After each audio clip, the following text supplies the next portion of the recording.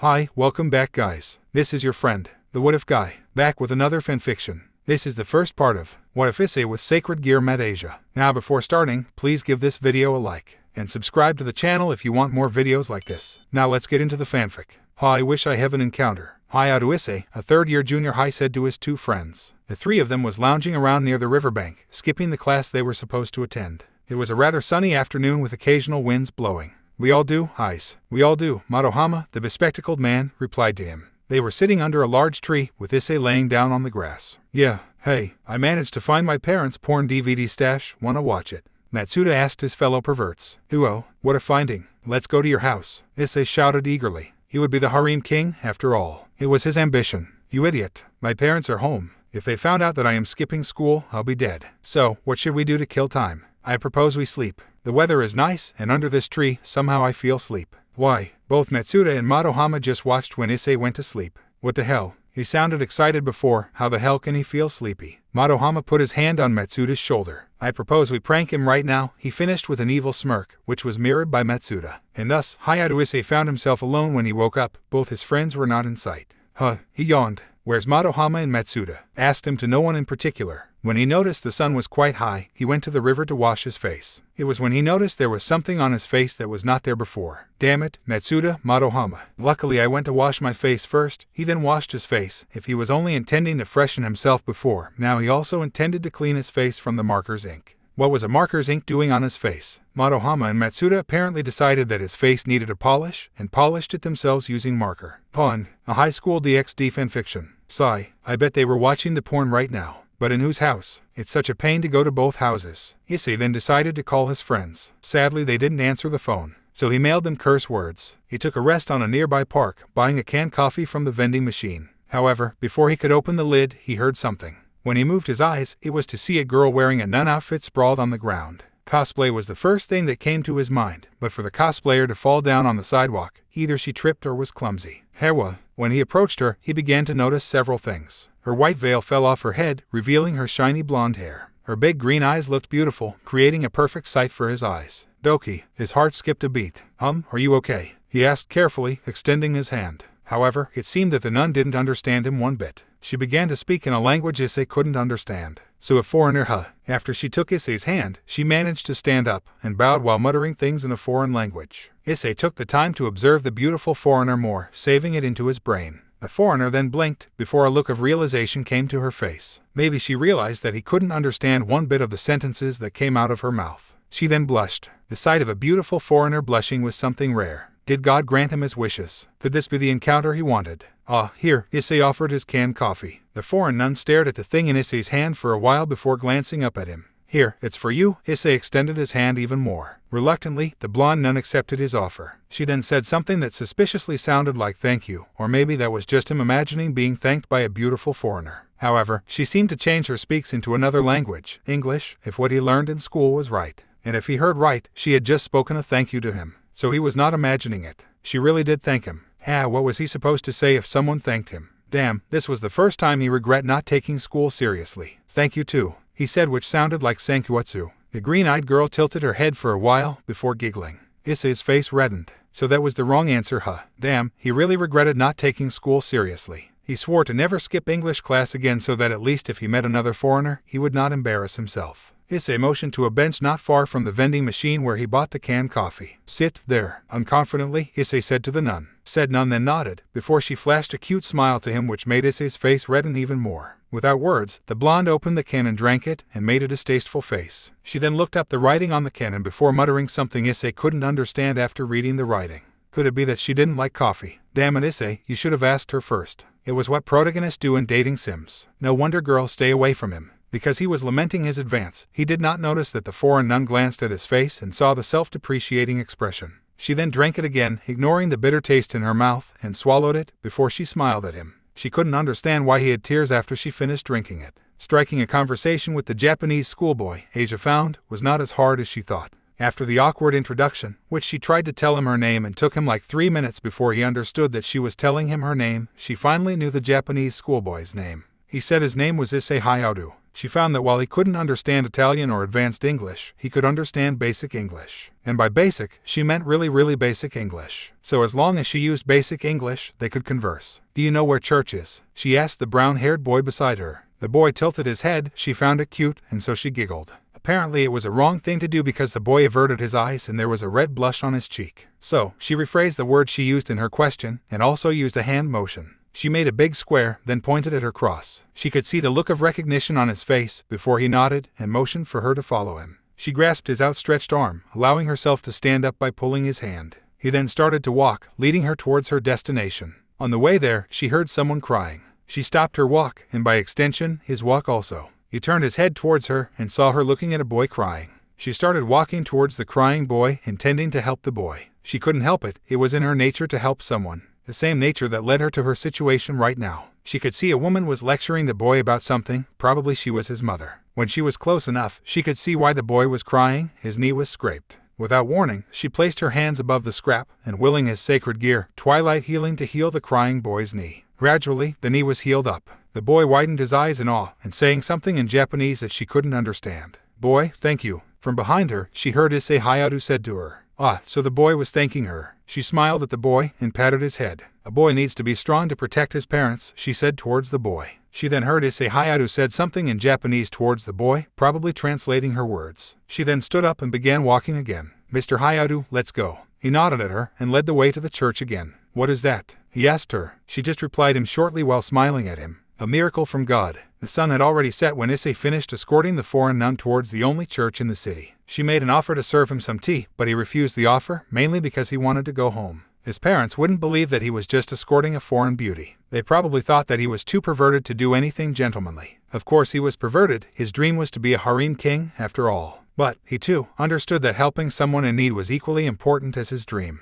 But still, he couldn't believe what the nun did to the crying boy. Magic. So magic exists in this world. Before he could finish his thought, there was someone blocking his path. Hugh. The person who blocked his path was in fact a handsome male foreigner with blonde hair and green eyes. He also wore a priest's clothing. His mind connected the man in front of him with the nun Asia Argento that he just met. But what? Could they be siblings? Both had the same hair and eyes. But the thing that surprised Issei was not that. It was the fact that the person in front of him right now was talking in Japanese, a complete opposite of Asia Argento that he had just met. "I suggest you don't involve yourself with Asia Argento again. You are just a civilian." So he was partially right, this man had a connection with Asia. "What are you talking about?" "Don't involve myself. I just showed her the way to the church. Hell, we can't even communicate clearly because of the language barrier. Speaking of which, your Japanese is good. Who are you anyway? Her big brother or something?" "We're not blood related, but I consider her my sister. It's sad to see her like this." "Wait, what are you talking about? Has something happened with Asia?" The man just lazily stared at him. However, for some reason he couldn't comprehend, there was something unnerving on his stare. "It seems that I spoke too much. Anyway, heed my warning, don't get yourself involved with her ever again, it's for your own safety." The blonde man then walked away, leaving a confused Issei. "Wait, is this about that magic thing?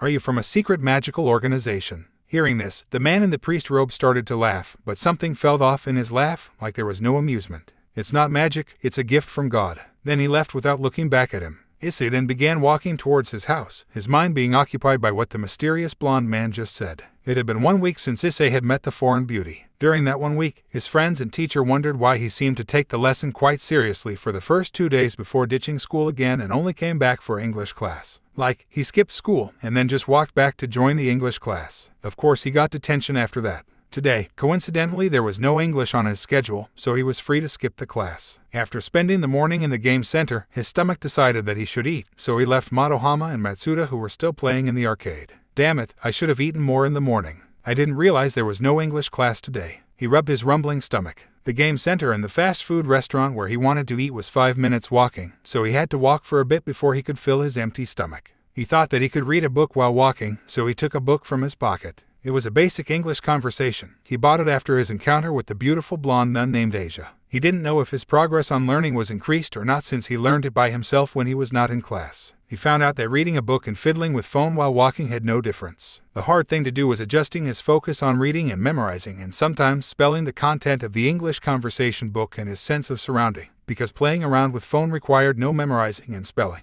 That was the reason why he bumped to someone. He was too focused on his books that he tuned out his sense of surrounding. "Ah, sorry, whoops," he apologized in English. "I'm sorry," he said in perfect Japanese. "It's fine. It's okay. Hayato-san, Ms. Argento. Who would have thought that his and Asia's mindset was the same? He certainly didn't. Turned out, when he was reading, he bumped into Aisa, who was also reading. He was reading the basic English conversation, and turned out Aisa was reading Guidebook for Foreigner in Japan. After bumping into each other, he then led Aisa to a nice restaurant. Luckily, he hadn't spent that much in the game center, so his wallet was not that empty. So instead of fast food restaurant that he intended, he decided that he should treat her to a nice meal. Her confused expression when the waiter presented the menu was cute. It was a few seconds after she gave him a help me look that he barely explained what each menu was. In the end, Aisa decided that she wanted pasta, she said when she had heard it was from Italy, and it reminded her of her home. Issei filed that information for later mentally. He himself chose the same. The meal was nice, especially Asia's expression when she was eating. The hard drive in his brain surely will be overloaded with Asia's cuteness. Her surprised face when she tasted how delicious the pasta was, her beautiful smile when she wiped the sauce on the corner of his mouth, don't forget the giggle when she realized his face was red from embarrassment.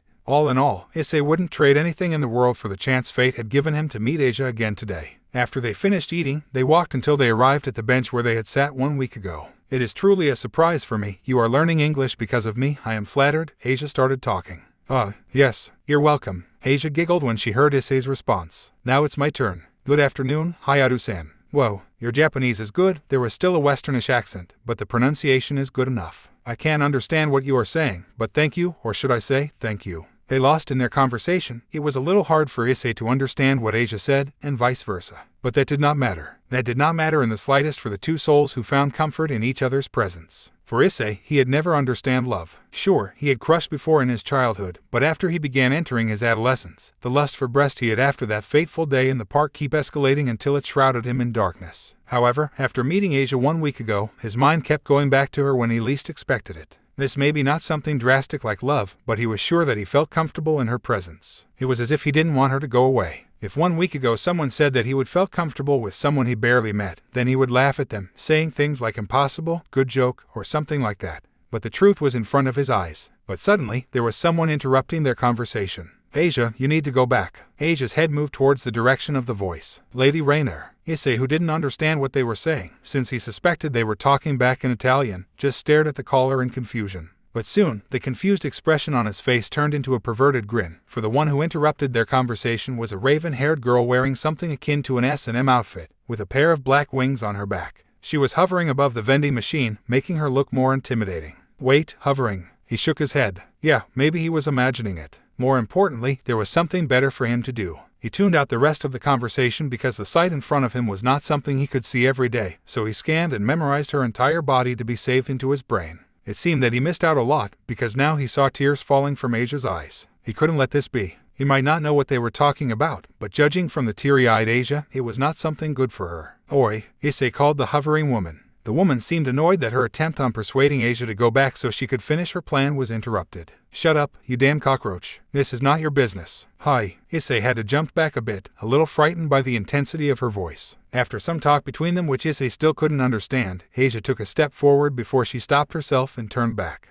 Hayato-san, thank you for today. It's been a fun day, she smiled at him. But despite the present smile in her face, Issei could see it in her eyes. She didn't want to go with the woman. Argento-san. You don't need to go. Shut your damn mouth, you flea. You don't know anything. Now the insult got even tinier. I don't need to know anything to see that she doesn't want to go with you. Impulsively, Issei grabbed Asia's hand and tried to run to the opposite direction. But before he even could take a step, he felt something weird happened in his stomach. Why was it so warm and painful and numb at the same time? His body fell forward to the ground, but he could still clearly hear Asia's terrified scream. There was a pool of blood on the ground coming out of his stomach. If he was not wrong, his stomach wasn't supposed to work like that. So was there something wrong with his stomach? Why were the pavements being made vertically? It wasn't supposed to be like that. Hayato-san. Opening his eyelids kept getting harder and harder. Hang in there, Mr. Hayato. He couldn't understand the last sentence, but from the voice, he knew it was Asia's. Gento-san. He tried to mutter her name. Yes, it's me, Hayato-san. It's been a fun day. That was what he could utter before he couldn't keep his eyelids open anymore and his consciousness leaving him. It's futile, Asia. He's dead. You can't revive him, Rainer said to Asia when she saw her healing the lifeless body of some civilian she didn't bother to know the name of. I know that twilight healing couldn't revive the dead. Tears continued to fall from her eyes while she kept the green glow of her twilight healing going. But I am hanging on the hope that he's still alive. Hearing this, Rainer couldn't help but feel irritated. Do what you want. She dispersed the light spear she used to stab the schoolboy in the back. I'll give you 3 minutes. 3 minutes later, the lifeless body of Hayato Issei was left alone on the pavement near a bench. From behind the tree, a blonde priest whose name was Giulio Gesualdo nearly cursed. "This is why I don't want you to get involved with her, you stubborn boy." He then picked up the body and then put it in the bench, making it so that the passerby who saw the boy would assume that he was sleeping. Where am I? When Issei opened his eyes, he expected to see the dark night or the light from the moon. He remembered that it was already evening when he fell unconscious. But instead of the starry sky, all he could saw was fire surrounding his floating body. Was his body on fire? He quickly scanned the rest of his body, but found no fire. The fire he saw was just surrounding him, not damaging him in the slightest.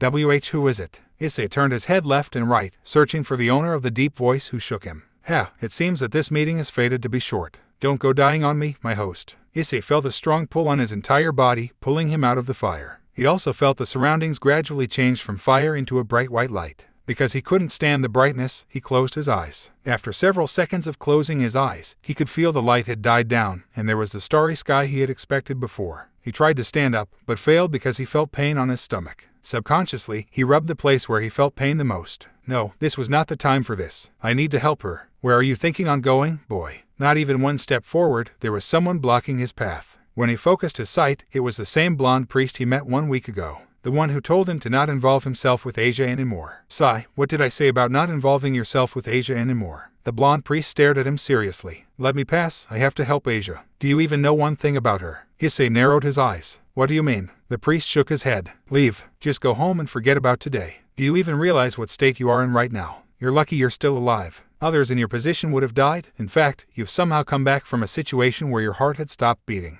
You're just a civilian, and you have no business with her. So what if I am? Like you said, I don't know anything. I don't even know the circumstance behind her transfer to Japan. Issei shouted at the priest, his hands clenched into fists. But you know what? I know she earnestly tried to learn Japanese. I know she loved pasta after the meal we had at the restaurant. I know she is very sweet. Have you seen her eyes when that weird dominatrix woman talked to her? I didn't understand what they're talking about, but I saw the fear in eyes. She fears that woman. That's enough reason for me to help her. It was at this time that Giulio Gesualdo, the strongest exorcist in the Vatican, clicked his tongue. Don't you dare spouting that to me. I watched her growing up. I watched her smile to everyone, even strangers in Italy, and then earnestly help them. I watched the smile that revolved around her. I watched her always trying to heal everyone. God's gift should be used for good, she said. And then what? The church just exiled her just because she healed a devil. Don't joke with me. You who only know her for less than a day telling me that you understand her. You don't understand anything. Yes, I don't understand anything. But that doesn't mean I can't help her. You're just a civilian that wants to help her. I don't want to send you to your doom. Take a look at your stomach. There's a hole on your uniform. The light spear pierced you through from the back, but Aisa healed it in exchange for herself. And true to the priest's word, there was a hole on his blood-stained school uniform. Issei clenched his fists even more. All the more reason I have to help her. Giulio inhaled the air before releasing it. If there's someone who has more reason to help her, it's me. Then why don't you? Why are you still here? Why don't you help her before she was taken? All I see here is just a coward. I have orders. The old man Vasco forbade me to openly show my face. Giulio then unsheathed his holy sword. And yet I want to help her. If there's someone who's angrier at the situation than you, it's me. He thrust his sword to the ground in a fit of emotion. Then screw your orders. Go help her, damn it. Issei eyed the holy sword. If you won't, then I will. No matter what you say. Issei with some difficulty managed to take the holy sword on the ground and then ran towards the only place he could think, the church. Hey, boy, it's dangerous. Issei heard the priest shouted, but he ignored it. He continued to run, his mind never leaving the thought of Aisa. With a pant, finally Issei arrived at the church. He had just walked inside when he felt something behind him.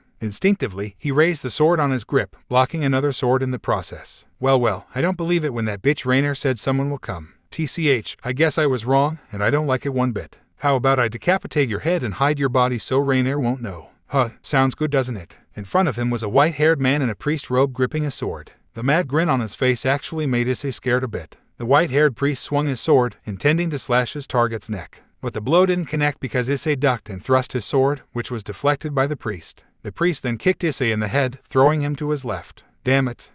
Just you wait. I'll slash that neck of yours. Stop it right there, heretics. A loud, booming voice came out of nowhere, making the priest pause his action. Who are you? Show yourself. I am the defender of the weak, the paragon of justice, the fighter of righteousness. I am the masked justice. Then a figure could be seen jumping down. It was a little hard for Issei to see the figure clearly at first, but after a while, the figure proclaiming himself masked justice had stepped in between Issei and the mad priest. The hell are you talking about? Masked justice. That's just a cheap tokusatsu mask you can buy from street vendors. The mad priest started to shout something, but the masked justice ignored him in favor of Issei. Fear not, young hero. You can continue your journey to greatness, for I will be the one to stall him long enough for you to complete your quest. It was right there that Issei's jaw dropped. Literally, the masked justice was wearing the same priest robe as the blonde priest who talked to him. The voice was also nearly identical. While the masked justice's voice sounds deep, Issei could hear the similarities between the two voices. In summary, this masked justice person was the blonde priest. Issei didn't know why the blonde priest would do something like this. If he was not wrong, the priest mentioned that he can't be seen, so the decision of wearing that mask was understandable. Issei shook his head. This was not the time for thinking. He needed to help Aisa. He stood up and then started to run. Find a secret door, young hero. That's the hint I can give you right now. While running, Issei nodded after hearing the hint. The masked justice and freed Zelzen then stared at each other. Now, I will defeat you, heretic. For I am the masked justice. Cut the masked justice crap. You're wearing a priest's robe. I'm not blind. You must be the representative of the church. Coming here to take Aisa back, huh? What are you talking about? I am the masked justice. You're just a delusional priest. And they think I am crazy when they have someone like you. Yeah, you are a formidable opponent. With just observation, you managed to deduce my identity easily. That's right. I am the church's secret weapon. I have been deployed here to help the young hero achieve his goals. Enough talk. I'll cut you into pieces, then send your body back to those old crones. Freed swung his sword, but for the second time that night, his sword failed to cut his target. The masked justice caught the sword with his bare hand and then crushed it.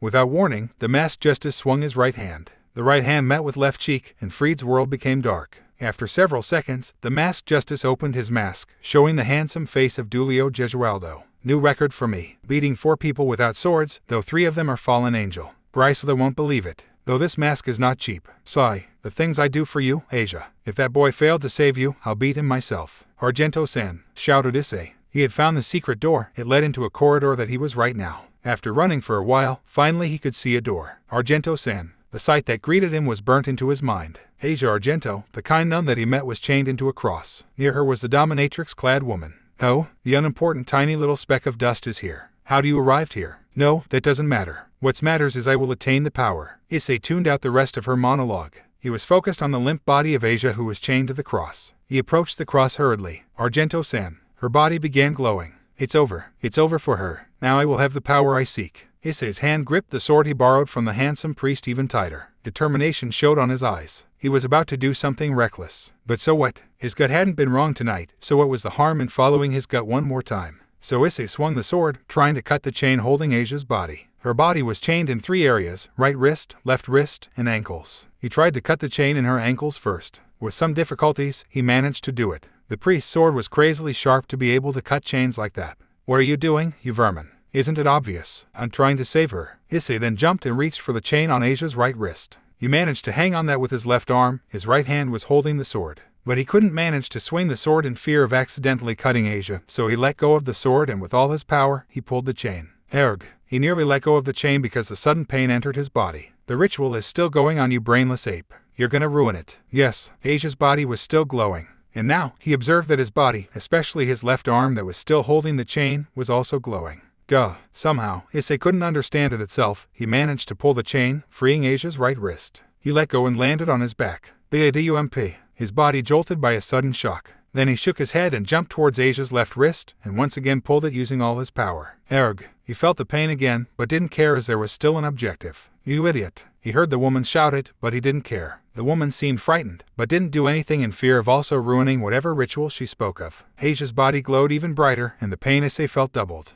He had to do this. He had to do this. Ignore the pain. It was nothing compared to the stab wound he received from the woman.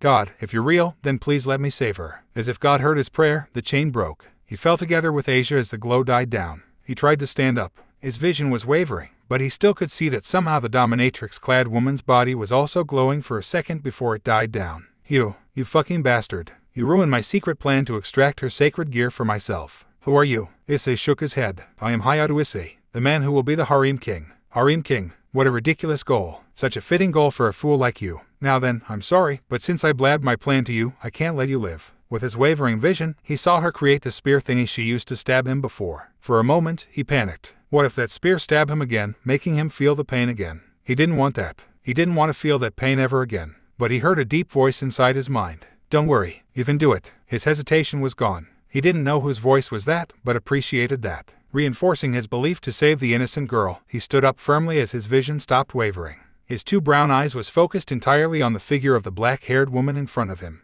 The woman threw the spear to him with the same speed as last time. The ADUMP.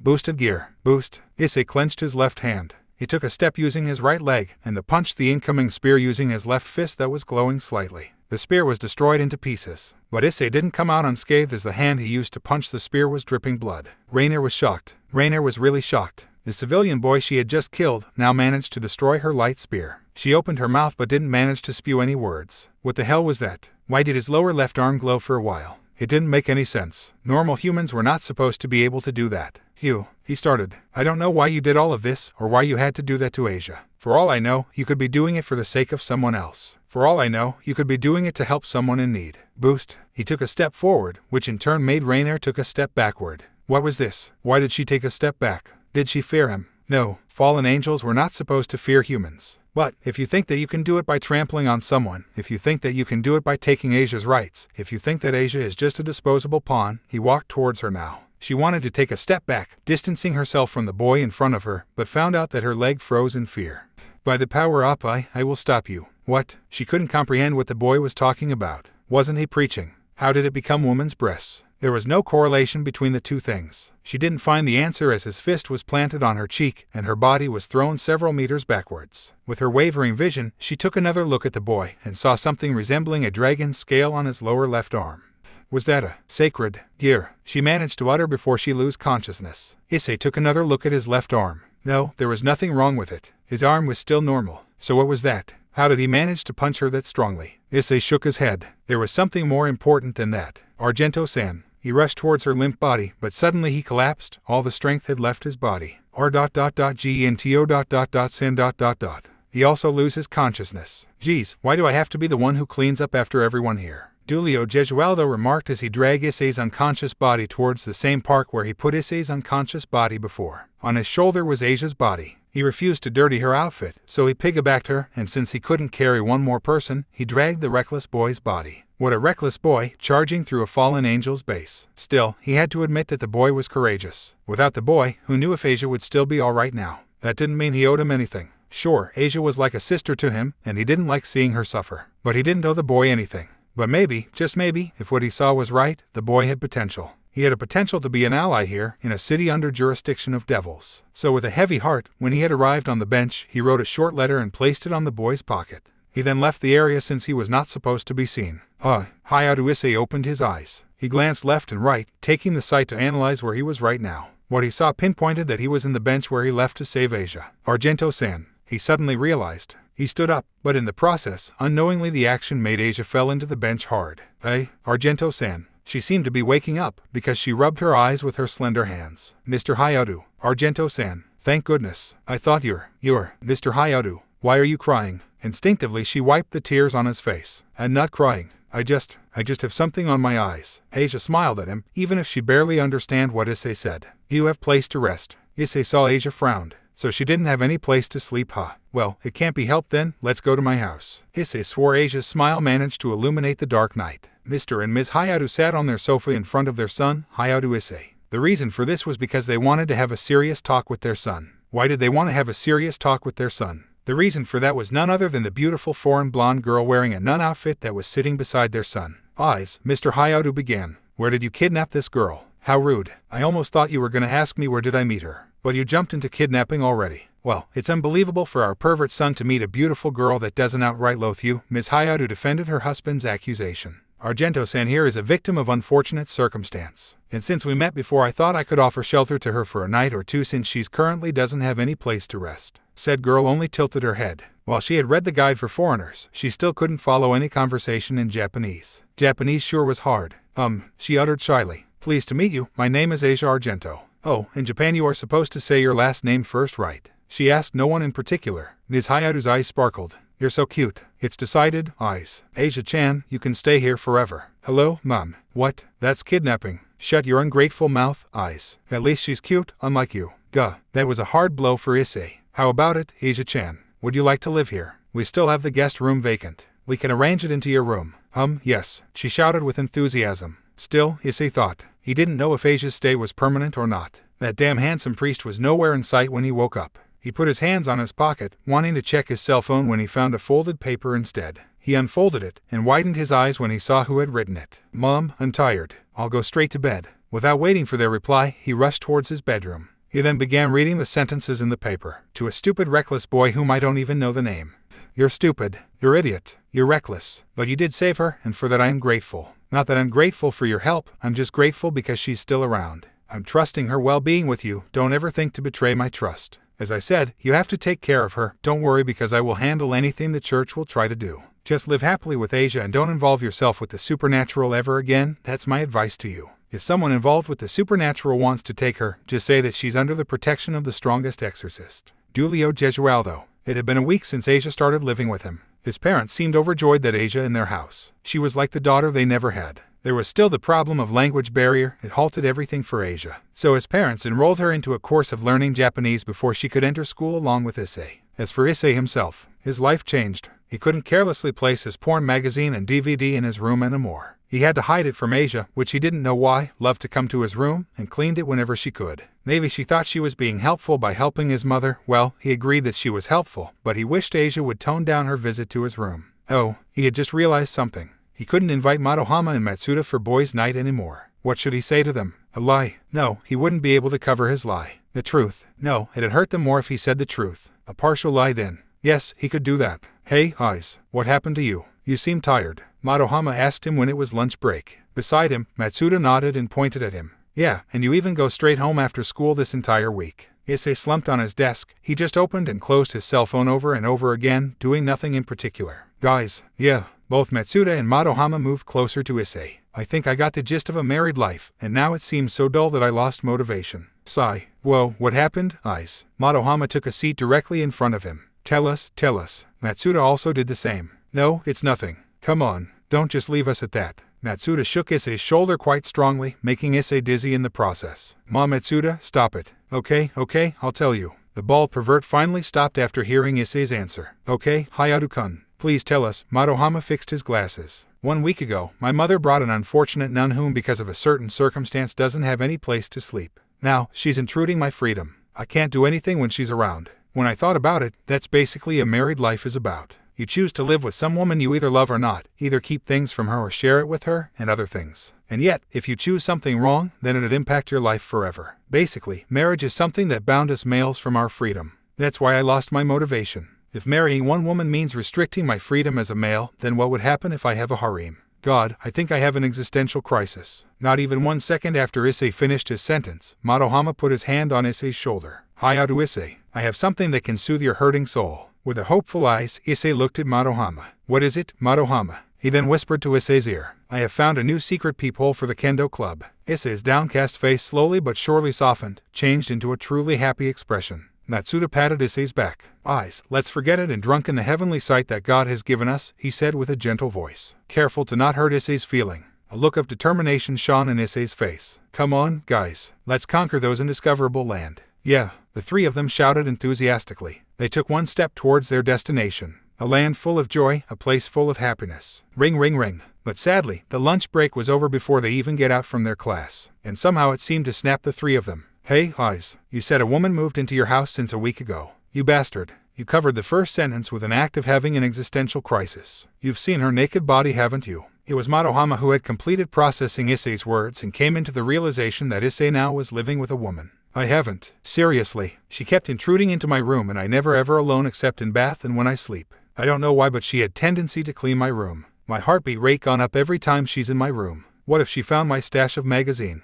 You don't know first thing about having a non-related woman living with you. You bastard." Matsuda swung his hand towards Issei, which he managed to dodge by ducking. Issei then punched him hard in the stomach. But Issei was kicked on his butt by Madohama. "Non-related. Go into your room. That's a clear invitation, bastard." "No way." Issei managed to stand up after being kicked by Madohama. "She's so innocent. There's no way that is some kind of invitation. She's a nun, for God's sake. Having a non-related nun on your house, and yet you still complained, ungrateful bastard." Matsuda once again swung his hand, his fist clenched hard. It managed to find Issei's cheek, but Issei retaliated by throwing another punch to Matsuda's face. The sheer taboo of seeing her naked body should have made your heart go waku waku, you bastard. Madohama joined them, and it quickly becomes a three-way fight despite the fact that Madohama and Matsuda were on the same side. Oi, shouldn't we stop them? A classmate of them started to speak after seeing the fight intensified. I've called Sensei, hopefully they get called by the principal. Pun, a high school DxD fanfiction. Honestly, I questioned myself. The principal began his speech. In front of him sat 3 of the school's most problematic students. Hayato, Issei, Matsuda. This was funny. He couldn't seem to recall what the other 2's family name was. Why haven't I suspended you yet? Or better, why haven't I expelled you yet? Their face was downwards. They didn't have the courage to face him directly. But then I remind myself, the reason why I become a principal in the first place. Hayato-kun, Matsuda-kun, Madohama-kun, do you know why I become a principal? They shook their heads. It's because when I was still a student, I saw my friends chose the wrong path. I am here to guide the youth to the right path. This is my form of atonement for not doing anything when I was young. Hayato-kun, Matsuda-kun, Madohama-kun, I see my friends in the 3 of you, and I'll be damned if I don't do anything to guide you. Expelling and or suspending you will only make you choose the wrong path. That's why I haven't expelled nor suspended you yet. It seemed that his lie had managed to catch their attention. So now, I know that usually you were called to the teacher's room because of your perverted tendencies, but what's the matter this time? It's not usual for the teachers to wash their hands off you and leave you to me. It was Hayato who spoke first. It was a fight. A fight? Really? What's the reason? Aisa has a non-related woman in his house, but he's being ungrateful. Madohama interjected. Not to mention he hasn't seen her naked body yet. What the hell, Aisa? Matsuda continued. But the worst part is, she's clearly sending you a signal and you didn't even take it. Both finished at the same time. The principal just stared at their stupidity for a while before he muttered. Seriously, the 3 of them then realized what they had said and their faces reddened. It's okay. It's better to be honest than lying. Though it seems unprofessional and unbecoming for a principal like me, but I have to say that it is stupid. Their red faces became even redder than before. The rule states that I have to suspend you, but I'll refrain this time. Tomorrow is the 3rd year's field trip to Kyoto, and I don't want to ruin your last field trip. If I found you doing perverted things to the female students there, only then will I suspend you. Thank you, Mr. Principal. Now, you can leave. The 3 of them then stood up to left the room. Hayato-kun, Matsuda-kun, Madohama-kun. I have one more thing to tell you. The 3 of them stopped on their tracks, their heads facing the headmaster. My story is a lie. I am not the one who didn't do anything for my friends. I am the friends. So, don't lose hope. The look of admiration and determination on their face when they realized what the principal implied was worth more than any trophy his other students win. They left the room with something on their mind. And it was enough for him. Those 3 will be big in the future. That kind of look is not something you can easily find in students nowadays. Issei-san, a voice called him when he was packing things for tomorrow. From the voice, he could tell that it was Aisa. Yes, Aisa-san. I heard that you have a... Aisa still struggled when facing an unfamiliar words. Honestly, it was kind of cute when Aisa didn't know the words to form her sentences. A field trip, Aisa-san. Field trip, he replied with a smile. Yes, that's what I meant. What about it? How long? It was 3 days, I believe. Why? No, it's nothing. There was an uncomfortable silence between them. In a week after Aisa's fiasco, they hadn't mentioned anything about supernatural things. Issei's first reason was that handsome priest's letter, and also because he thought she might be uncomfortable if he was the one who brought it up first. So he settled with waiting for her to speak up. Aisa-san, is there something you want to say? No. I see, Issei said while continued packing his things for the trip. Why did you save me? However, he stopped. That words which left Aisa's mouth stopped him. Is there a reason not to? After he answered her, he continued packing. While his eyes widened, he never expected to be embraced by Aisa from behind. Issei, you stupid. I left you because I didn't want you to get involved. I was afraid of what Lady Rainier would do to you if you intervened. I was frightened when she stabbed you. I was afraid that the first friend I made died because of me. Her words were too fast for Issei to hear completely, but he got the gist of what she said.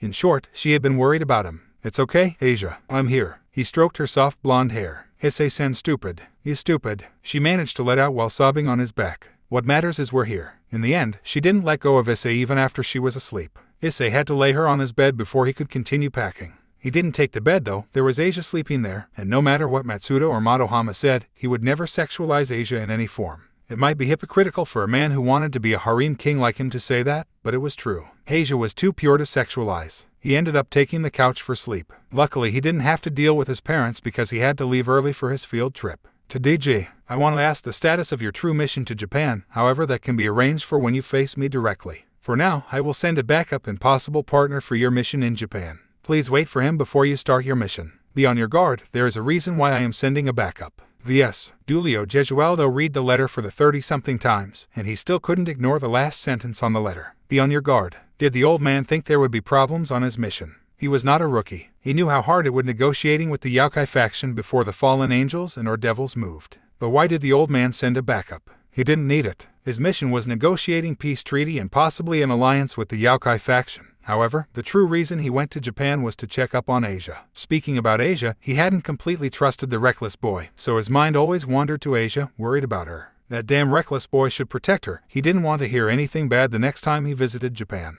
His pocket money was rapidly vanishing because of a hobby that he couldn't stop, so he really liked to go back to Vatican as quick as possible. And yet the old man told him to wait. Issei, when will the backup arrive? So the rumors that the strongest exorcist loves culinary is true. While eating at dumplings he bought from a stall nearby, he took a look at the one calling him. Neck-length blonde hair, 2 swords hidden inside his priest's robe. Yep, this was probably the backup that old man Vasco sent. Unfortunately, he wasn't familiar the person, and who might you be? I'm hurt that the strongest exorcist doesn't know me. Well, I suppose it's justified since I am not that high in the hierarchy of the church. My name is Paolo Marconi, it's nice to meet you. I am tasked to be your backup. The mission is to strike a deal or negotiating with the Yaokai faction in Japan, right? Paolo extended his hand, which Giulio took. Your Japanese is good. Giulio Gesualdo, as you know. Thank you. I've never been assigned a mission outside Italy before, so being assigned here with you is an honor. Maybe the reason I was chosen was because of my Japanese language skill. It's certainly not because of my combat skill. Giulio threw the dumpling stick into the trash bin, maybe, since the mission doesn't involve combat at all. Are you good with negotiation? Paolo shook his head.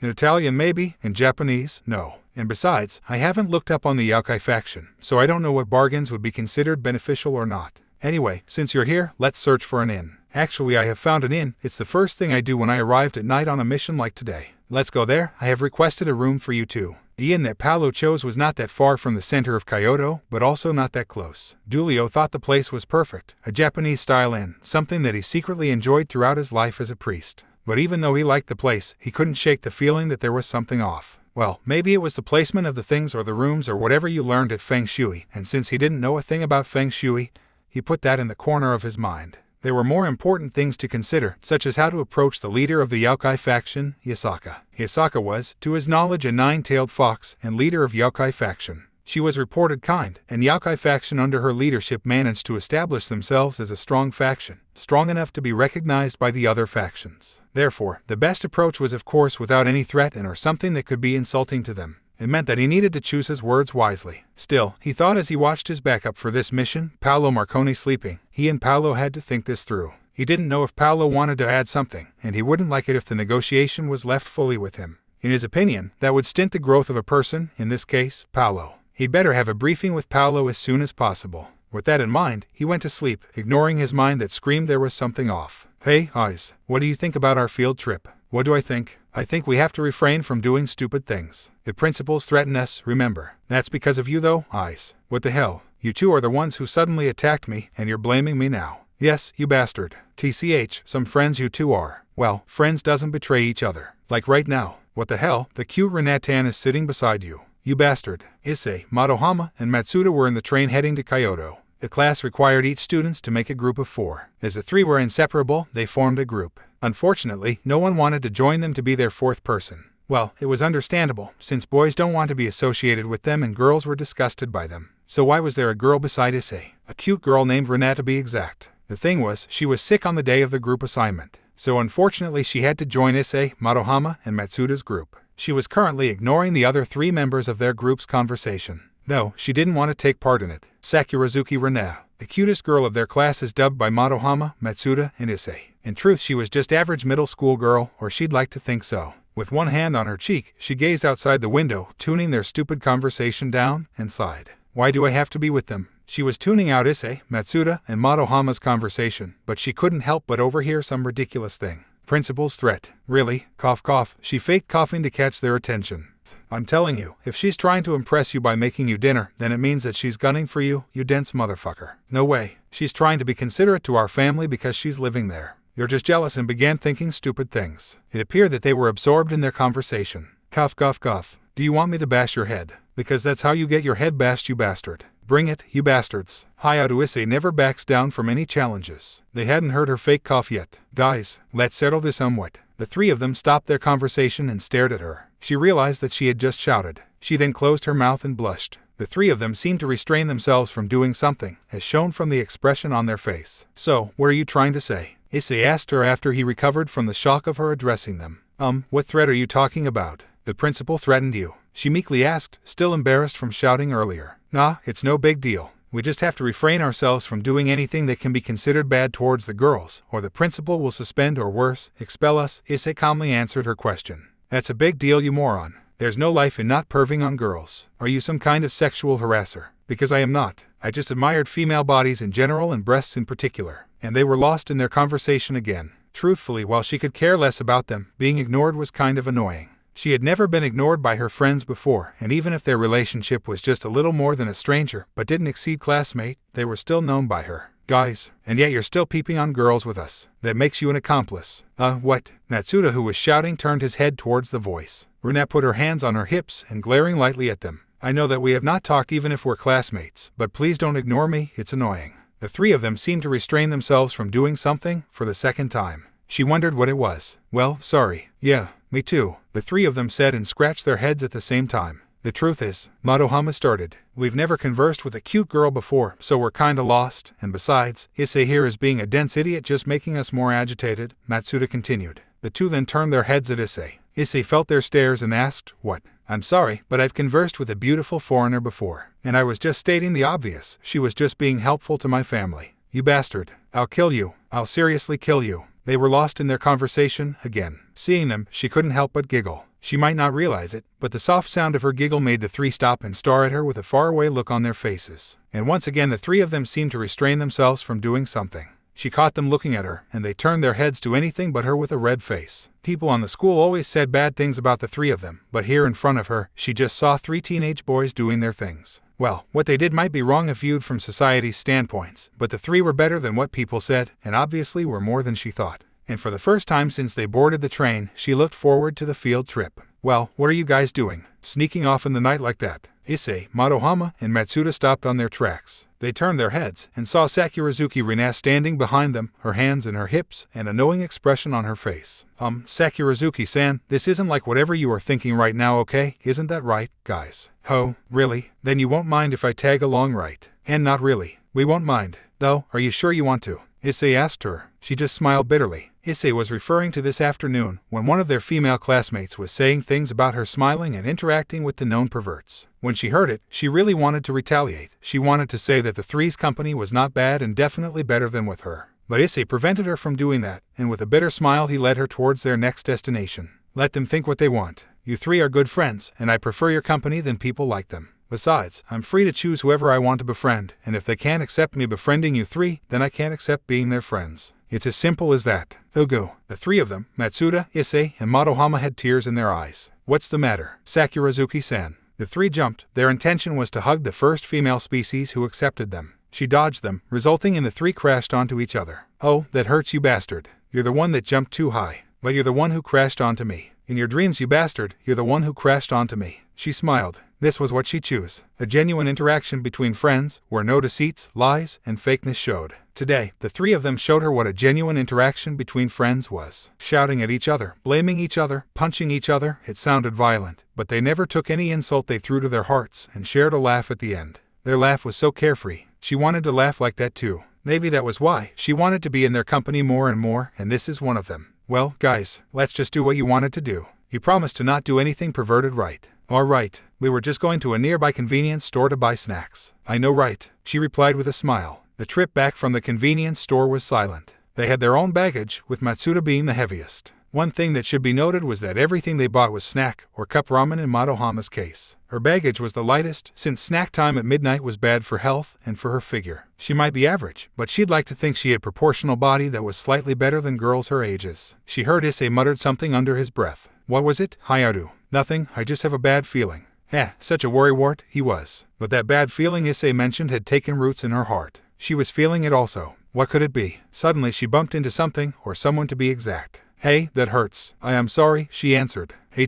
What's a cute girl doing at time like this with three losers? When she lifted her head, she saw a group of high schoolers walking towards them. Damn, this is what I've been feeling. I'll never doubt you anymore, my gut. She heard Issei mutter. One of the high schoolers, she presumed their leader, placed a hand on her shoulder. How about you ditch those three and spend your time with us? She did not turn her head towards the three, but she could feel that they were angry but frightened. Instead, she lowered her head. How about it, cutie? Let go of me, she muttered quietly.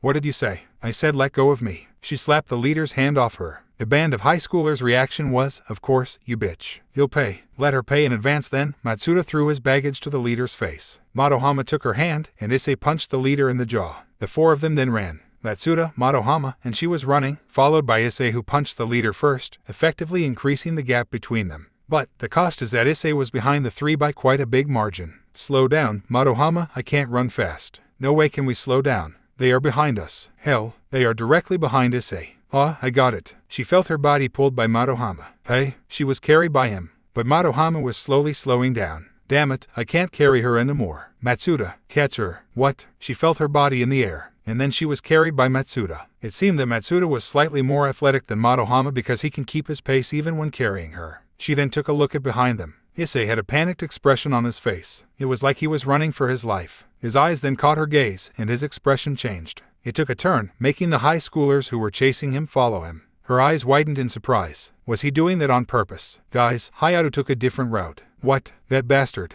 We have to help him," she shouted, but they didn't respond. "Guys, we have to help Hayato." She was ignored again. The two didn't slow down even one bit. They understood what Issei did, and they respected it. For now, their objective was not running into safety. It was bringing Sakurazuki Rene into safety, and Issei understood that.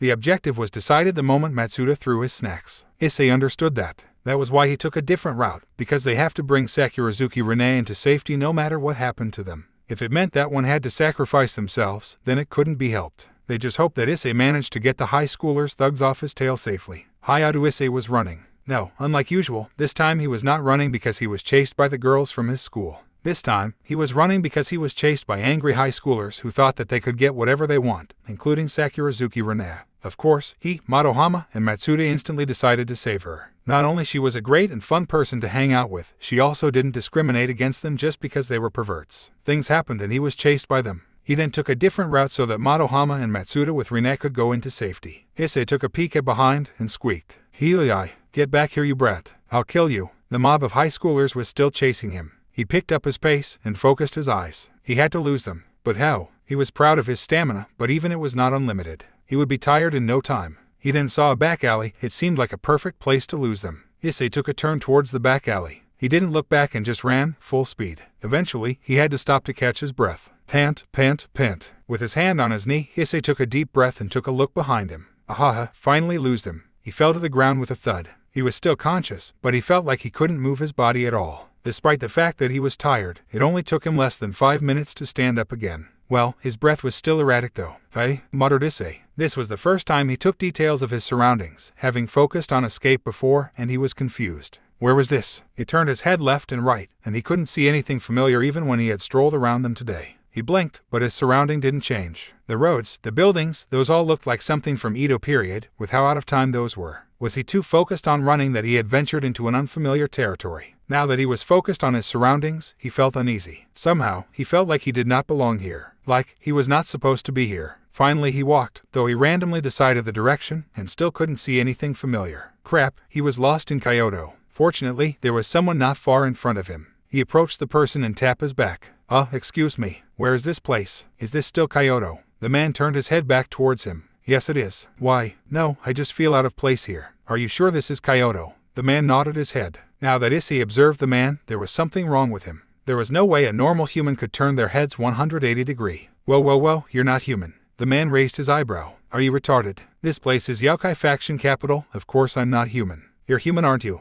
Yes. You're not supposed to be here. My friend said that there's a problem." "I don't know what problem is that, but from what I heard they don't act kindly with intruders." Issei just looked helplessly at him. "So what should I do? And forgive me if it sounds rude, but what kind of yokai are you?" "I'm a Rokuro Kyubai, and you should go back to where you came or at least hide before the security forces found you and sentence you to Yasaka-sama," the Rokuro Kyubai said while elongating his neck. "Okay then, thank you for your help." Issei then walked, trying to find something like a portal or gate. 20 minutes later, he found himself being cuffed and brought to a huge mansion with a shrine gate in front of it. The reason for it was apparently because Yasaka-sama ordered to capture every intruder from any background and brought them to her directly, no exception. Pun, a high school DxD fanfiction. Giulio Gesualdo and Paolo Marconi was sitting in front of Yasaka the Nine-Tailed Fox, leader of Yokai faction. They were currently discussing a possible alliance between the church and Yokai faction. However, from what Giulio gathered, there was another thing in Yasaka's mind even though she was quite receptive of their approach. He wanted to bring that up earlier, but he didn't know how Yasaka would react. However, this time it seemed like she was relaxed, not quite tense like earlier in their discussion.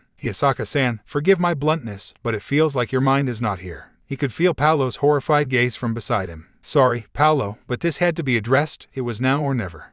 Forgive me. There is a lot on my mind right now. However, I promise as long as we have agreeable terms, I would gladly accept Alliance invitation. So now, as we are saying, what else would you like to add for the term? I may be a little bold with this, but I would like the Yokai faction to not ally themselves with Devil faction or Fallen Angel faction, as we three are enemies. Is that term acceptable? I am sorry, but we can't accept that term. We do not have any bad relation with them, and some of my Yokai even had summoned Devil before, so I can't exactly say that we accept. But if the alliance is going to happen, of course we won't interfere with the Devil faction's problem except those that involve us, the Yokai. We understand. Is there any other term that you would like to name? Yasaka-sama, the Karasu Tengu called his leader. Dulio's attention was taken from the leader to her subordinate. There's an intruder captured. Bring him here immediately. But there's the Karasu Tengu might not point at it directly, but even Dulio could tell that he was uncomfortable with the two exorcists. Dulio then began to stand up, but Paolo behind him stopped him. We haven't made a deal, we have only discussed the terms. The alliance hasn't even started yet. We can discuss this later. For now, let's just respect their privacy. But a statement from Yasaka made Dulio frown and sat again. No, it's quite okay. We can continue after I finish my interrogation with the intruder. There's something I want to ask you anyway, and I think I can repay it by having one term as you like that we can't refuse. The last sentence made Dulio frown. Was the situation that dire that the leader's mind wasn't with them and asking for a favor? For now, he just sat and waited. Maybe there was something he could glean from witnessing her interrogation. After all, a kitsune was known to trick humans, so there was a big chance that Yasaka would use everything on her arsenal to interrogate the intruder. Very well then. The Karasu Tengu then motioned to his subordinate to bring the intruder in.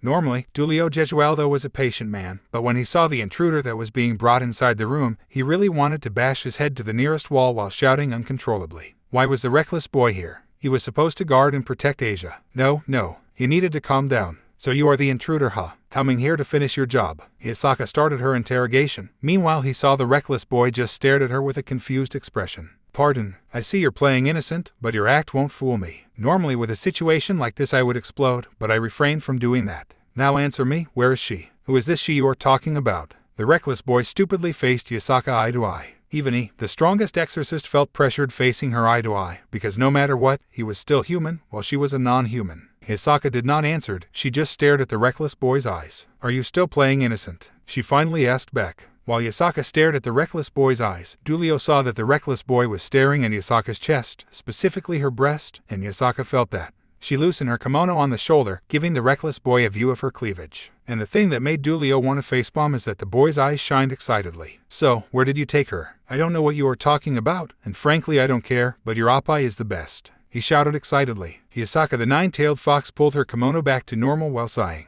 Do you truly not know anything? The reckless boy scratched his cheek and replied, I truly don't know what you are talking about. Where is this anyway? Some yokai said that this is the yokai capital or something like that, but is this still Kyoto? Because it'll be bad for me if I am suddenly missing. Despite her previous hostile demeanor, Yasaka answered the reckless boy's question with an amused expression. Yes, this is still Kyoto. However, there was a barrier separating the yokai side and human side. How were you able to bypass the barrier? Barrier? I don't remember passing any barrier. How do you know you're passing a barrier anyway? Yasaka just sighed while massaging her temple. Sometimes Dulio forgot that the reckless boy was clueless about the supernatural world. Kitsune-san, the reckless boy said. Ignoring the scream, it's Yasaka-sama for you. From her subordinate, he continued, I don't know what your problem is, and I don't understand any of these difficult words like barrier and or yokai capital, but if you need my help, I will help you. Dulio did not know what Yasaka saw in the reckless boy's eyes, but it must be something great because Yasaka nodded and then said, very well. She then faced Dulio and Paolo and gestured them to approach her. Since I wanted to ask you two something, and the boy here. What's your name? Hayato Issei, the reckless boy. No, Hayato Issei answered sharply. Right, and Hayato Issei here said that he wanted to help if he can, then. Unexpectedly, Yasaka, the nine-tailed fox leader of Yokai faction, groveled to them. Please find my missing daughter Kanu-chan. Nobody there dared to speak or move. Even he and Paolo were frozen. The silence was broken by the boy, Hayato Issei. Don't worry, as I said, I will help you. I will find her, hopefully before the day after tomorrow, since I'm only in Kyoto for 3 days. It's okay, I appreciate your help, Yasaka answered. Oh, it's the handsome priest. What are you doing here? Issei pointed his index finger at him. I've been here since before you entered, you idiot, he replied. I am the masked GFF. Shit. Oh god, he cursed. No, that was not the problem here, he thought as he used his palm to cover Issei's mouth before he could spout anything about that. What are you saying? If you won't then I will. NOOO. That was embarrassing, Issei shouted as he covered his face in shame. He and the boy then stood up in front of each other. Let's not use blackmail to mock each other, offered the boy. Agreed, he replied. Blackmail was dangerous. Later, after Hayate Issei was escorted out from the mansion, Dulio asked Yasaka a thing that he was curious. Why did you drop your suspicion of him easily? Yasaka just gave him an amused smile. He's a pervert, and as much as I loathe to admit it, perverts always be honest when they are dealing with women who offered to fulfill their desire. That boy was still green though, a loosened kimono, and he already answered honestly. Dulio just shook his head. Well then, I think we should continue our discussion. Yes, we should. Eyes. Hayate-kun. When Issei arrived at the front door of the inn that the school rent for their trip, Madohama, Matsuda, and Rina was waiting for him there. Don't make me worry anymore. I thought you'd be full of bruises right now. Thank goodness you're okay, Rina said while crossing her arms and a pout on her face. Right guys? What? I know Eyes. Somehow, he'll get out from that. Yeah, Matsuda nodded to Madohama's answer. As much as I hate to admit, Eyes is the best fighter between the three of us. That was why he was the one who struck that high schooler. I have to admit I was lucky. I don't even know some parts of Kyoto. I thought I was gonna get lost. Anyway, shouldn't you all be on your room? The teacher's gonna patrol right. We're waiting for you, idiot. Issei smiled when he heard the answer. Speaking of which, Sakurazuki-san, the women's room was far from here, wasn't it? How did you avoid the teachers? Issei saw her body stiffen. The smile left her cute face. Oh, Matsuda scratched his head. You can't do it, can you? Madohama fixed his glasses. Should we escort you first? Issei offered her.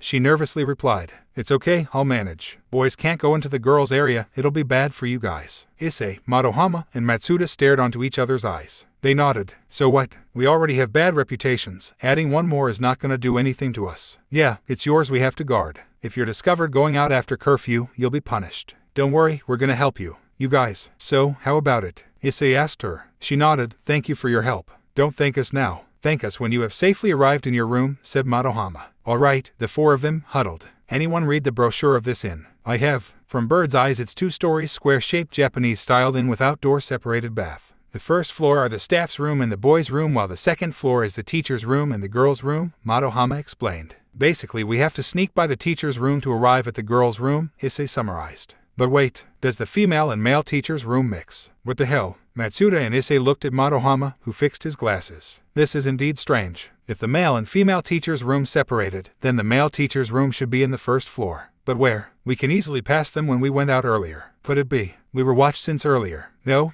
Issei alleviate Matsuda's fear. For now, let's assume that the male teacher's room is separated and thus is located on the first floor. Discarding the fact that we can pass them easily earlier, we still have to be careful. Rina just watched the three of them planning their move with a dumbfounded expression on her face. Honestly, she was more and more intrigued by the three of them. Seeing the serious expression they made on their face while exchanging ideas about their plan brought a smile to her face. If only they showed this side of them to the school, they might have a good reputation, not the bad one they had right now. So what about it, Sakurazuki-san? She didn't pay attention to their plan. I'm asking your opinion about the plan, Issei stated. Oh, yeah, that sounds great. Good, now that Sakurazuki-san has agreed, let us commence the operation. Matsuda quietly pumped his fist. Operation Homecoming commences. In the end, they managed to escort Rina to her room without too much distraction and hassle. They passed the staff's room, the male teacher's room which smelled like alcohol, and quietly passed the female teacher's room before they arrived at the girls' room. Right now the three, which was Matsuda, Madohama, and Issei, was on their room, laying down on their bed. Hey, Madohama, Matsuda. Yeah, Sakurazuki-san. Is a friend right? Issei asked them. Both went quiet. They didn't answer Issei's question. In the 3 years since they became friends in middle school, not even once had they had female friends. It was not hard to guess why, as they were perverts and sometimes skipped school. It was no wonder the girls always avoided them like a plague. And yet, despite knowing their reputation, during this school trip, Sakurazuki Rina had managed to worm her way onto their hearts. It was not a special thing. Sakurazuki Rina was just not being judgmental and being there for them, mostly because she was in their group. But even just that had moved the three's hearts, especially when she said that she preferred their company rather than her female friends. They didn't know why though, as that sentence alone drove them into tears. Hey, Madohama, Matsuda. Yeah, let's make a vow. What vow? To always treasure her more than we treasure our porn stash. I agree, Matsuda answered. Well, me too, Madohama answered. The three then fell asleep with a satisfied smile on their face. The next day came. It was the second day of their 3 days trip. After visiting the famous temples in Kyoto yesterday, today was divided into two halves. The first half was a continuation of visiting Kyoto's famous temple, and the second half was free time to visit whatever the students want but only in their groups. Issei intended to use the free time to do searching for the missing Kanu-chan that the gorgeous Kitsune-sen yesterday asked him. He had already gotten Kanu-chan's description from her yesterday, and he intended to use today's free time to its fullest. He had intended to start asking people if they had seen a long golden-haired little girl wearing a kimono. Since Japanese people usually had black hair, someone who had unusual hair color like Kanu-chan could easily be distinguished. However, he realized that was too broad to be a starting point. He needed something more concrete and easily approachable.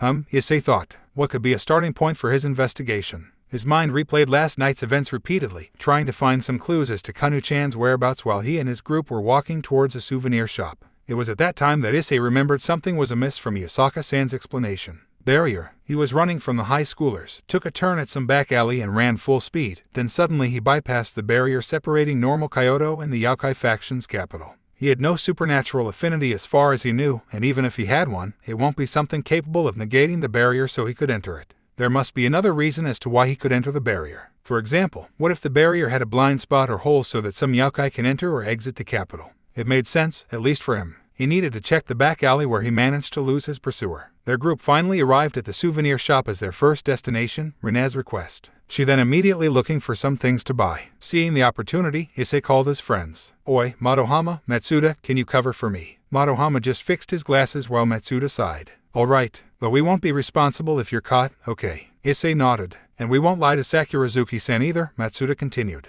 I know, then go. Issei then left the shop. Yesterday's back alley was his destination. Meanwhile, Rene, who was choosing some souvenirs, caught the leaving form of Issei on the corner of her vision. Guys, where is Hayato going? Don't know, was Madohama's quick reply. And you let him. Remember the rules. No separation in group. We have to go to places together. Why did you let him? Calm down, Sakurazuki-san. We know that what we just did practically spells trouble, Madohama started. But we believe in eyes, no matter what we said to them, finished Matsuda. Rene just stared at both of them before she pulled her hair. Ugh, I can't believe you guys. Well, let's just go to the next place. Where do you want to go, Sakurazuki-san? She just glared at the two of them. Whatever, don't blame me if he gets caught and reported by other students. Issei retraced the path he took yesterday night, but he still hadn't found the barrier that was separating normal Kyoto and Yokai faction capital. What kind of barrier was it? He didn't know. He didn't know a damn thing about the supernatural. However, after seeing Yasaka-san grovel like that, he became determined to find Kanu-chan. A beautiful woman like Yasaka-san shouldn't do something as low as that.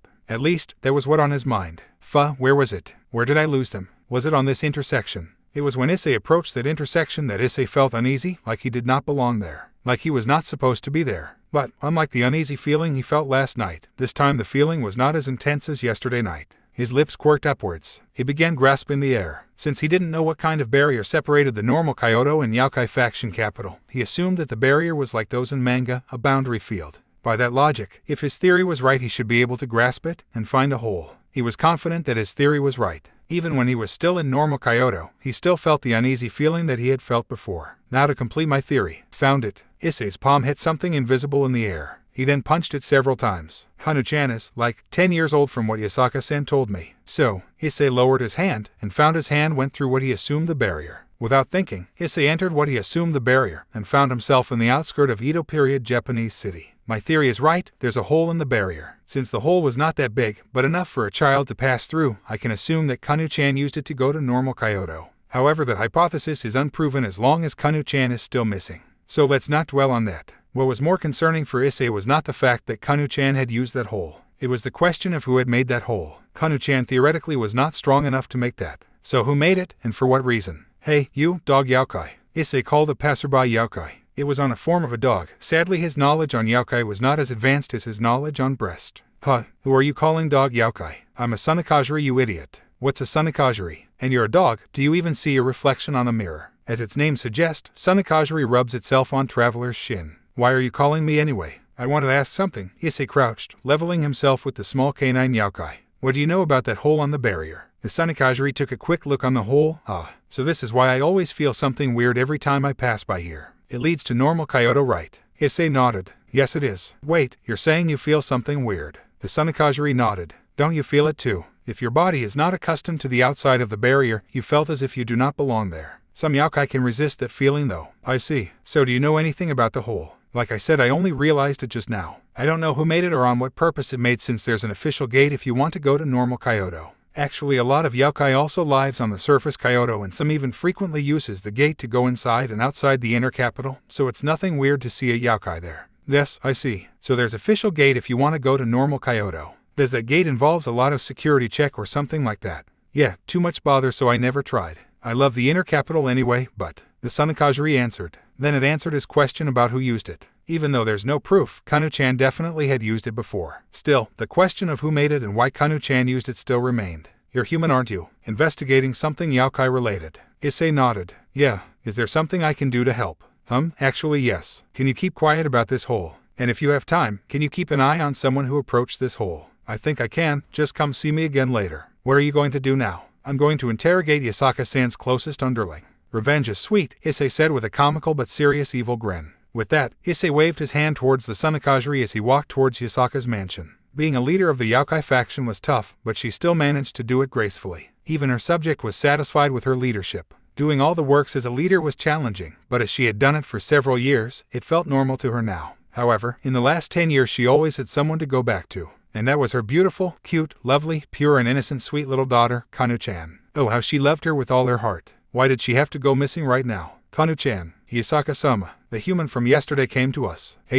Which one? The teenager one. That perverted boy. What did he want now? Send him in. Her subordinate nodded and went to fetch the boy. Yasaka-san, the boy greeted her. Welcome, Hayao Issei was it? The boy nodded. Do you have any business here? My schedule is rather tight for the moment. I just want to ask, who is the one usually took care of Kanu-chan in your absence? It's Karasu Tengu, why do you ask? The boy then shifted his attention from her to the Karasu Tengu behind her. Karasu Tengu-san, do you know what places Kanu-chan usually visited in Kyoto? What are you saying? I also would like to know what you are talking about, Hayao-san. Hey, I thought you wanted me to hurry up. I'm searching for Kanu-chan here, the boy scratched his cheek. Also, you said your schedule is tight, so I'm just stating my conclusion. What conclusion? That's just nonsense. Yasaka-sama, please kick this man out. Conclusion. So he did want to help her. No, if he had some kind of conclusion, then he had begun helping her. So what should she do? Of course lend him her hand. This is Kanu-chan they were talking about. I think I can reschedule. Just please elaborate on your so-called conclusion. Yasaka-sama.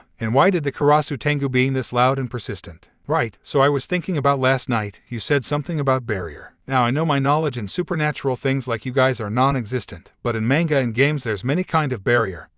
And separation kind barrier usually has invisible boundary. So I retraced my path from last night and found the barrier. I was curious. As the barrier was impenetrable, I tried to punch, but my effort was in vain. However, how does a normal human like me manage to pass the barrier like last night? Are you saying? That's right. The only possible theory is that there are holes on the barrier. I crouched down and found myself able to go inside the barrier. How could there be holes on the barrier? There is no report on things like that. But there is, and judging by the size it's frequently used by Kanu-chan. What? How could you think so? There was no way her sweet little innocent, pure, cute, lovely and beautiful Kanu-chan did that. I asked a Sanakajiri nearby about some things. He said that there is an official gate or some sort to go inside and outside, but it has security check or so. Kanu-chan was about 10 years old, right? When I was that age, I am a curious person and I love to wander outside. But sadly the official gate between the yokai side and human side is heavily guarded and a young princess of yokai faction like her won't be allowed to go outside. What should she do then? It can't be. She turned her head towards her trusted subordinate, the Karasu Tengu. Yes, unable to obtain something she wants, she cutely grabbed onto the Karasu Tengu and looked up to him with tears in her eyes. My little daughter can't be this cute. She shouted excitedly as she imagined the sight of her daughter doing what the boy said.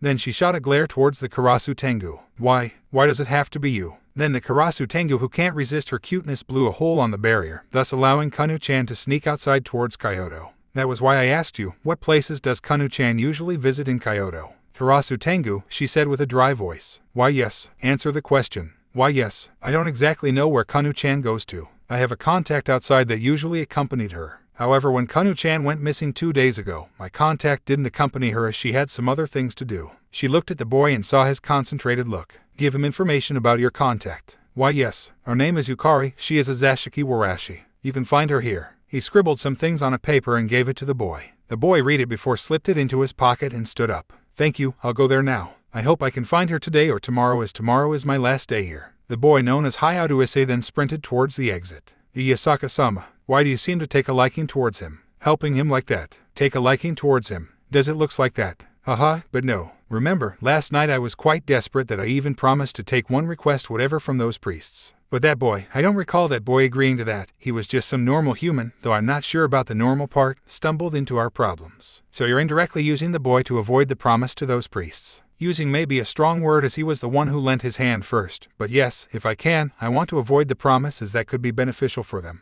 Also, don't think you can escape my punishment. Jinai Shinobu was leisurely watching the television. There was a news about some scandal, but he actually didn't pay much attention to it. He just watched the television because there was someone hogging his handheld console and playing it like there was no tomorrow. Moreover, he had just began playing his newest game too. What a bother. Suddenly he heard the doorbell ring. This was weird. Who would visit at evening like this? His family ran a brewery, and a famous one to be exact. The sake they produced was expensive, and people who bought it said that it was good, not that he had tasted any. Because of that, it could be said that his family was actually rich. However, they just gave him a small pocket money, so the people in his school never realized it except his friends. Wait a second, he shouted. He himself had to be careful. Usually the one who took care of things like visitors in the evening was his uncle, but he had moved out from the house. If he recalled correctly, his uncle was a police officer in prep, he forgot where. He finally arrived at the door and slowly opened it. What greeted him was not a suspicious man. It was a middle schooler, judging by the uniform. The brown-haired kid was panting in front of the door. Shinobu looked at the sky, and then he looked at the middle schooler again. Fu,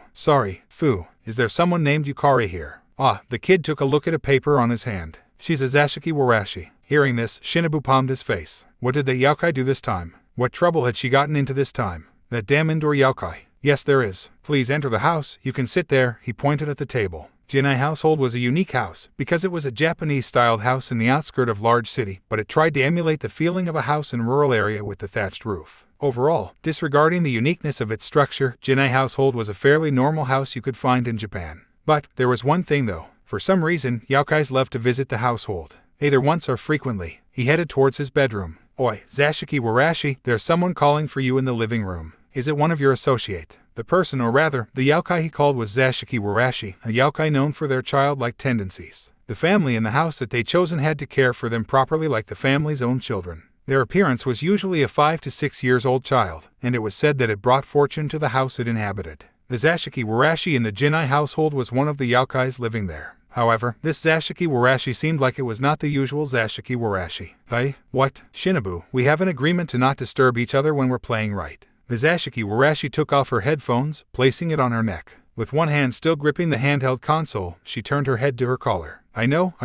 but someone is asking for you, and he also used your name, so I think he's sent by your associate or something since he's human, I think. Anyway, he's in the living room. Sigh. Fine. She handed the handheld console to Shinobu. He smirked internally. Finally, he can continue his game with no interruption. Pun. A high school DxD fanfiction. Hayato Issei was waiting anxiously on the living room of the Jinai household. He checked the time on his phone, and it was already evening. He had to get some information out of her, or else the trip to this place would be meaningless. He could have searched in the cities, where Kanu-chan was probably missing, but he chose to go here, the place where the Karasu Tengu said. This better be useful, he thought. Good evening, to whom may I offer my time? The Zashiki Warashi was here. Issei had intended to immediately ask about Kanu-chan, but when his eyes landed on the Zashiki Warashi, he couldn't speak. His mind thought many things about the sight of the Zashiki Warashi, but his mouth was opened, thus he couldn't speak. In front of him stood a stunningly beautiful black-haired woman. A red yukata was covering her erotic body that could make people drool. You're a Zashiki Warashi. He finally could move his mouth. Yes, I am. Got him, that high schooler, keeping someone like her for himself. Well, at least Issei had saved her figure inside his memories. You are acquaintance of the Karasu Tengu, am I right? The Zashiki Warashi nodded. What of it? Then do you by any chance know Kanu-chan? The cute little kitsune. What about her? As she moved to sit in front of him, he couldn't tear his eyes from her bouncing breast. Seriously, those things are huge, bigger than anything he had ever seen. She's missing. When were the last time you accompanied her?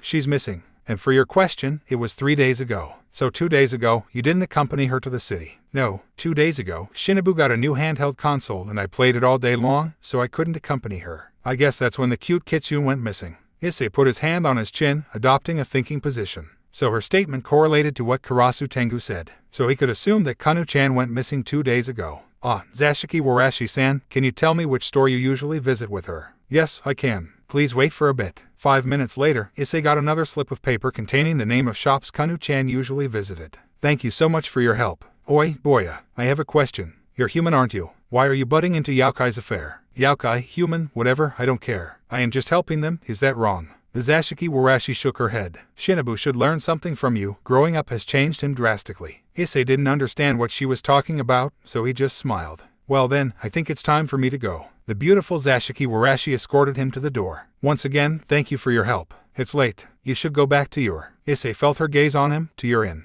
Nah, I'll try searching for this first. With that, Issei ran towards the city. Really, Shinobu should learn something from you. Issei arrived at one of the shops on the list given by the Zashiki Warashi. It was said to be Kanu-chan's favorite taiyaki shop, and it seems that the shop was also everybody's favorite with how packed it was despite the evening time. So Issei entered the line and waited patiently. The reason he chose this one was because the other shops mentioned on the paper that he visited had already closed. It was a minor mistake to search for Kanu-chan this late. When it was Issei's turn, he tried to converse with the waitress after he ordered some things. Excuse me, have you seen a girl this tall and wears a kimono yesterday or 2 days ago? Issei motioned Kanu-chan's height as being tall as his chest. He didn't exactly know her height, so he took an estimation. I'm sorry, I have a boyfriend already. Your orders are here, please make way for the next customer. Wait, please. Have you seen her yesterday or 2 days ago? Just answer me, please. The waitress sighed. You mean the little cosplayer? No, she didn't come here today or yesterday. I don't know if she came here 2 days ago or not, that wasn't my shift. Thank you. Issei hurriedly went to the next shop mentioned on the paper while thinking about the waitress' statement. Little cosplayer. Kanu-chan was known in this area by that moniker. The next shop was surprisingly a furniture shop. Did this mean that Kanu-chan was a frequent buyer here? Excuse me, said Issei. An old man came out to greet him. Good evening, young man. What business do you have with this shop? We're closing for today. You can come here tomorrow.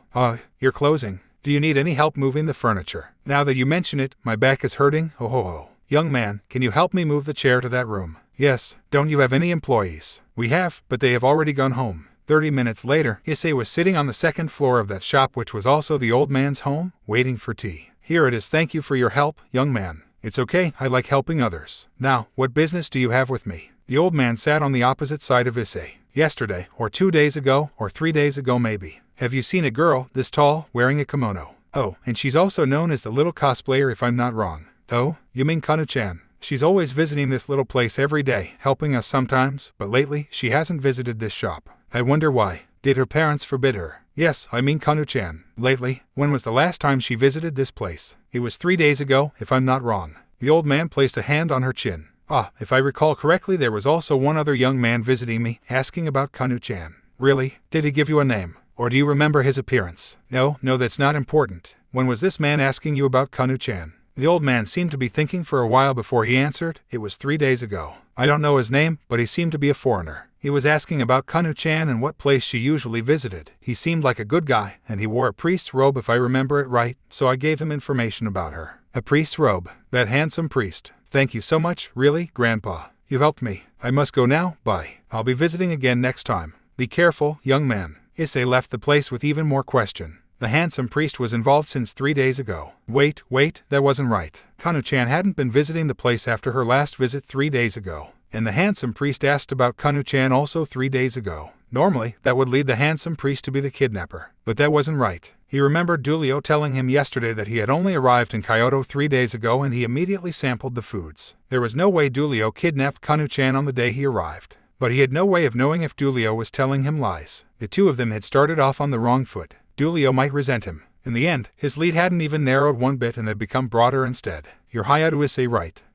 Issei heard someone calling him. Oh, you're the handsome priest, I mean, Dulio's partner, right? Yes, Paolo Marconi at your service. Fancy meeting you here. What are you doing here at night? I'm searching the leads for Kanu-chan's kidnapper. What are you doing here, Paolo-san? I am just strolling, taking Japanese's fresh air. Anyway, how was your search? I'm close enough. I hope I can find her tomorrow. How close was it? I know that Dulio might be the kidnapper, since the old man said that a foreigner wearing a priest's robe was asking him about Kanu-chan. It was at that time that Issei took a full close look at Paolo. He had a foreigner's face, he also wore a priest's robe, and Issei didn't know exactly when had he arrived on Kyoto. Phew, you know too much. The last thing Issei could remember seeing was Paolo's menacing eyes before he fell unconscious. Eyes hasn't been back yet. I wonder where he is. Madohama leisurely commented to Matsuda, who was making instant cup ramen for both of them because they were waiting for Issei. You don't think that something like yesterday's night happened again, do you? Renee had gone back to her room earlier. They didn't want to do another Operation Homecoming. With a heavy heart, Renee left the waiting for the two of them.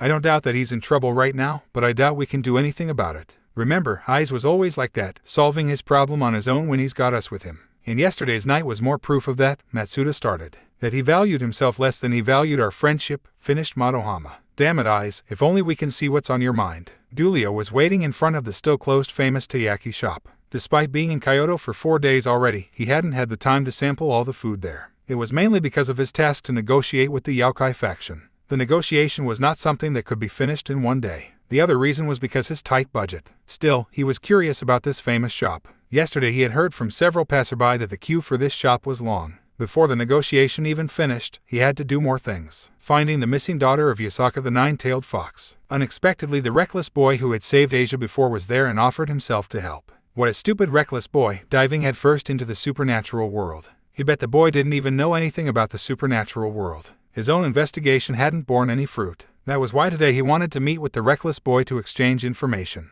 But there was one glaring problem. He didn't know how to contact the boy. He didn't have the boy's phone number, and they didn't promise to exchange any information. That was his mistake. He should have spoken with the boy before they departed. No, actually, after they departed he had immediately gone out of his eyesight. So he could only mutter one word. That reckless boy. Hey, did you hear? This taiyaki shop was famous in this area, you know. Behind him passed 3 middle schoolers, and he went back to waiting for this shop because what he heard was none of his business. Wait, they were wearing the same uniform as that reckless boy. He ran towards the 3 and tapped them on their shoulder. The reaction was funny. The first, glasses-wearing boy was spooked and jumped forward. The second, bald boy immediately turned and jumped back. And the last, the only girl turned her head and tilted it. Hoi, there's a foreigner tapping our shoulders. What should we do? He heard their whispering. I don't know. The only one who knows English in our group is Aisa. Wait, Sakurazuki-san's grade, while not perfect, was good, right? So, the 2 boys turned their attention towards the girl and then they hid behind her back. What are you 2 doing? The girl demanded. We can't speak English. Your grades are good. That's enough for a conclusion, isn't it? The glasses boy fixed his glasses. No way it is. Why are you leaving the foreigner to me? It's true that my grades are better than average, but English is my worst subject. It's what brought down my grades. If there's no English subject, my grades would be better. The girl whispered back. We can't speak English, neither can you. So it's enough for a conclusion, isn't it? Yeah,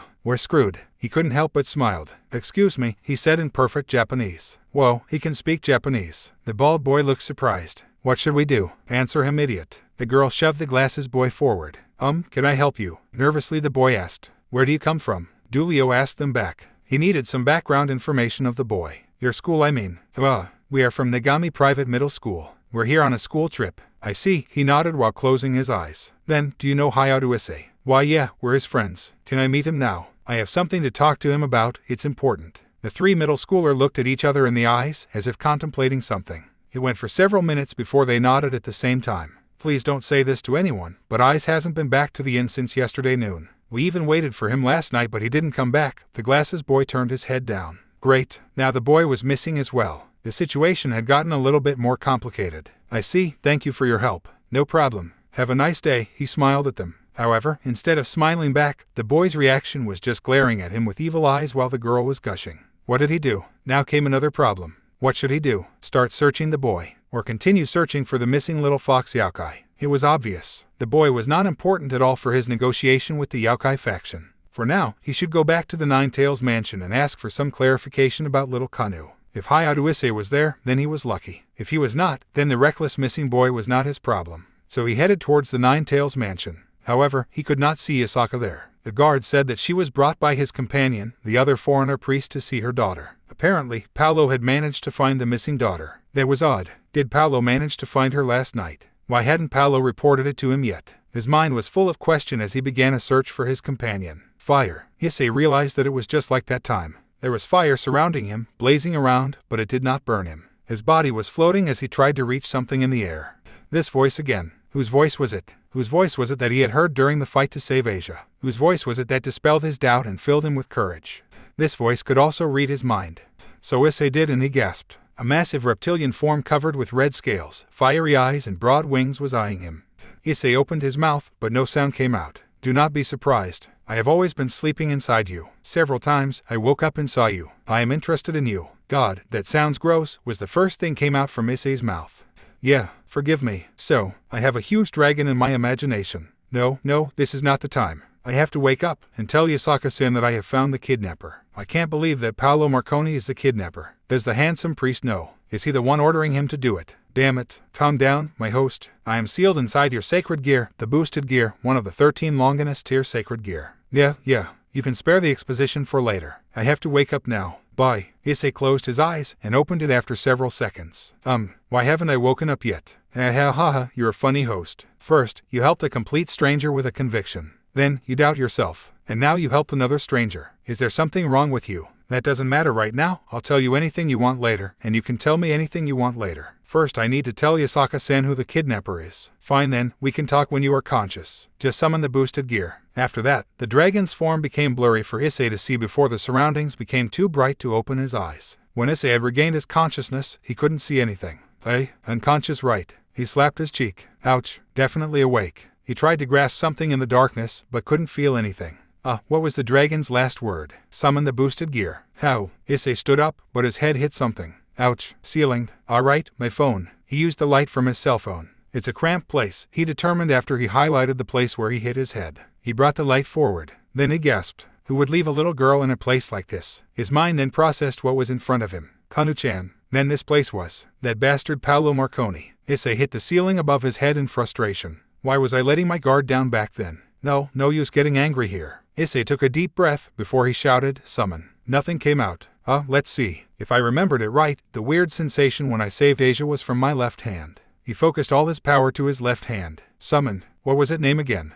Boosted gear. A glow of light covered his lower left arm. After the glow died down, his hand was not a normal human hand anymore. It was covered with a red gauntlet that looked like a lizard's limb, specifically a dragon's arm. Well, cool. Isn't that right, my host? Whoa, you can speak outside. I thought you can only do it when I'm unconscious. No. Issei shook his head. There's more important matters in front of me. Issei then shook Kanu's body. Kanu-chan, you have to wake up. It's no good, my host. From what I see, she was put into a deep sleep using a spell. Damn. Okay then. Dragon, I need light, and by light I mean very bright light. Can you do it? Issei asked the gauntlet. He felt like being an idiot, asking something towards his own arm. Who do you think I am? I am the heavenly dragon, D-Drag. Such simple thing is easy for me. The green-colored jewel on the center of his backhand began to shine. Greenish light illuminated the cramped room. Where do you think the door is? No one can put something inside with no enters or exits. Try searching for a gap between the walls. Issei did what he was told, and after some time he found what the dragon meant. Hey, dragon, I found it. Issei then took several steps back before he tackled the wall. The wall was actually a sliding door, Issei realized.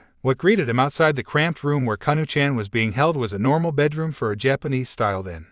That was weird. So the cramped room was actually a rather big closet in the bedroom. Issei looked at the fallen door and saw several papers being stuck to the inner door. There were weird characters on the paper that Issei thought was not alphanumeric nor Japanese characters. Rune? You mean magical runes? Yes, I don't know what's written though. It was not written in Old Welsh. I don't care. Let's bring Kanu-chan to Yasaka-sen now. Issei picked up her body and carried her bridal style and headed towards the mansion. When Kanu regained consciousness, she expected to see herself being held captive, with her body being tied with rope and all, because the last thing she saw before she closed her eyes and fell unconscious was the evil smile of the blonde foreigner. However, why was she feeling warmth? And also, she felt that her body was not being tied with rope. Slowly, she opened her eyes, and came face to face with a handsome teenager several years older than her who had a caring look on his face. Are you okay? I am okay. That's a relief, the man smiled. It was a charming smile that made Kanu's heart go wild. What was this? Why did she feel like this? It was like a butterfly flying inside her stomach. She then realized that the man was carrying her. Where are we going? To see your mother. Mother, that was right. She came to this situation because she thought that she could go outside alone. That wasn't her fault. She was a big girl. She should be able to go outside the capital alone. She was familiar with the road. She knew the shop. And yet, tears started gathering on the corner of her eyes. Mother, don't cry, the man said. You're a big girl. She wiped the tears with her hand and sniffed. I want to see my mother. You will, I promise. She knew that the man carrying her was a stranger. She knew that her mother said to be wary of any strangers. However, the warmth she felt earlier, it was very comfy and she wanted to feel it again. She hugged the man, grabbing his clothes strongly. Don't worry, the bad man is away. When he mentioned the bad man, she gripped even harder on his clothes. The memories of her kidnapper coming back full force. Hey, now that you're awake, want a piggyback ride? Kanu-chan. That words managed to gain her attention. She had never experienced a piggyback ride before. Her mother doesn't want to do that, because she always having a bad backache, and none of her mother's subordinate ever complied her to the request. They said it was improper for a princess to have a piggyback ride. I want to do it, she said enthusiastically. The man stopped and let her down. She then hopped onto his back. Be careful, don't move too much, or I can't balance myself. After nearly 1 hour of walking, with Issei sometimes entertained Kanu to take her mind off her kidnapper, finally they arrived at the mansion.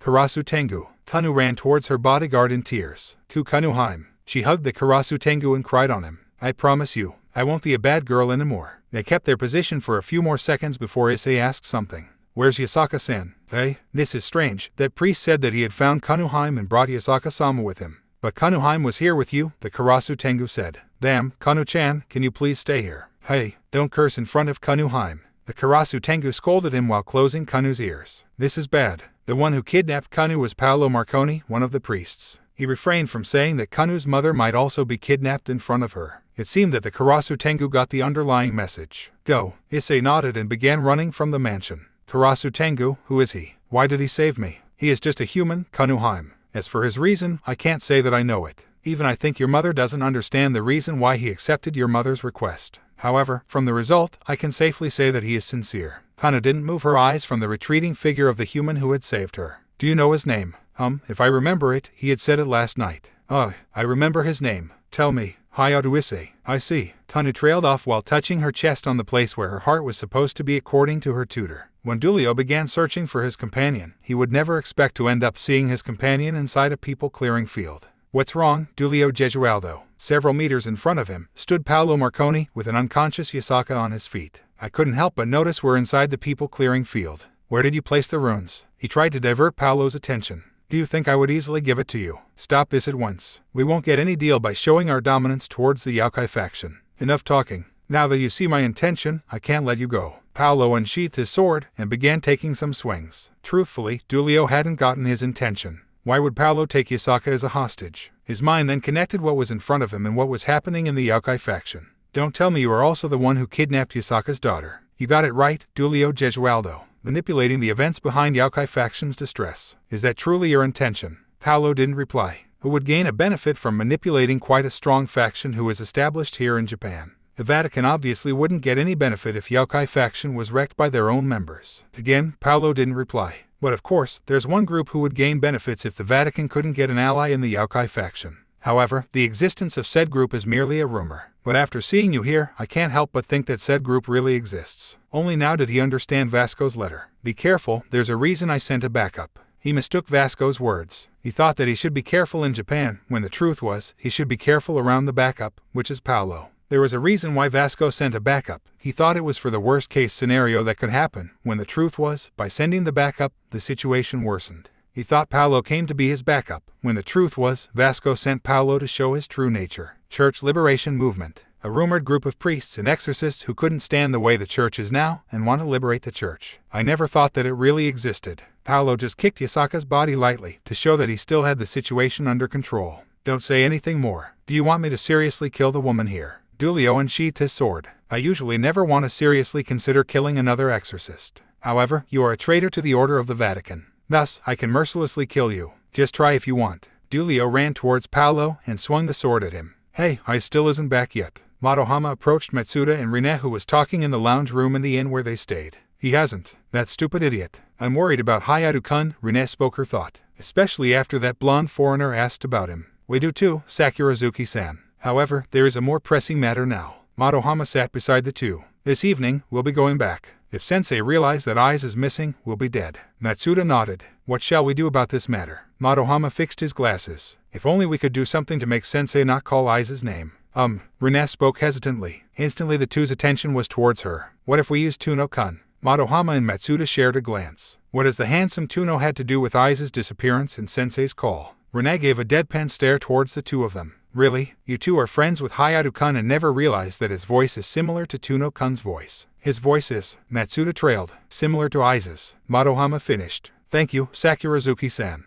Both of them made a gesture to hug Rine, but she dodged them once again. It made them hug each other. What the hell? Stop hugging me, you bastard. You're the one clinging to me. Unhand me. Rine giggled. No matter how many times she saw the two fight, it was still funny because the two never meant it. However, she couldn't help but think that she had done something so wrong that nothing can atone for her. She shook her head. That was probably her imagination. Pun. A high school DxD fanfiction. In retrospect, she shouldn't have trusted that man's words so easily. But what could she say? The man had said that he had managed to find his missing daughter. Of course she would comply with his request to follow him. Slowly, Yasaka opened her eyes. She saw the strongest exorcist, Dulio Gesualdo, panting while using his sword as support. So they weren't in league with each other, huh? Yasaka tried to stand up, but she felt the sole of a boot on her back, pushing her to the ground. Oh, what is this? As the guest star woken up. Good day to you, lady. Strongest exorcist was cornered. Her voice was full of wonder and confusion. Don't count me out, Dulio stated. I know I'm not as good as others on close combat, but even I know the basics of it and can apply it now. Say that when you can strike me. You haven't even scratched me once. The other exorcist that she had never bothered to remember the name of said towards the panting Dulio. She saw Dulio glare at his opponent. What kind of enhancement did you put upon the rune?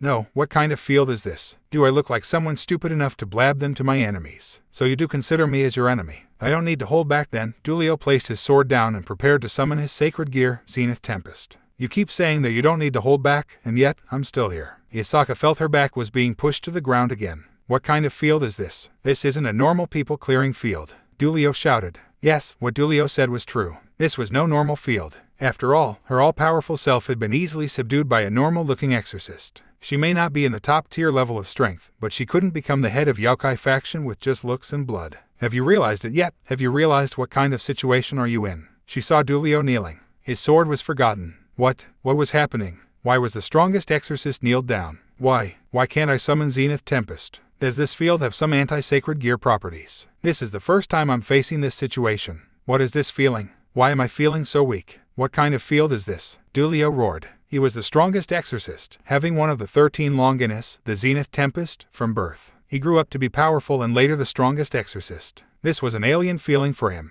I suppose since you had guessed it right, I can answer it. Yes, this field had been enchanted with anti-sacred gear properties. That's it though. Don't expect any more explanation. I see. Now, I actually don't want to kill you, you know. With you being the strongest exorcist and all, it'd be bad for us if fallen angel faction or devil faction attacked us and there's no you. And I can't actually kill her because it'd be bad for the relation between the church and Yaokai faction. Not that I like killing anyway. However, this does raise the question. What should I do now? Victory is within my grasp. And yet, even though he said all that, even though he boasted all that, he knew one thing. If he didn't manage to find a way to incapacitate Dulio quickly, without leaving his position since he didn't want to lose Yasaka as the hostage, then he'd lose. As long as Dulio is within the boundary field, he wouldn't be able to summon Zenith Tempest. Also, this field incorporated a unique rune that would drain the strength of whoever inside as long as they met the condition. The condition for the strength-draining runes to be activated was for someone to make unnecessary movements. That was why he could easily incapacitate Yasaka and took her hostage. The thing was, he didn't know the extent of the boundary field.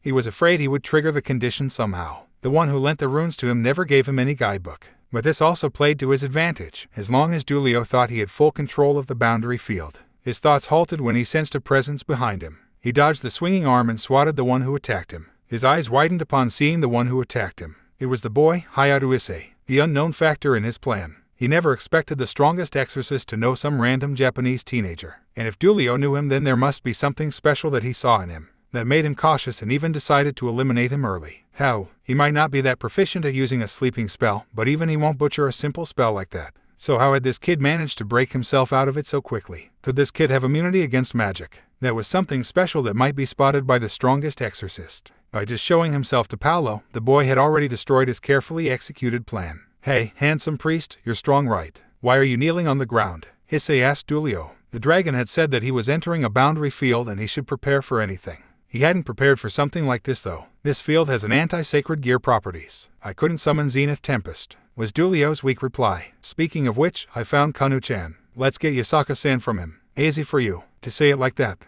I found her inside a rather big closet on a nearby inn. Do you know anything about that? Dulio's mind began working. Nearby inn, big closet, hidden, undetected, boundary field, anti-sacred gear runes. Reckless boy, does he use some kind of characters written on a paper? By using I mean he sticks them to some kind of place. Yeah, do you know something about it? Issei replied. There's no mistaking it. It must be some kind of concealing runes. I never had any thought to search for Kanu in our inn these past days. He must be using a kind of concealing runes meant to keep her location undetected by everyone except him. That man, to use something like that to hide Kanu's location.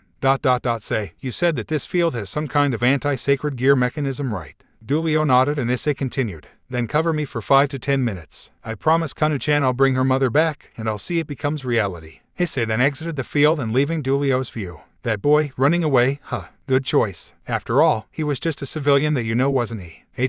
What was with Paolo now? He hadn't boasted anything before the reckless boy's arrival. What could he possibly gain now? I don't know about that. I would say that he might surprise you, but I'm not sure he would. What if I say yes, then I lied? Whatever the reason for Paolo's sudden interest, he would use every opportunity to stall for time. Issei clearly had some kind of plan. He didn't know what kind of plan was that, and he had no assurance on whether the plan would work or not. However, he was taught to have faith by the church, and now he was placing his faith on the boy's shoulder. Don't play dumb with me. You can see it yourself, can't you? You've said that before, Issei answered Diedrag while running towards the inn where he found Kanu. Maybe. What are you doing now? Since I can't summon boosted gear inside the field, I am now working to bypass the anti-sacred gear properties of that field. It piqued Diedrag's interest.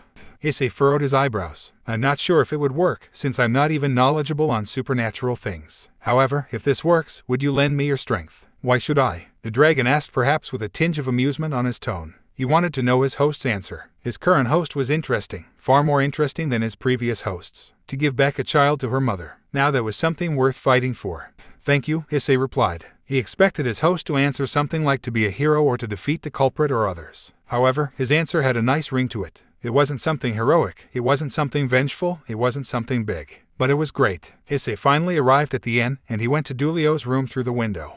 Diedrag asked Issei. Issei slapped one of the rune from the inner side of the closet door towards his lizard-like gauntlet. Using his willpower, he summoned the boosted gear. He saw the rune also disappear alongside his sacred gear. He smiled. Boosted gear, what are you doing? The summoning and then resummoning the boosted gear like this. Issei's smile got even wider when he saw that the rune was still on the boosted gear. Ready to go, dragon? You haven't even explained it to me, my host. The boundary field has anti-sacred gear properties according to the handsome priest. That means I can't summon you inside it. And the handsome priest apparently also has a sacred gear, and he also can't summon it. Issei began his explanation as he ran towards the boundary field location again. The most obvious way to deactivate the anti-sacred gear properties is to destroy it, right? However, I don't know anything about supernatural, so I can't exactly do that.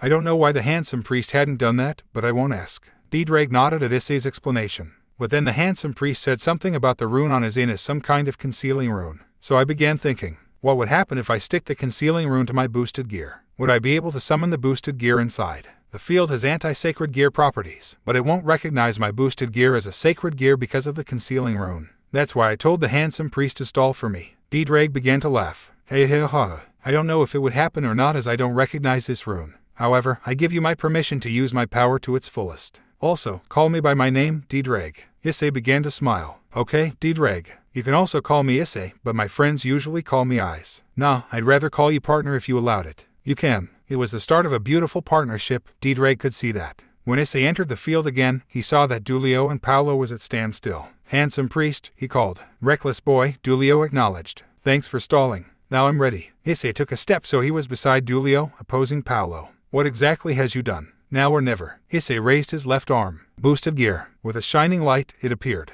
Boosted gear, one of the 13 Longinus sacred gear, covered high out to Issei's lower left arm. It surprised everyone inside the field. Dulio, Yasaka, and most of all Paolo was shocked that the civilian somehow managed to bypass the anti-sacred gear properties of the boundary field. How? Paolo, too stunned to speak, was only managed to utter one word of confusion. None of them understand how did Hayato Issei manage to do that. However, Yasaka and Dulio would not question it. I see. The stage is all yours, reckless boy. Dulio took few steps back, letting Issei took the spotlight. Issei didn't reply. He just took a step forward, and then another step, and then another. He was approaching Paolo Marconi, who was rooted on the spot.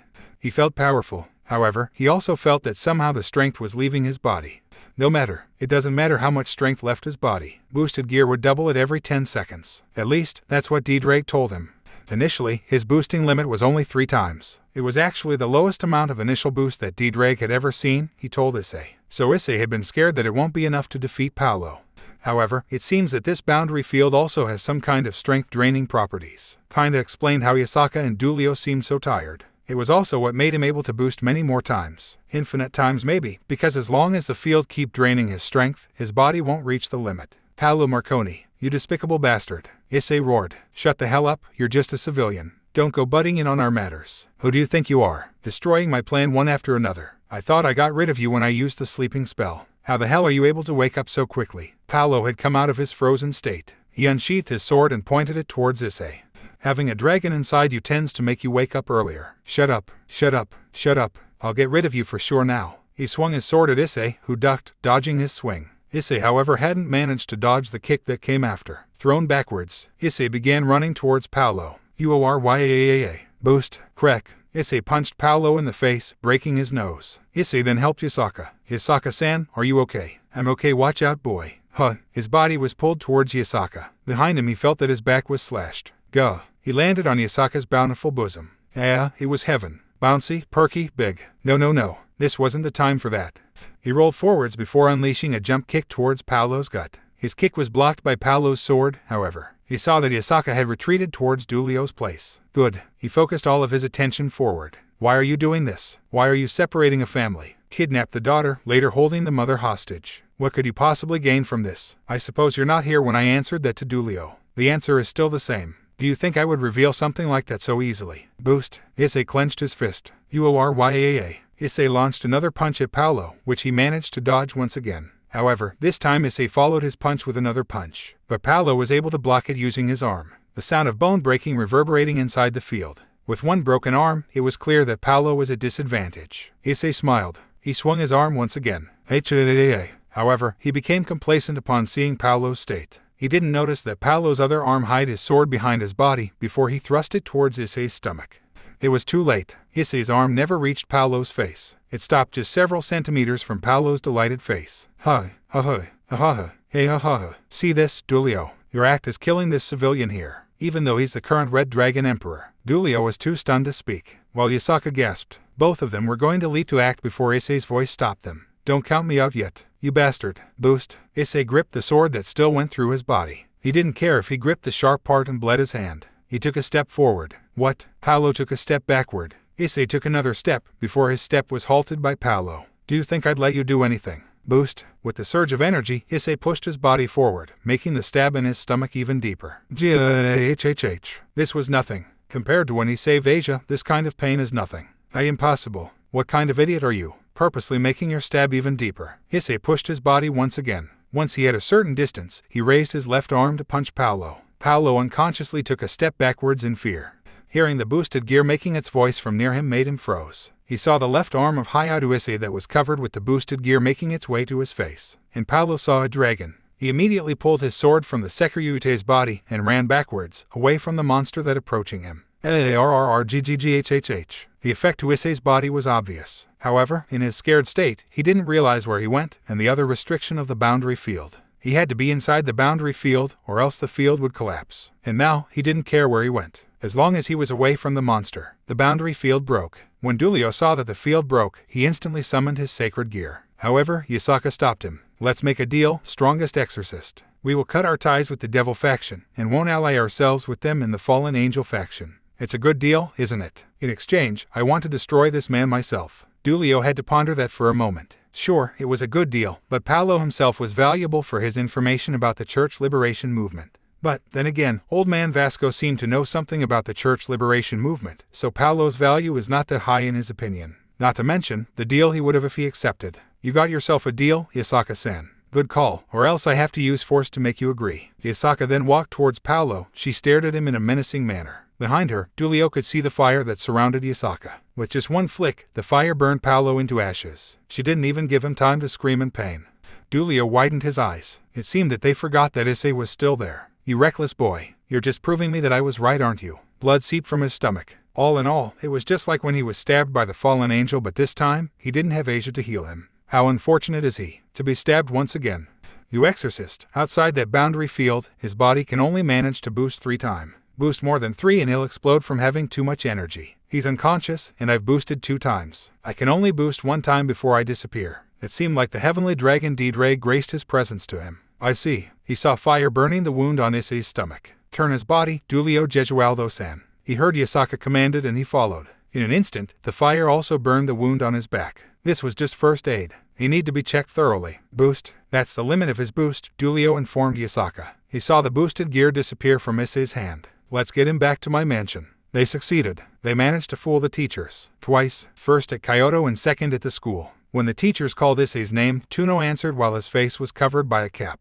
And before it was his turn, Tuno hurriedly went back to his group. Currently, the third-year students had been excused to go home. It was a tiring day. 3 of them, however, that being Matsuda, Madohama, and Tuno hadn't gone home yet. The three of them stood on opposite side, with Madohama and Matsuda on the same side. I've done my end of the deal. Now you have to uphold your end of the deal. Madohama coolly fixed his glasses while answering. Yeah, we may be perverts, but we're honorable perverts. What kind of honorable person would blackmailing his classmate to cover for one of them? And the blackmail. You are horrible perverts. Yeah. Madohama once again coolly fixed his glasses before he turned. Until we meet again, handsome Tuno. Tuno gritted his teeth. The two had approached him some time before they checked out from the inn and blackmailed him. If he didn't do as they say, they will use the similarity between his and the pervert Hayato's voice to smear his name. He had no doubt they will call Hayato with his name when they do their perverted things. He couldn't let them do that. He had a reputation to uphold. Just wait for it. You will taste your own medicine. And with that, he went to the opposite direction of the perverts. On the way home, Renette couldn't shake the feeling that she had done something horrible.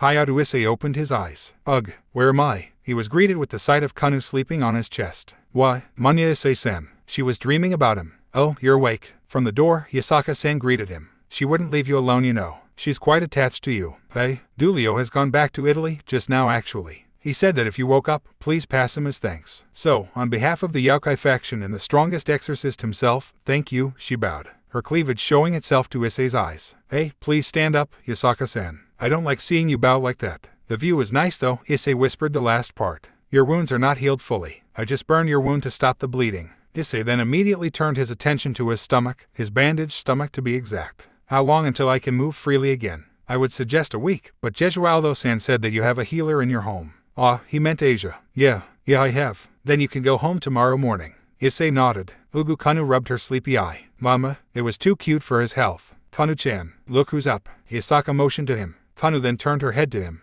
Issei-san. She hugged him. Thank you.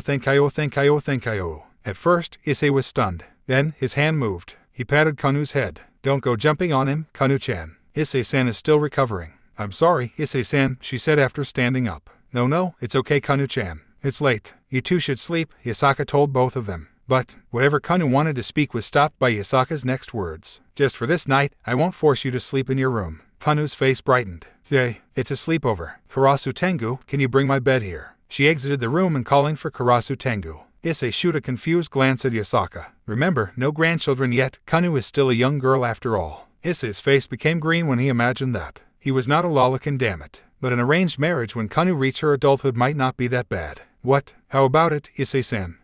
Issei thought for a few seconds on how to get out of this. While I won't object to something like that, unless Kanu-chan herself didn't want it, I cannot hold myself onto a single thing like that. My dream is to have a harem, and being married to one woman of course hold that back. I am sorry, but I must object. What? I don't see how marrying Kanu will hold your dream back. I mean, as long as Kanu is happy, I'm not objecting for you to take another woman. Issei's face went red. Seeing that, Yasaka couldn't hold her giggling. I'm kidding, Yasaka-san. Though I'm serious about the arranged marriage part. Yasaka-san, why are you here? Issei asked. I'm here because Yasaka-san said that she had considered you as honored ally and me tagging along with you will solidify that to other factions, answered the Sunakajiri who was rubbing his shin against Issei's feet. Why you? Hey, do you think I want to? Yasaka-san reasoned that since we've interacted, it's better for me to do it. Currently, they are waiting on the train station. Yasaka and Kanu had sent them off from their mansion, and somehow, the Sunakajiri that had helped Issei before was tagging along with him. Do normal people even see you? Yes, we would rather be unseen by normal humans, but they can see us. That's why there's so much yaokai sightings. The train back to his home had just arrived. Here it is. You're really going with me? Huh. Arf. Hey, answer me. Arf. What the hell are you saying?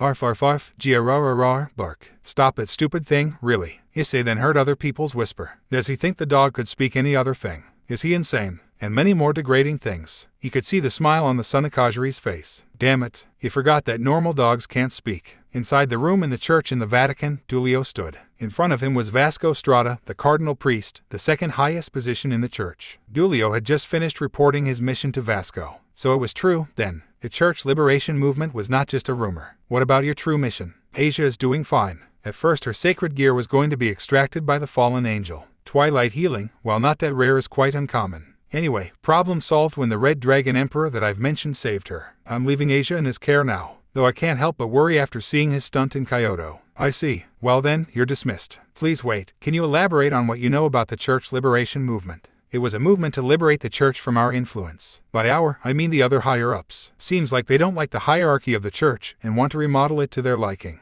So they are just not right in the head, then. Quite a way to say it, Dulio. Anyway, from what I've gathered, they have 4 leaders, going by codenames. Maybe they do that to avoid suspicions. Do you know what their codename are? Vento of the front, Terra of the left, Aquae of the back, and Phaima of the right. They called themselves God's right seat. Oh, what a daring thing to do, claiming Archangel Michael's position. That's about all I know. Dulio bowed. Thank you. He then left the room. In another part of the church, a secret meeting was being held. 4 people with a different colored robes sat on a round table. Our spy told us that our mission to sabotage the treaty and take control of the Yokai faction has failed. Paolo Marconi was killed in the process. One of them, the blue-robed one, started. I should have known. He was weak anyway. The yellow-clad one cut the blue-robe's words. According to our spy, the mission was foiled by none other than the current Red Dragon Emperor. The room gone silent. The green-clad one then spoke. Are we sure, our spy is sure this information is correct? The blue-clad one nodded his head. He heard it himself from Dulio Gesualdo. Well, for now we should wait for her to come back. After that, we should use that. Gaining the trust of the current Red Dragon Emperor is important for our plans after all. The Red Robe finally spoke for the first time.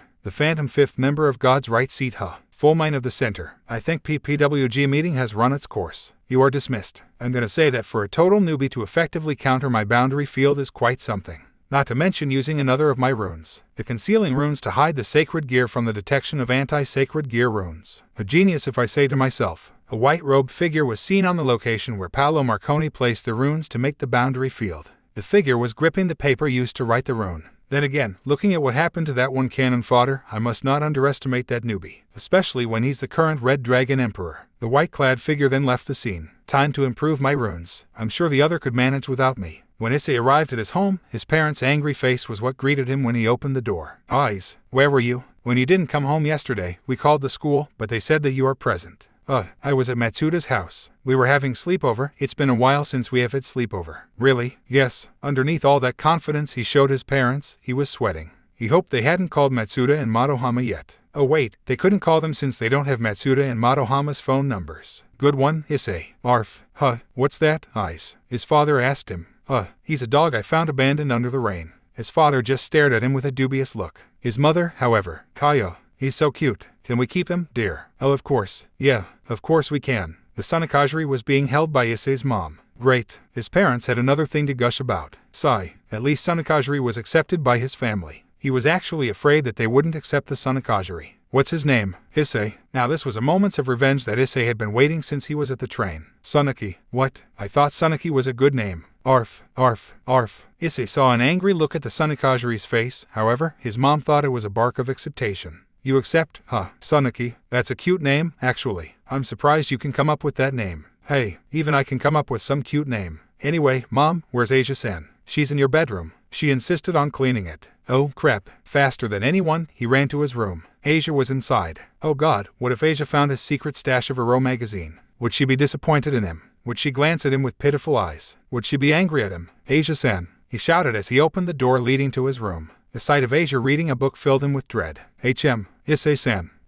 What book are you reading? Oh, this. Asia lifted the book, showing its cover to Issei. He sighed on relief when he saw the book was actually his modern Japanese book. I am trying to better my Japanese. How does this sound? Good effort, Asia-san. I'm really happy you're trying. Asia might only understand half of what Issei said, but she knew that he was praising her. Thank you, Issei-san, for everything. Hey, Issei scratched his head. It's nothing. Speaking of which, do you mind using your power to heal me? Asia stopped reading. Asia-san, how big is the wound? Asia used English. Issei might have just known her for more than a week, but Issei was not ignorant. He'd like to think so. He noticed that whenever Asia used English, it was because she didn't know the Japanese words, or she was pouring all her emotion into it. For this situation, it seemed like the latter. It's small. Really, don't look at me with that cute but angry face. You might kill me with your cuteness. Mr. Hayato. Crap, now she called him by his last name. She was really angry. He had to do something. So he did. He lifted his undershirt and showed the bandage. Asia was at first embarrassed because Issei suddenly lifted his shirt, but her expression changed back to angry after she saw how big the bandage was. What part of it is small? The wound isn't as big as the bandage. See, it's just a stab wound.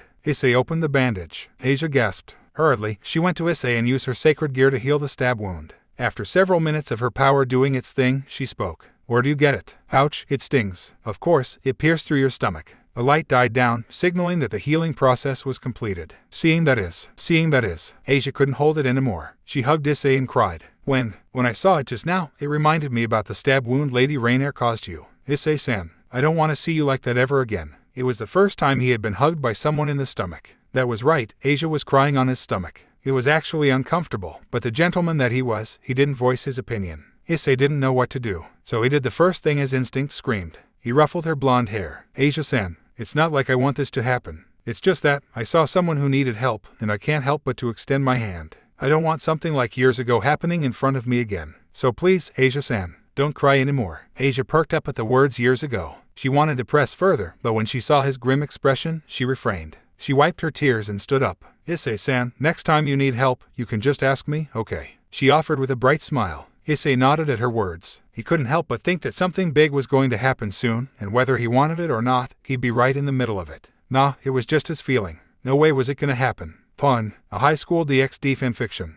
The next day, he went to school. Immediately when Issei showed up, Matsuda and Madohama kicked him. What the fuck? That's for worrying us, you bastard. Not far from them, Sakurazuki Rina smiled when she saw their antics. She may consider them friends, but to suddenly hanging with them in school. Actually, that was what was eating her mind the last 3 days. She wasn't sure if they would still do their perverted things like before and ignore her or not. I'm sorry, okay. I got caught up in some things and then I noticed it's been a day and I missed the train back. For now, Rina would try to join their small conversation. Quite a handsome foreigner you are an acquaintance with, Hayatu-kun, she approached them. She noticed that some of her classmates whispered to each other. She didn't know what they were talking about, but she could guess it wasn't pleasant for the three. Huh, she sighed. Madohama-kun, please explain. You were the one talking to that handsome man. Oh, yeah, you bastard. Why didn't you tell us you know a handsome foreigner? Huh, oh, you mean the handsome priest? Huh. Rina frowned. You don't know his name. It's just my nickname for him. His name is Giulio Gesualdo. He's from Italy. How the hell do you know someone like that? I said I got caught up in some mess, right? He's the one started the mess in the first place, Issei replied. So he's bad guy. Rina frowned again. He's the good guy. I just resent him for his handsomeness. Rina then saw Madohama and Matsuda put their hands on Issei's shoulder. Eyes, so you still haven't betrayed us, huh? Madohama asked. Rina also saw that Matsuda had tears on the corner of his eyes. Issei faked a gasp. Do you think I would sink so low? Do you think I would willingly hang out with a handsome guy? His handsomeness is enough to kill me. To hell with handsome guys, Matsuda shouted. Yeah, to hell with handsome guys. They were having their moments. However, Rina noticed that the teachers were about to come just about now. You know, Hayatu-kun, if I ignore all the personality part, you look quite handsome if I say so myself, she spoke. Hey, to hell with handsome guys. Matsuda and Madohama punched Issei in the face. What the hell? All the while Sakurazuki Rina was giggling to herself. She loved it when they were brawling. Maybe she was secretly a sadist. Alright, settle down, kids. We're going to start today's lesson. Oh, Hayatu, Matsuda, Madohama. You're being summoned to the principal's room. You are excused, now shoo. The three exchanged looks. What did the principal want now? They didn't break their promise. The three didn't do any perverted things in Kyoto. Issei shrugged and exited the classroom, followed by the other two. Meanwhile, Rina, who knew about their promise or threat as the three called it, was thinking the same thing as the trio. Why would the principal call those three? Rina whispered softly. The one sitting next to her heard it though. Hey, you don't know, Sakurazuki-san. There are rumors that the three were sighted in the female student section of the inn in Kyoto. Those perverts, can't they hold themselves? Rina froze. The one behind them also heard their conversation and offered his thought. HMPH, let it be a good lesson for them. What lesson? The one beside him, which was Tuno, replied. I bet they'll just be back to their perverted selves after the principal scolds them. I mean, how many times have they been scolded and still continue their things? Soon, the three perverts were the topics of the class chatter. Meanwhile, Rina didn't join. She was still frozen. Of course someone could have seen them when they escorted her to her room. She really wanted to slap herself. How could she be so stupid? Then she remembered their words. So what? We already have bad reputations. Adding one more is not going to do anything to us. At that time, she hadn't remembered about the principal's promise. All she thought was how the situation would be bad for her. Of course the three would lend their hands. They are honorable in twisted way like that. It's my fault, she let out softly, clutching his temple. It's all my fault. Now they were going to be suspended, or worse, expelled. ... They deserved it. She heard pieces of their conversation. No, they didn't deserve it. Serves them right. No, it didn't. There was nothing she could do to help. However, as their friend, there was something she had to do.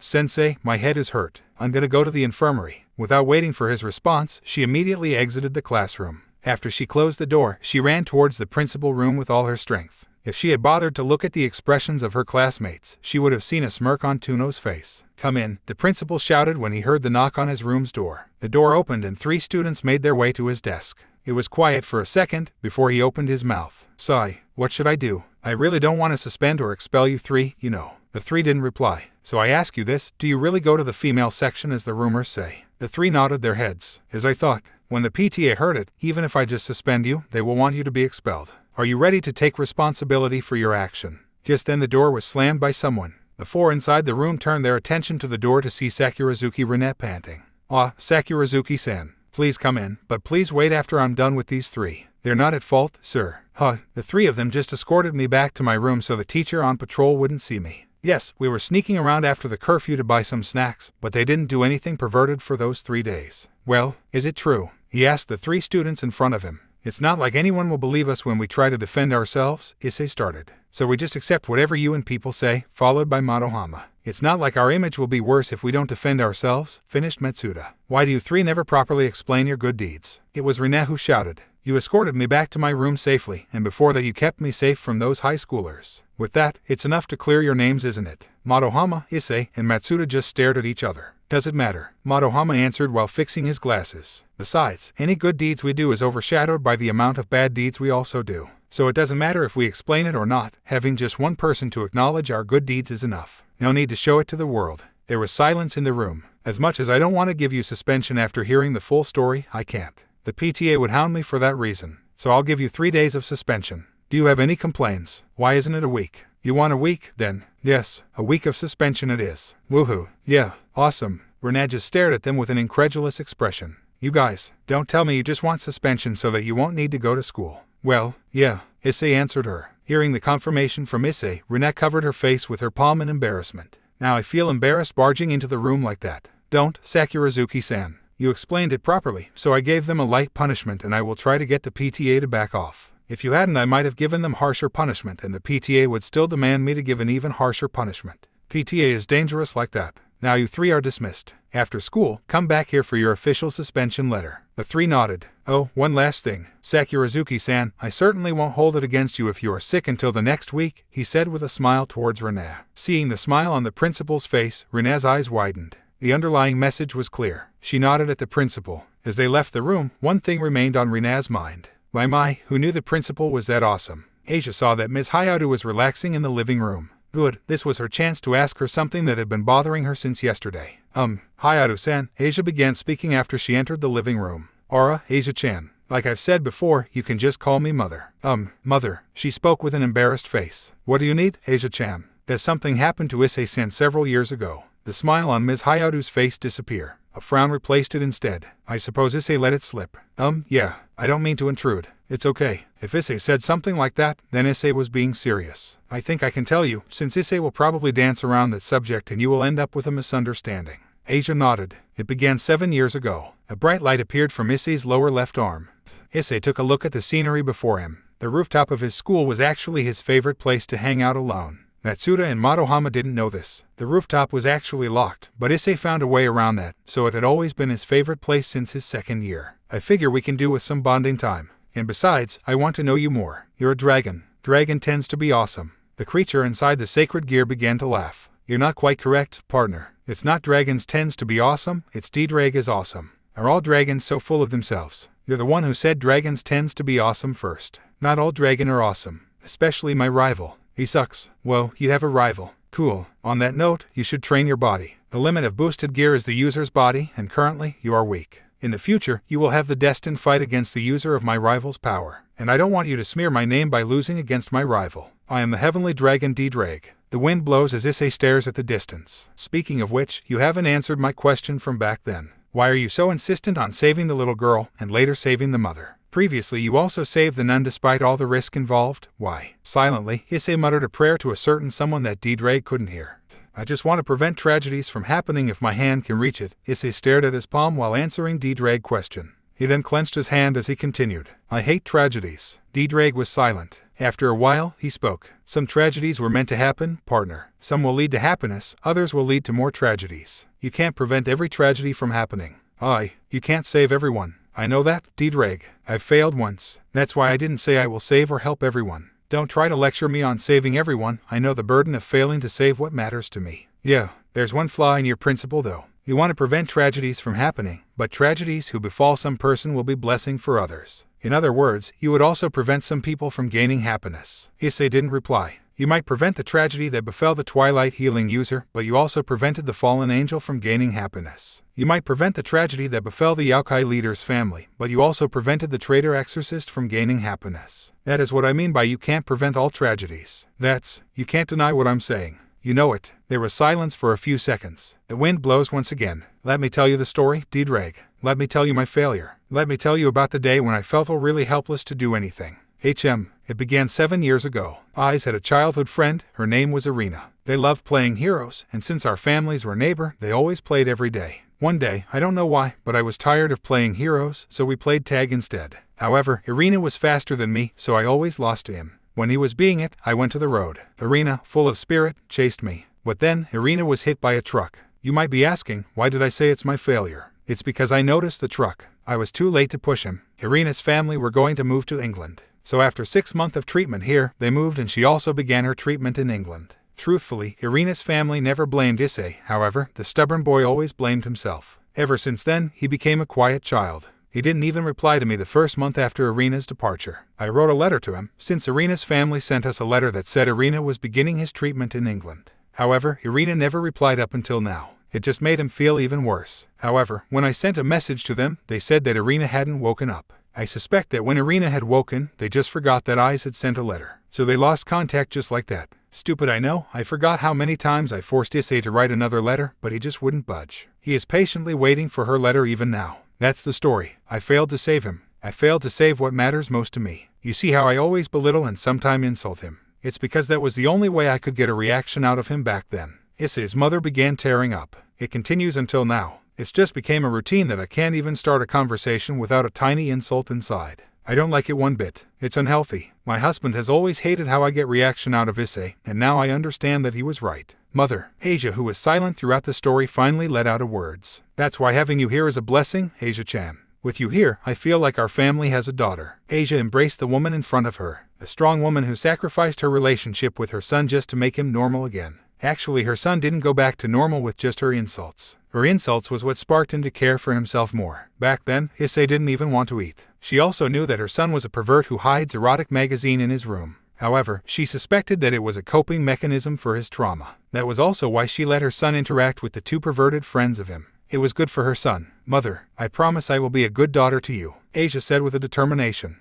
It's better if you become my daughter-in-law actually. How Asia's face reddened. I'm kidding, Asia-chan. Daughter or daughter-in-law, we will always be here for you. She nodded. Her curiosity faded after knowing the truth. However, hearing it from his mother, she couldn't help but feel guilty. But it was for Issei-san's sake, her mind rationalized. She promised to herself that she will always be there for Issei, just like how his family will be there for her. Hey, Hayato-kun, Madohama-kun, Matsuda-kun. What is it, Sakurazuki-san? Matsuda replied. What are we doing here? Rinette asked. We're accompanying Madohama to buy his new gunpla, Issei answered. What is a gunpla? Gundam plastic model kit. Basically, it's those Gundam kit toys you see in your brother's room, Madohama enthusiastically replied. But I'm an only child. Just ignore him, Sakurazuki-san. He's always like that towards his gunpla. I see. It was the first day of their suspension, and they used it to go to Madohama's favorite hobby shop in Akihabara. For Sakurazuki Rina, it was the first time she went to the famous Akiba. She was a bit overwhelmed on the way, seeing some alien things to her. I always thought that the famous Akiba would be more packed, Rina spoke her thought. Yeah, it was unusual. Last time we were here, it was so full of people here and there, Matsuda replied to her, also feeling a little weirded out.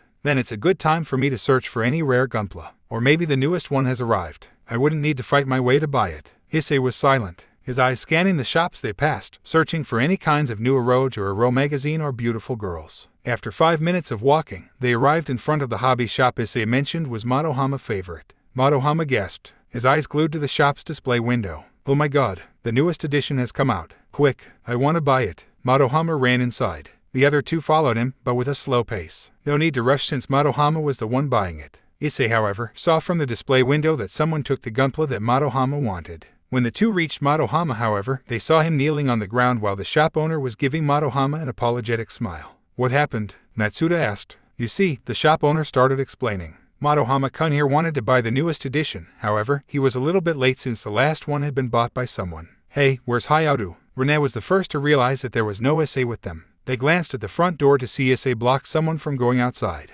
Would you please let my friend there buy what you've bought? Issei stared at the girl in front of him. From her appearance, she was about his age, so Issei wasn't afraid to stare at her. Her red eyes glared sharply at Issei's, and Issei for a second felt a little shaken just by her glare. Why should I? Your friend there was too late. It was his own tardiness that made it so he couldn't buy what he wants. Her voice was firm, as if believing that she was right and he was wrong. What if I'm the one who made him late? It's my job to at least ask you to let him buy the last one that you've bought. Then it's your problem, not mine. She took a step, but Issei moved to block her path. Would you consider it? No. Why? Do you think your friend is the only one who wanted this? She raised the bag containing the gunpla she just bought. Issei didn't answer. If you know the answer already, then please step aside. Issei didn't. How stubborn. Are you? Stubborn enough. Eyes. He heard his friend approach, the downcast Madohama with them. It's okay, Eyes. I will come here next time, he said with a strained smile. Issei turned his head and stared at Madohama. Fine, you can go. Issei finally stepped aside. Good, was her short reply. Madohama and the girl went to a separate direction. Matsuda and Rine was following Madohama. Issei wanted to follow them, but there was something he needed to do first. Owner-san, when will the next shipping arrive? Issei approached the owner. If my schedule is right, it's 2 days from now, kid. I see. Thank you, owner-san. You should be careful though. Lately, dead bodies were found. Police suspects it is serial killing. That's why business is a little down here. Issei nodded. Thank you for the warning, owner-san. Issei left the hobby shop and ventured towards nearby game shop. After half an hour of searching the Orochi wanted, he bought it. He mailed Madohama to let him know that he was in front of a game shop, until he was crashed by someone. Oi, Issei wanted to scold the man. While he was still a teenager, he was not the one in wrong, so he dared to shout to the man. All desire to be angry at him suddenly vanished when Issei saw the scared expression of the man lying on the ground. Oi, you're okay. Issei approached the man. The man, however, trembled and dragged his own body in fear. He then got up and ran. Oi, Issei followed after the running man into a deserted back alley, only to find an unconscious body of the man who crashed onto him lying on a pool of blood. He froze. Detective Uchamaku Hayabusa from the Tokyo Metropolitan Police Department had just arrived at the crime scene. The newest victim of Akihabara's serial killer had just been found, and the dead body had been found by a middle schooler no less. Great, now he'd have to refer the kid to a psychiatrist. Seeing a murder scene might very well traumatize the child. So, while the others from his division were investigating the crime scene, he was stuck with interrogation. Truthfully, he'd never liked the interrogation part, especially when he had to do it with a middle schooler. So you're the witness. Can you tell me what happened? I had just sent a mail to my friends where I told them that I was waiting in front of a game shop. He'd have to check the kid's phone later. Then, someone crashed into me and I was about to scold them. But then, I took a look at him and he seemed scared. The same symptom as the other victims. Then, I followed the guy into a back alley and I never thought that I would find him dead, lying on his blood, and another condition that the other victims had been found in. That settled it. This case was also the work of that bastard.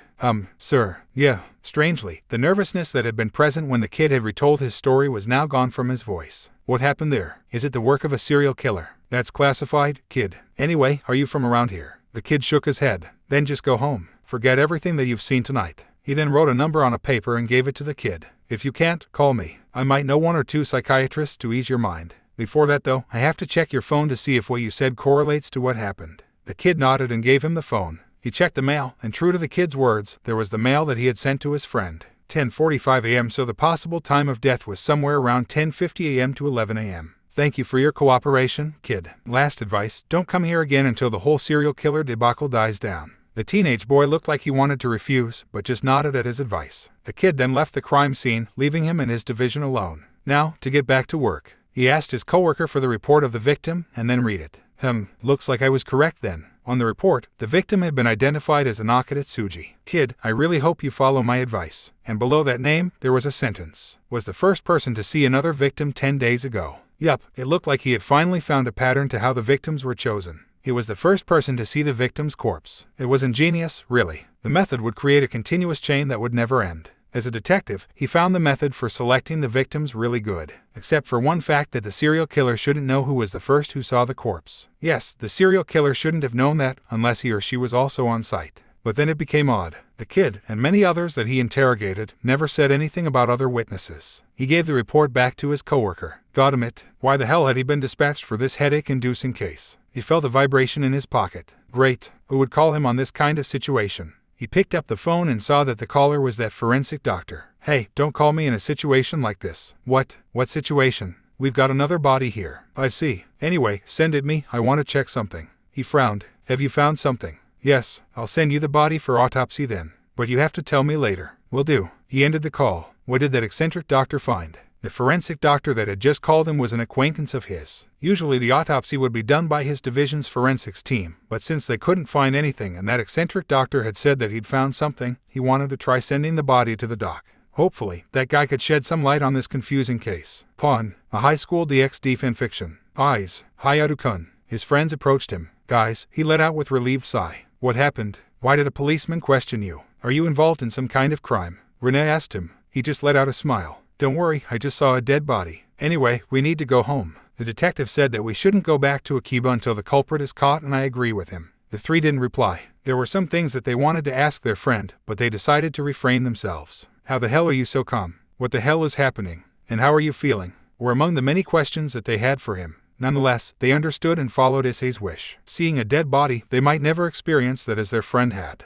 But they would respect his wish to get the hell out of this place. Oh yeah, Madohama. You were brooding since you couldn't buy your Gunpla right. Here, Issei threw his bespectacled friend a DVD case. I'll give you the honor of finishing that game before me. Matsuda was the one who realized what exactly Issei had just given to Madohama, and he was in a state of absolute shock now. This is. Madohama had also gone into shock after he realizing what Issei's gift was. Fantasy Paradise Boing Boing Heaven Ritsuko Cover Limited Edition. Renee read the title on the DVD case out loud. Sounds like a bad game to me. The three of them glared at the confused girl. Why are you guys glaring at me? Fantasy Paradise Boing Boing Heaven is the long-awaited newest eroge from the famous company, 88,976 soft. It's been hyped as the most tear-jerking eroge ever. How can you not know about this? Gee, maybe because I've never been interested in them. More importantly, it's the Ritsuko Cover Limited Edition. Eyes, how the hell did you find this? I asked the store owner. Keep it safe, Madohama, I bought that with all of my savings. Definitely, Eyes. Definitely. He was glad. He was glad that Madohama was happy. After all, the three of them had been for this game for a whole 6 months now. This game was also what had motivated Issei to start saving his pocket money. We're gonna finish this by this week.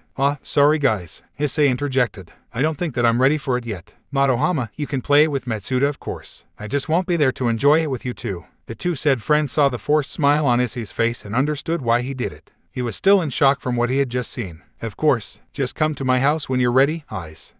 Renee realized some important things. Tomorrow there will be a modern Japanese quiz. She quickened her pace to the bus stop. And there she goes. The three of them chorused. Since they were still on suspension, they didn't care about tomorrow's quiz. So instead, Matsuda and Madohama went to the latter's house. Issei went back to his home instead. He was terrified by what he had seen. However, while the fear was strong, it was beaten by his curiosity. So when he arrived home, he immediately went to his room and booted up his PC to browse for news about the Akihabara serial killer. Issei was so engrossed on the PC that he didn't notice when the Sunakajiri approached him. What are you doing, human? I'm collecting information about the serial killer case in Akihabara, Issei replied as he blocked some of the text and copy-pasted it into notes. And why is that? A little dog like Yakai hopped onto Issei's PC table to try and take a look at the monitor. I saw one of the dead victims. The Sunakajiri who had wanted to retort stopped himself. And what's the correlation? Nothing. I'm just curious about some of the things that the police officer who interrogated me said. Issei clicked a link shown on the monitor. So the officer's name is Uchimaku Hayabusa,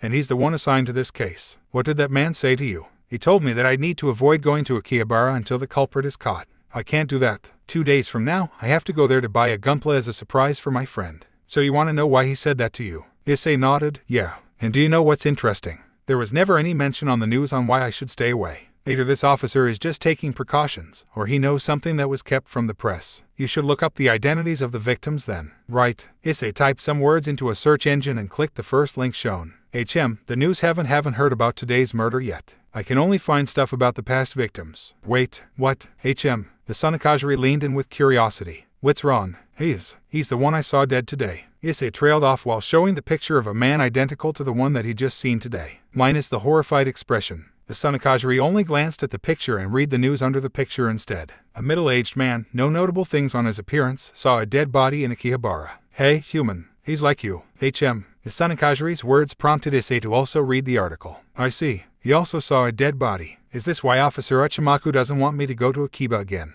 Maybe the witnesses are the next to be targeted. Let's check that. Type the name of the victim. You'll have a full list of them after the research you did earlier, right? Issei nodded and typed the victims' names on the search engine. 10 minutes of browsing, and Issei finally considered his hypothesis valid. All the victims were the ones who found the body first. That's quite ingenious of the serial killer. He won't run out of targets if that's the case. And I've become the target this time. There was something akin to fear in Issei's heart. It's not that he was afraid of facing the serial killer, no. What he feared was the method that the criminal would use to try to kill him. The police hadn't said anything about the method of killing, and every victim had been found lying in their own blood without any external wounds. Issei tried to search anything about internal injuries that could be related to the case, but the only thing he found that had some kind of similarity with the serial killer's work was hemorrhage. Where are you searching now? I'm trying to find out how that bastard kills his victims. All of them were found in the same condition when they were discovered, lying in their own blood, without any external wounds. How could that be possible? For humans, at least. Issei turned towards the yokai. Wait, what did you just say? I'm saying that while I couldn't see how a human could do it, I know several bad yokai who can do something similar to that. But even they leave a visible injury to do that. So it's still impossible for yokai to do it as cleanly as this serial killer. For the yokai that I know of, at least. I don't know if there's any out there who could do something like this. The Sanakajiri shrugged. I'll take that into consideration. Glad I could help. But there's one thing that's bothering me. When I met Inaka at Tsuji, he looked absolutely terrified. Could it be that the culprit terrorizes his victims first? It could be. Did you see the victim's expression as he lay dead? Issei gulped. No, I didn't see it. I was too shocked to speak. But I didn't hear any screams either. What exactly did the culprit do? Is that so? Can't you find more information on the internet? Issei shook his head. I don't know. Tomorrow, I'll go to meet with Uchimaku-san. I want to know everything about this murderer. Why are you doing this, anyway? I mean, why are you gathering information about the serial killer? You even want to approach the police officer. The Sanakajiri tilted its head. If Issei had been a woman, he'd be screaming about how cute the Sanakajiri was and would have smothered it in his bosom. Issei printed the notes he had written on the PC. I said that I'm going to surprise Madohama by buying him the gunpla that he wants, right? I need to prepare myself in case I meet this serial killer now that I know that he's targeting me. That's suicide. I have D-Drag, Issei replied with determination. That shut the Sanakajiri up. The teen then summoned his boosted gear. How about it, D-Drag? You up for it? If the enemy is willing to kill you, of course I'm going to give you any help I can. We just met and I haven't known you for long. Do you seriously think I'd let you get killed, partner? Issei gave a small smile at that. Thanks, D-Drag. You know, I might not be a combat-related yokai, but if you need it, I can give you my help too. The Sanakajiri interjected. Besides, I want to go out too. One of the reasons that I agreed to be with you is because I think that you're the adventuring type, you know. I am searching for my missing wife. D-Drag and Issei went silent at the yokai's revelation. Hey, Issei started. Do you really have a wife? You're doubting me, aren't you? Okay, we believe you. How does it feel to have a wife? I'm kind of afraid actually. The Sanakajiri suddenly adopted a sagely pose. Human, whether you know it or not, in this house you are already kind of experiencing being wife and husband works. Issei slumped after hearing the confirmation from the Sanakajiri. But there's one difference. You are afraid of sharing knowledge and things with that human woman, aren't you? In marriage, you can't do that. Like it or not, you have to share all that you have with your wife. Even my Ero magazine's location. Even your Ero magazine's location, the Sanakajiri nodded as he replied. Don't tell me you're a virgin, D-Drag. Nuo, of course not you idiot. A gem on the gauntlet shined for a second. What I'm saying is, dragons have a different way of mating than that binding marriage thing. Oh yeah, all of my past hosts. None of them were married actually. Issei fell on his knees and wailed. Nuo, don't tell me I'm destined to die a virgin. Calm down, partner. They weren't married not because they died a virgin. They weren't married because they took several females as their mates. Fuck yeah, I'm going to build a harem. Issei stopped moving at that. D-Drag, did you just tell me that you got a first-class seat of woman-on-woman action? You're awesome. You're awesome. Teach me how to get a harem, please. D-Drag held his words. This was a golden opportunity to motivate his host to train his body and his mind more. He chuckled internally. Well, first, females are attracted to strong males. By having me, a dragon, you actually have attracted people as dragons tends to attract strong people. By being strong yourself, the females will see you as their possible candidate for having a child. Hold it. Having children. I'm not going that far yet. What about girlfriend first? Yeah, girlfriend. Please, teach me how to get a girlfriend, D-Drag. You're a short-sighted person, partner. Anyway, the dragon way of courting is different from humans. Though I remember some of my past hosts being smooth talkers. Wait, you can meet them inside the sacred gear. Really? But first, in order to properly have a mind that can enter the sacred gear, you have to have a balance between your body and mind. So you have to train your body first and then your mind. D-Drag let out a breath he had been holding. He had winged it. At first he had been a little panicked when his host interjected his explanation, but then he remembered about his past hosts. Next time he met them, he would thank them. And they would thank him back when they saw how strong their successor was. The following day, Issei stood in front of the Tokyo Metropolitan Police Department building. After 2 hours of wandering through the city, he had finally arrived. Seriously, thank God for the invention of GPS. On top of his head, the Sanakajiri sat while taking the sight of a big city that was and wasn't so different from his hometown at the same time. Occasionally, he'd ask Issei about some things. For Issei, the Sanakajiri actually was not that bad of a company, especially since he couldn't always summon D-Drag in the open. so he was actually glad that he had brought the Sunakajiri with him. So, this is the building, the Sunakajiri whispered. Issei nodded. Yeah, let's enter. He took a step inside the building and immediately went to the receptionist in the front. Excuse me. The receptionist was quite a beautiful woman in Issei's eyes. Can I help you? Can I meet with Uchimaku Hayabusa-san? Ara, Hayabusa-senpai. Do you have any appointment with him? And please leave your pet outside. Ouch. Even though Issei wasn't the one targeted, he could feel the Sunakajiri's pain. Sunakajiri at being called a pet. No, ma'am. Issei shook his head. Then I'm sorry to say, but you have to make appointment first. Let's see. She opened a book and skimmed through it. Hayabusa-senpai does have a meeting with someone soon. He's free tomorrow, though. Do you want me to write your name? Issei grimaced. There went his plan. Yes, please. The receptionist wrote his name in the book. Here, you can meet with him tomorrow at 4 p.m. if he hasn't sent to a case. Can I meet him tomorrow at an earlier time? Judging from your appearance, you're a schoolboy. Of course I will appoint a time when school ends. I'm on suspension until next week. Issei admitted lamely. I can appoint you to meet him in the morning then. But you have to tell me why you're on a suspension. Why? You're on a suspension. It means that you broke the rules your school has. That reflects a bad personality. The receptionist nodded to herself. And as a police officer, it's my job to see that you don't become a bad guy. Issei started to think that the receptionist was a new recruit. And the boy was probably right, thought the Sunakajiri. And so Issei told his story about the promise made with the principal, about his and his friend's growing friendship with Sakurazuki Rina, about how he had to save her from a group of high schoolers, about Operation Homecoming, which didn't go quite as intended if he thought about it again. They had been busted after all, about the rumors spreading on his school involving them, and about the principal's punishment. And that's why I am on suspension, Issei finished his story. When he glanced at the receptionist, he had to wonder about why she was covering her eyes. That's some heroic things you did, young man. Hey, it's not much, really. Suddenly a rather gruff voice that Issei recognized greeted the receptionist in front of him. Oi, Hachikawa, stop crying. It's the middle of the day. Hayabusa-senpai. She wiped the tears from her face and took a mirror before tidying herself and even put some makeup on. What can I do for you? In his mind, Issei was cursing the detective. That woman's admiration for the guy was freaking obvious. On top of Issei's head, the Sunakajiri nodded to himself. Once again, Issei was probably right. I'm going to his place. If there's any emergency, just call me. The man didn't even register his presence. That kinda ticked Issei off. Dr. Tsubaki. The detective nodded. He then took a glance at Issei and his eyes widened. This kid. But no, the surprise didn't end there. The dog on top of the kid's head was attracting other people's glances. Some might think that the dog was cute. However, Hayabusa knew better. What was a yokai doing on top of the kid's head? Kid, is that a dog on your head? I've been trying to ask him to drop his pet outside, Hayabusa-senpai. But the kid refuses. Kid-s these days. They can't even properly follow the rules. She shook her head in disappointment. What the hell? This woman who had just said that he had done something heroic betrayed him just like that. For what? Gaining the attention of the man she likes. Oi, kid. He tried to answer, but instead, the Sunakajiri jumped off Issei's and rubbed against the detective's shin. I see. If you have the time, follow me please. That's convenient. I wanted to talk to you too. So, the detective started after they boarded his car and had started the engine. What's a yokai like you doing on top of that kid's head? Issei realized that the question wasn't addressed at him but at the Sunakajiri. The detective knew about yokai. I am just accompanying the human here. That said, you know about me. The detective nodded as he drove. I've got enough yokai to deal with back in my brother's house. That's one of the reasons I moved here actually. I hate dealing with them. So kid, why do you want to talk to me? I want to gather as much information as I can about the serial killer case. I know I'm the next target. That's how it'd be if you went back to Akiba. From what I've noticed, the killer won't target you as long as you stay away from the place. Remember yesterday's murder? Issei's reaction told him enough. Oh shit, sorry. I brought some bad memories back. Anyway, it took 10 days for him to go back to Akiba and he immediately killed. So you're safe as long as you're not in Akiba. I see. So where are we going? And I've been meaning to ask, do you know about the murderer's method of killing?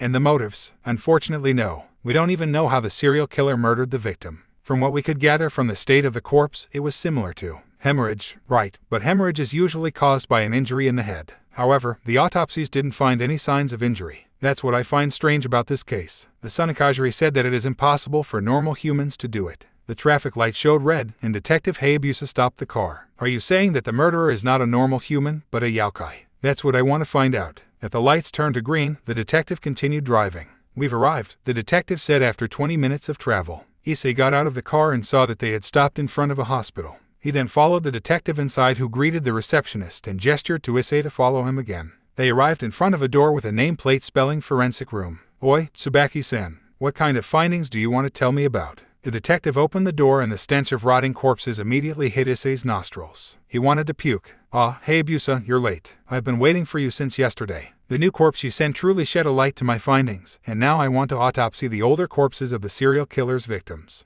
"Not happening. Their bodies have been sent to the families and have all been buried." "So, what did you find? Who's that behind you? And his dog is so cute. Answer me first." Issei just observed their banter. From what he could pick up, it seemed that the doctor here had done some re-autopsies of the serial killer's latest victim and had found something. Thus the detective's appointment. "You won't believe what your forensic team missed." The doctor took a seat. "The autopsies resulted in nothing, right? That's where they were wrong. They didn't cut the bodies to check the insides. They just relied on X-ray and nothing more. That's why they can't be relied upon. Meanwhile, I took the pleasure of cutting the corpse in several places, and I could see nothing's wrong. Until I cut the skull and got a look of the brain."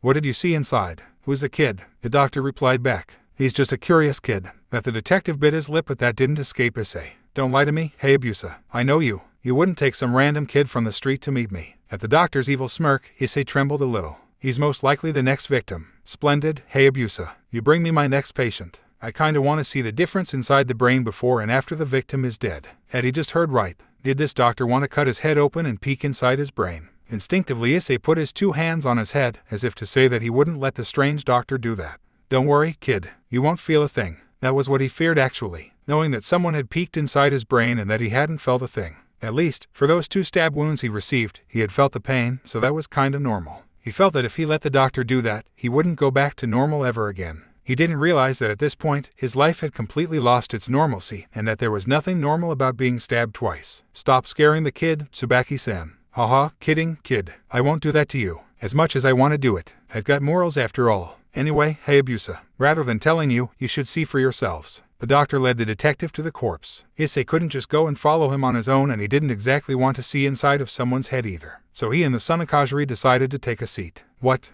is this?" Hey Abusa's shout startled Issei a little bit. This proves it then. "Thank you for your help, Tsubaki-san. As long as you can provide me with another body, I'll call you again when I find something new. I'll be taking this along for evidence." "I doubt that you can use something like that as evidence, but sure." There was a short silence before Hey Abusa turned back to Issei. "Kid, no, Hayatu Issei. I need a sample of your blood for the doctor and for the record." What? Just sit there." The eccentric doctor brought a syringe and took the sample. Twice, after putting both into small bottles, he gave one to the detective. "Here you go. Be sure to tell me what you find." "Okay, stay safe, kiddo." After that last greeting from the eccentric doctor, Issei and the detective left the room. On the way to his car, Hey Abusa spoke. "Kid, you really need to stay as far away as possible from Akiba." "But wouldn't the killer pursue me?" The detective shook his head. "I've said it before, the culprit never murdered any targets outside Akiba. What was in there? Something that no normal humans should have been able to do." "Detective, please." The detective sighed and took something out from his jacket, giving it to Issei. "You can't open the seal, or I can charge you for stealing the evidence." Issei took a good look at what was in his palm. It was inside a transparent plastic that the police usually used to take evidence. Strangely, it had 3 layers of plastics. The inside was covered in blood. No doubt, that was blood from the brain. Issei had to suppress the urge to let his breakfast out by just seeing it. However, he didn't immediately let go and observed it instead. "Knife, shrapnel, what is this?" "Blood. I know it's covered in blood. I'm asking what it is." The detectives opened his car's door. "It's blood. Or rather, I think I should say it's frozen blood. No, rather than frozen, I'd say it's hardened blood that's shaped into sharp small-sized things. It even scratched my finger when I touched it back then, and I had to use 3 layers of plastic to bring it." Issei let the information sink in. "You're telling this is how the culprit did his murders. That's why I asked for your blood earlier. Maybe that doctor can find something. Until he finds it, please stay alive. I'll accompany you home." "Where do you live?" Issei gave his address and pondered the new information. It was now clear that no human had done this. Issei gulped, and he had thought that this would be a normal murder. If the murderer had been normal, he could have just overpowered them with D-drag. But now, Issei clenched his fist. There was no going back. Tomorrow, he'd go to Akiba to buy Madohama gunpla. Issei woke up the next day. After washing his face, he looked at the clock and grimaced at it, pointing 8 o'clock. He went to the dining room to see what leftovers there were for him from breakfast. Not even a full breakfast for me, huh? It was a part of his punishment for his suspension. Even though they had praised him for it, his parents had given him a punishment. Oh well, he could just eat fast food on his way to Akihabara. He paused. Going to Akihabara. Going there meant that he'd have to face the serial killer who might be targeting him. Could he do it? Would he be able to face that madman? If the killer was a normal human, then yes, he could do it with D-drag's help. But if what the Sunakajiri and Detective Uchamaku said was true, that the serial killer was from the supernatural side, then he didn't know. He didn't know if he could face the killer. His 2 run-ins with the supernatural had left him with a trauma of getting stabbed. It was really painful. You could feel your consciousness leaving you. It was so painful, and he was afraid of experiencing that once more. Both times, he had been saved. Once by Aisa and once by Yasaka-san, who had burned the wounds. But now he'd be by himself. He obviously wouldn't bring Aisa there, so there would be no way to get help. He would be alone. No one would help him. Issei looked down at his shaking hands. Where is the bravado you showed 2 days ago? That question broke him away from his thoughts. Turning his head, he saw the Sunakajiri eating the leftovers. Yeah, they had been intended for the yokai from the start. His family hadn't left him any breakfast. It's because I thought I'd be facing a normal human. So you're just brave if you face those weaker than you. That's not it. I fought that black-winged woman before. And yes, I was afraid at that time. But I still stood my ground. Then what about now? Why the hesitation? Issei actually couldn't answer that. He didn't know why he was having doubts about going to Akihabara today either. Face it, you're afraid. I know. I've said it before, I am afraid. However, that's not the reason for my doubts. The Sunakajiri looked at him curiously. Then what is? If I were facing a normal human, then I wouldn't have to worry about the aftermath. If I face something supernatural, I am afraid I won't make it back in one piece. Ah, the Sunakajiri had a look of understanding on his face. You are not afraid of facing the killer. You are afraid of what's going to happen to you after you face him. I can understand that. Asia-san might kill me if I come back with big wounds or lose a limb. You're afraid of making that female human worry. Julio-san said that I shouldn't get her involved with the supernatural. I think he wants her to have a normal life where she can be happy. I think so too. That's why I'm hesitating now. If I survive, she would be forced to use her sacred gear again. I don't want that to happen. Yep, he hadn't even told her about the Sunakajiri being a yokai. So what will you do now? That was the big question. What would he do now? Issei gulped. He could avoid going to Akihabara and he could avoid facing the serial killer. But just leaving the serial killer didn't sit well with his mind.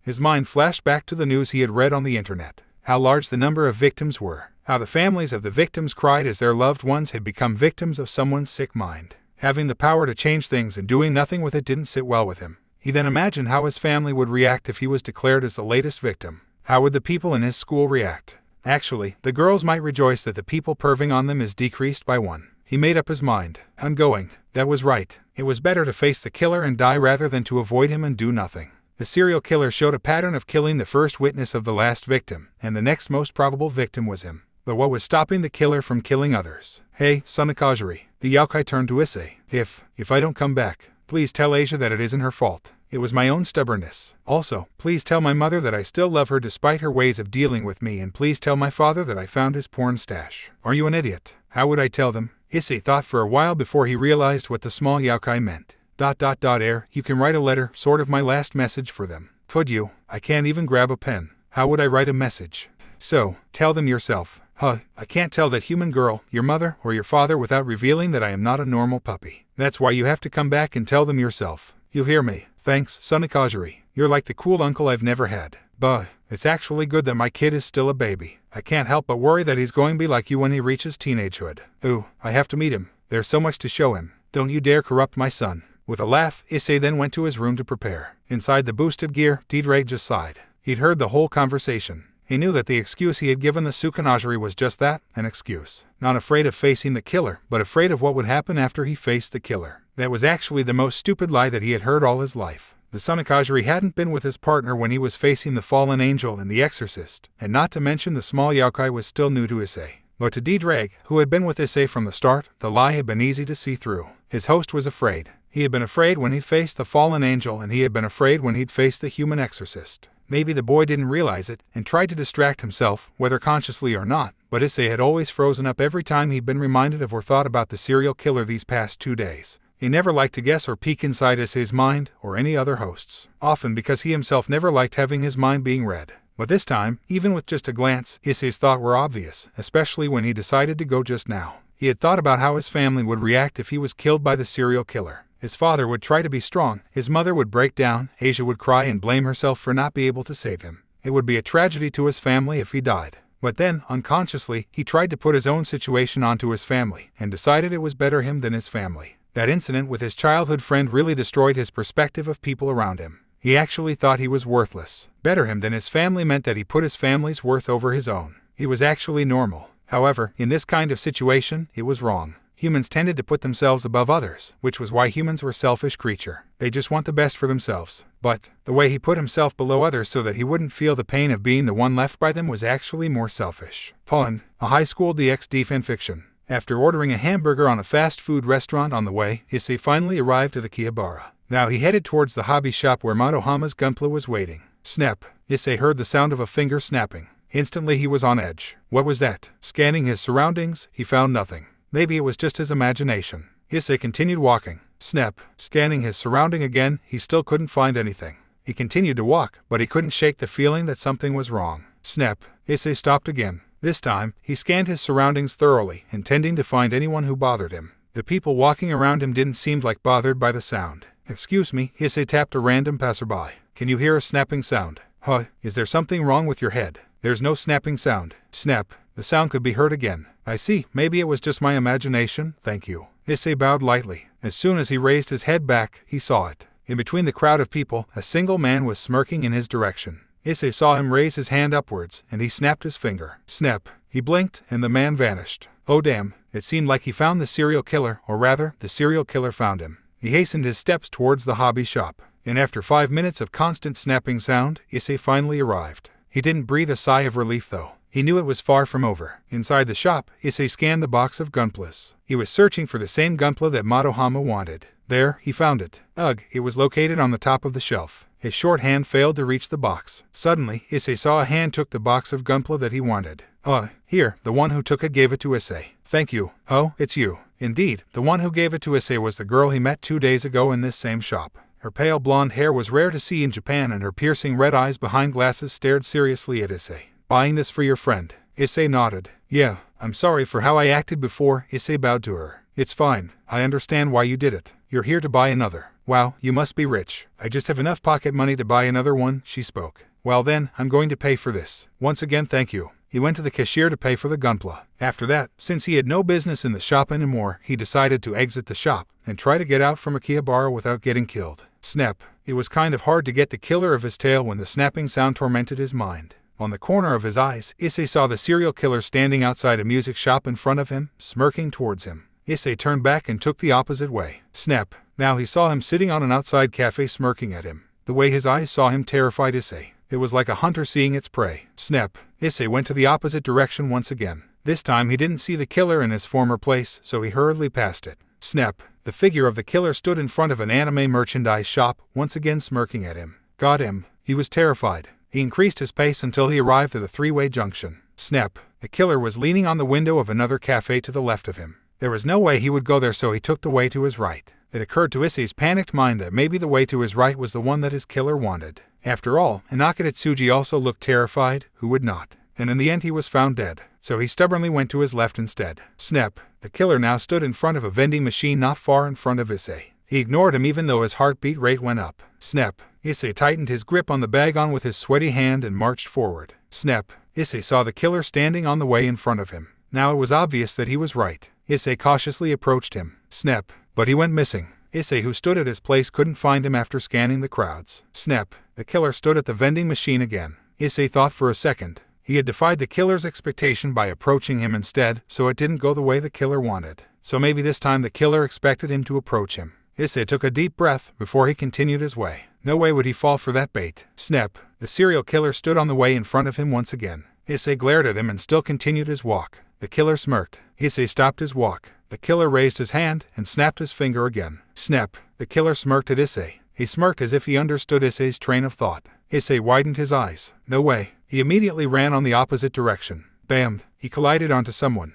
Sorry. Issei stood up and offered his hand, only to raise his brow when he saw the same girl he met at the hobby shop. We meet again, huh? Yes. It was then that Issei realized the finger snapping had stopped sometimes after he collided onto the girl. It also stopped when he had been in the hobby shop. The girl also had been in the shop, hadn't she? Could it be? It was a chance he didn't waste a second.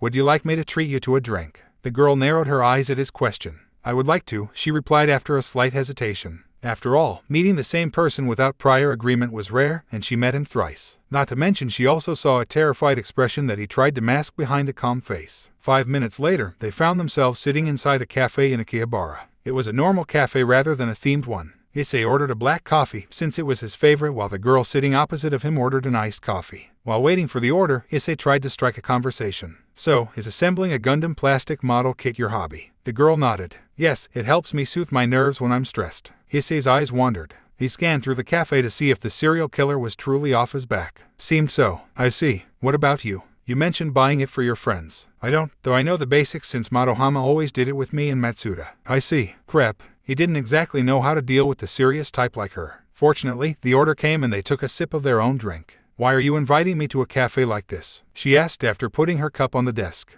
Issei grimaced. So blunt. Were you perhaps trying to flirt with me? No, from your mannerism, it isn't like that. Can you please explain yourself? Issei took a deep breath and closed his eyes. He focused on his hearing, and he didn't hear the finger snapping. He was safe. For now. Actually, there is a strong reason for me to invite you, Issei began, and he can see the dangerous glint on her eyes. He had to be careful with his words. Have you heard about the serial killer of Akihabara recently? She nodded. Long story short, I am his next target. Ever since I stepped my foot in Akiba, he had been terrorizing my mind. Flickering here and there, I can hear the sound of him snapping his finger. The smirk on his face as he stared at me with predatory eyes. Issei's hand on the table unconsciously trembled. His breath became erratic. Calm down. A commanding voice broke Issei from his stupor. That still doesn't explain why you're inviting me. Issei realized that it was true. I don't know why, but inside the hobby shop and when I bumped onto you earlier, I can't hear the snapping sound again. I deduced that you are the reason. So here I am, trying to catch my breath. Issei glanced at her, trying to find an annoyance or pity on her expression, but he found an expression of deep thinking on her face instead. Can you please regale me with your story regarding how you are being targeted?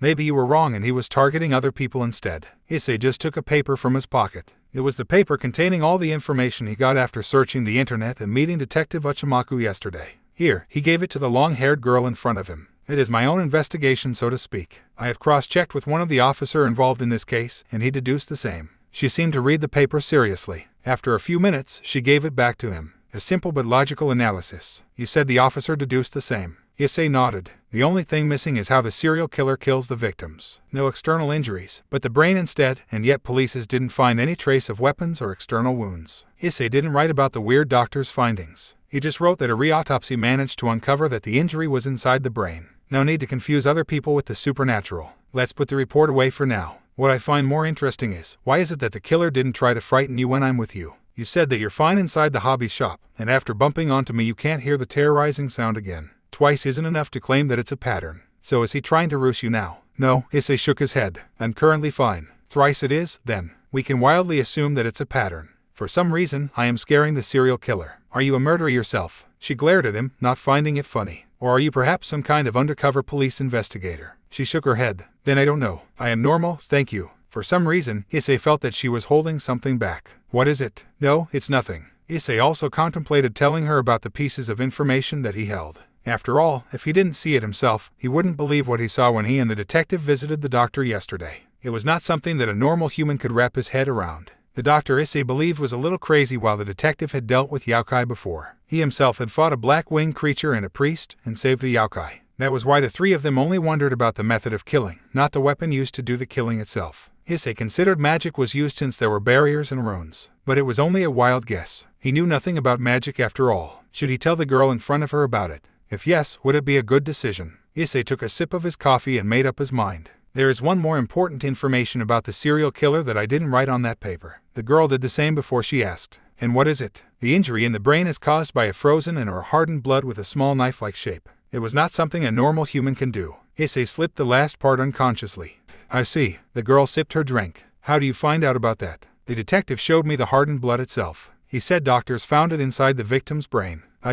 No, I know why the killer avoids me. Issei perked up after hearing her. Really? But you have to listen to me first. Issei nodded. What could she possibly want to tell him? In this world, gods, creatures from mythologies, magic, it all exists. One of the mythological creatures are devils. The girl then offered her hand for a handshake. My name is Sikveira Agers, and I am the heiress of the Agers clan, one of the 72 pillars of hell. Issei didn't take her offer. He sipped his coffee once again before he spoke. Tens of thousands of years ago, the parallel worlds collided. This world became unstable and was nearly destroyed. It wasn't until a great high magician sealed the parallel world in another dimension that the world became normal again. The world then had a happy end. But it wasn't a happy end for one man. He was just an unfortunate bystander on the day the great high magician sealed the parallel world. Because of his misfortune, he was also sealed along with the parallel world. The man wandered around in that world, helping other people, and eventually became the hero of that world. Defeating the Demon King, he brought peace onto that world. But the injury he sustained was so fatal that he died, leaving his harem of 1,000 women. He was then reborn into this world. Issei then covered his right eye with his left palm. My name is Hayatu Issei, formerly the hero of Parallel World, Saguna, the man who once has a harem of 1,000 women. He took Sigvera's outstretched hand. We're not comparing our Chunabiu stories. We're not. Forget what I said. No, I can't. The man who once has a harem of 1,000 women. What kind of delusion is that? I was young, okay. I was foolish. You still remembered it clearly. I think it was recent. 1 year ago is long enough. The me 1 year ago was a foolish boy with stupid delusion. Just forget it, all right. Issei covered his face with both his hand. Wait, you meant you are part of the supernatural. Why don't you say so from the start? I said it in my first sentence. And you already know about us. I see. Yeah, had a run-in with something before. It's easier for you to understand then. Hundreds of years ago, the devils, angels, and fallen angels waged war against each other in what would be known as the Great War. After the war ended, the devils' population diminished greatly. So our leader created a system in which we can make any race into our race with evil pieces system. Those reincarnated devils who used evil pieces system sometimes can defy their master and became a stray devil. Stray devils usually became a threat because they don't have their master to keep their power in check. The serial killer who targets you now, I am certain that he is a stray devil. If I hadn't known about supernatural before, that would make a good Chunabiu story. Shut up, the man who once has a harem of 1,000 women. Stop using that name, please. Then stop derailing the conversation. She shot a glare at Issei. Normally the job of hunting the stray is left to the devils who control this area, but it seems that they haven't taken any move to subdue the stray. Issei tilted his head in confusion. How are you so sure that he is whatever you call the stray devil? A fallen angel or any other pantheons wouldn't avoid me like this. Fallen angels or angel would not degrade themselves to a lower position than a devil by avoiding me. The stray, however, avoids me because I am a devil, she replied while fixing her glasses. Now what would you do with this knowledge? She took a sip of her iced coffee. I don't know. I want to stop him. I really want to. An amused expression appeared at Sigvera's face. Why? Because it's wrong. It seemed that Sigvera didn't expect the human in front of her to answer it like that. And what can you do? You're just a helpless human, not to mention you're being targeted by the stray. Sigvera's piercing red eyes stared at Issei's fiery brown eyes. I know. How about I help you? The stray devil is our race's problem after all. Not to mention the money she would get when she presented the stray's head. Oh, and the shame she could bring to the devils who had this area under his or her jurisdiction.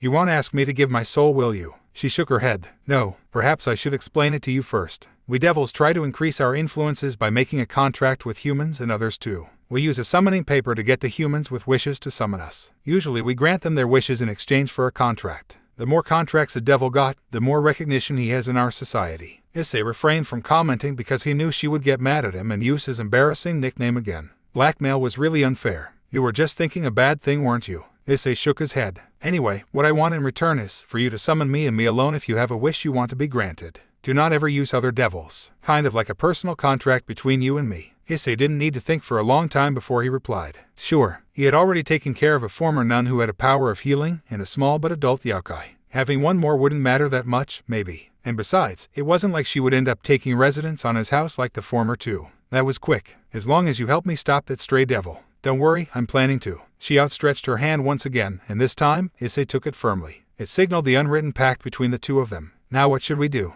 Issei asked. We're going to plan, Sigvera answered with a serious look in her eyes. Issei exited the cafe with a stoic expression on his face. After he and Sigvera spent nearly 1 hour of planning, they spent another half an hour to revise the plan before he exited the cafe. Now if Sigvera's guess was right, then after he had a considerable distance with the cafe. Snap. So Sigvera was right. The serial killer was truly avoiding her, and now after he thought that Issei and Sigvera were far apart, he strikes. Time to do the plan. Ignore the snapping fingers sound, and go towards an abandoned area instead. The area he and Sigvera chose was the parking lot inside an abandoned building. It was easy for Sigvera to name a few abandoned buildings in Akihabara because she said she usually used the abandoned building for teleportation when new Gunplas came out. Snap. Issei ignored him and continued to walk towards his destination. His vision didn't wander, in fear of spotting the serial killer and making him lose composure. His eyes just stared forward. While Issei took a detour, Sigvera would go towards the abandoned building first and hide there. Issei didn't know how she would do it and Sigvera wouldn't answer. But he believed her anyway. Snap.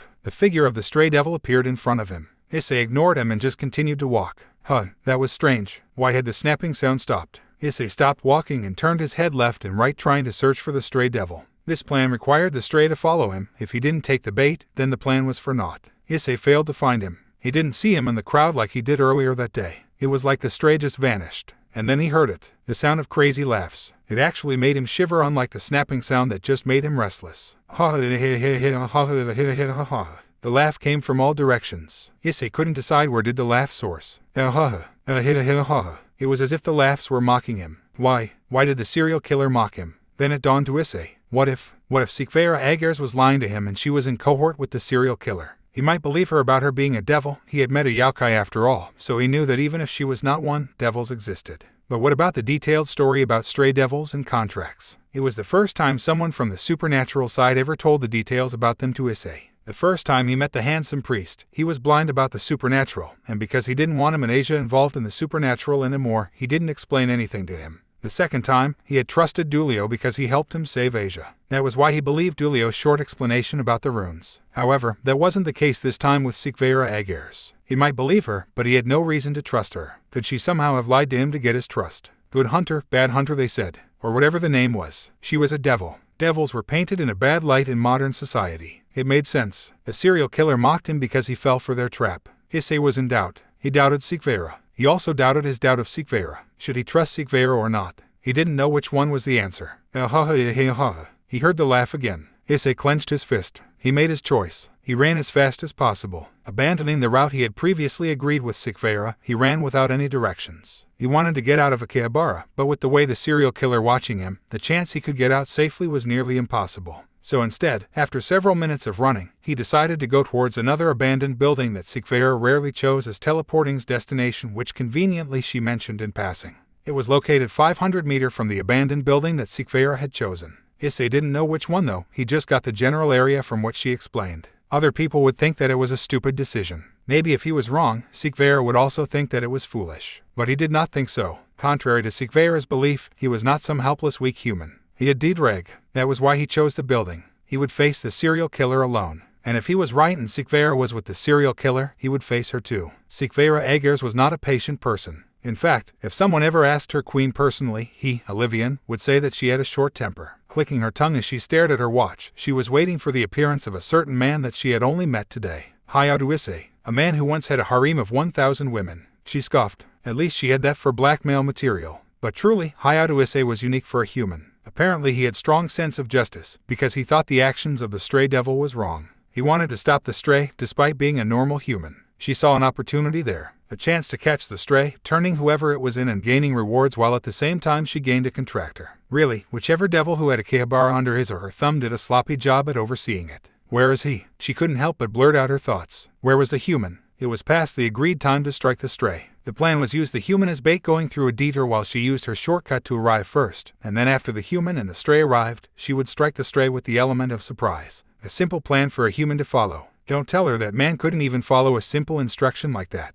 Typical teenagers, she guessed. She didn't discriminate by saying that humans were stupid. Teenagers were stupid, be it humans or devils. She supposed she couldn't exactly generalize that, but for the most part it was true. Where was he? She clicked her tongue once again in anger. That human. Then her eyes furrowed in concentration. If she thought about it once more, that human, Hayao Issei, was odd even for human standards. When she first heard from him that he was targeted, his face showed terror and fright. Most likely because he had been shaken by the stray. But after that, when she began telling him about devils, he had been kind of weird. She couldn't exactly describe what she saw in his eyes. Perhaps it was a mix of confusion, weariness, resignation, and determination. Or perhaps she just delved too deep and saw something that wasn't there. She didn't know. It was just that his reaction towards her explanation wasn't normal. Normal people would be afraid of devils since they were always the bad guy in stories. But he just listened to her. And no, the way he listened was not like those who had heard about devils. He was confused by her explanation like other people. He just listened and accepted her explanation as if it was true. Well, not that it wasn't true, but normal people would have a hard time accepting the supernatural. That human just accepted it easily. It was too weird. Even if he did mention that he had run-ins with the supernatural before, as much as she hated it, normal people would be freaked out the first time hearing about devils. Hell, some of her peerage clients still were. Maybe all of her explanation just sank in after they parted ways. It could be that he somehow began doubting her. Devils were painted in a bad light. As much as weird that human's reaction was, he was still human. Maybe he abandoned their plan and ran away far from this place. Hold on, she shouldn't jump into conclusion like that. From what information that she had read on the human's paper, the stray was unlikely to let him get away. All of the victims died on their first visit to Akihabara after they had seen the victim. What if the stray had struck? For all she knew, the human could be dead now. Then it couldn't be helped if that was the case. If he's not here in 5 minutes, I'm going to search for him. Pun, a high school DxD fanfiction. Detective Uchimaku Hayabusa closed his car's door. He was standing in front of the hospital where Dr. Tsubaki operated. That eccentric doctor said he had found something. I wonder what he found. Hope it can help solve the case. After he greeted the receptionist, he then entered the doctor's room while calling his name. Dr. Tsubaki. Hayabusa, what did you find? Tell me, Hayabusa, was there ever part of the world that we never knew? We can never truly know everything. I guess you can't comprehend what you find with your mind. In my brother's house in Kyoto, we lived with a real Zashiki Warashi, so I know yakais are real. Now tell me what you found. I found a strange chemical substance inside the boy's blood. No, I don't think you can call it chemical substance. You won't be able to find it in the periodic table or any books. It's as if the component were created. But it's crazy, you can't create a chemical component, much less a substance, from nothing. Hayabusa adopted a thinking pose. The strange chemical substance. It coexists with the blood. In fact, it assimilates into the blood without much resistance as it is mixed and does not leave any sediment in the blood. Is it dangerous? The only thing that makes it dangerous is that I don't know. I don't know if it's harmful to the body. I don't know what kind of side effect it makes to the rest of the body. This is why I hate dealing with supernatural. Do you know I choose to work here because I want to be as far as possible from the yaokais in Kyoto. I think I'm going to the territory where I will regret it later, but tell me what you know, Hayabusa. In hurry, Issei arrived at the abandoned building located 500 meters from Sikveira's location. In passing, Sikveira mentioned that she had once or twice used this building. The building seemed to be an abandoned 3 stories building. However, from what Issei saw outside, even though it was only 3 stories, the building itself was massive. The front entrance was locked. Issei rounded the building before he found a basement. Seemed like the parking lot. He then remembered that Sikveira also chose the parking lot. He didn't know why. Approaching one of the nearby pillars, Issei put his back onto it before he inhaled. Come out. The sound that terrorized Issei's mind stopped. At first, it had been the sound of a snapping finger, then it changed into an insane laugh. But after Issei shouted that, it stopped. Clap, clap, clap, clap. From behind one of the pillars in front of him, the killer's figure emerged. Issei still could hear the clap, but to him it wasn't as terrifying as the snap. For some reason, Issei thought the clap was mocking him. I must commend you, a soft voice came from the serial killer's mouth. Choosing this place is gonna be easier for me.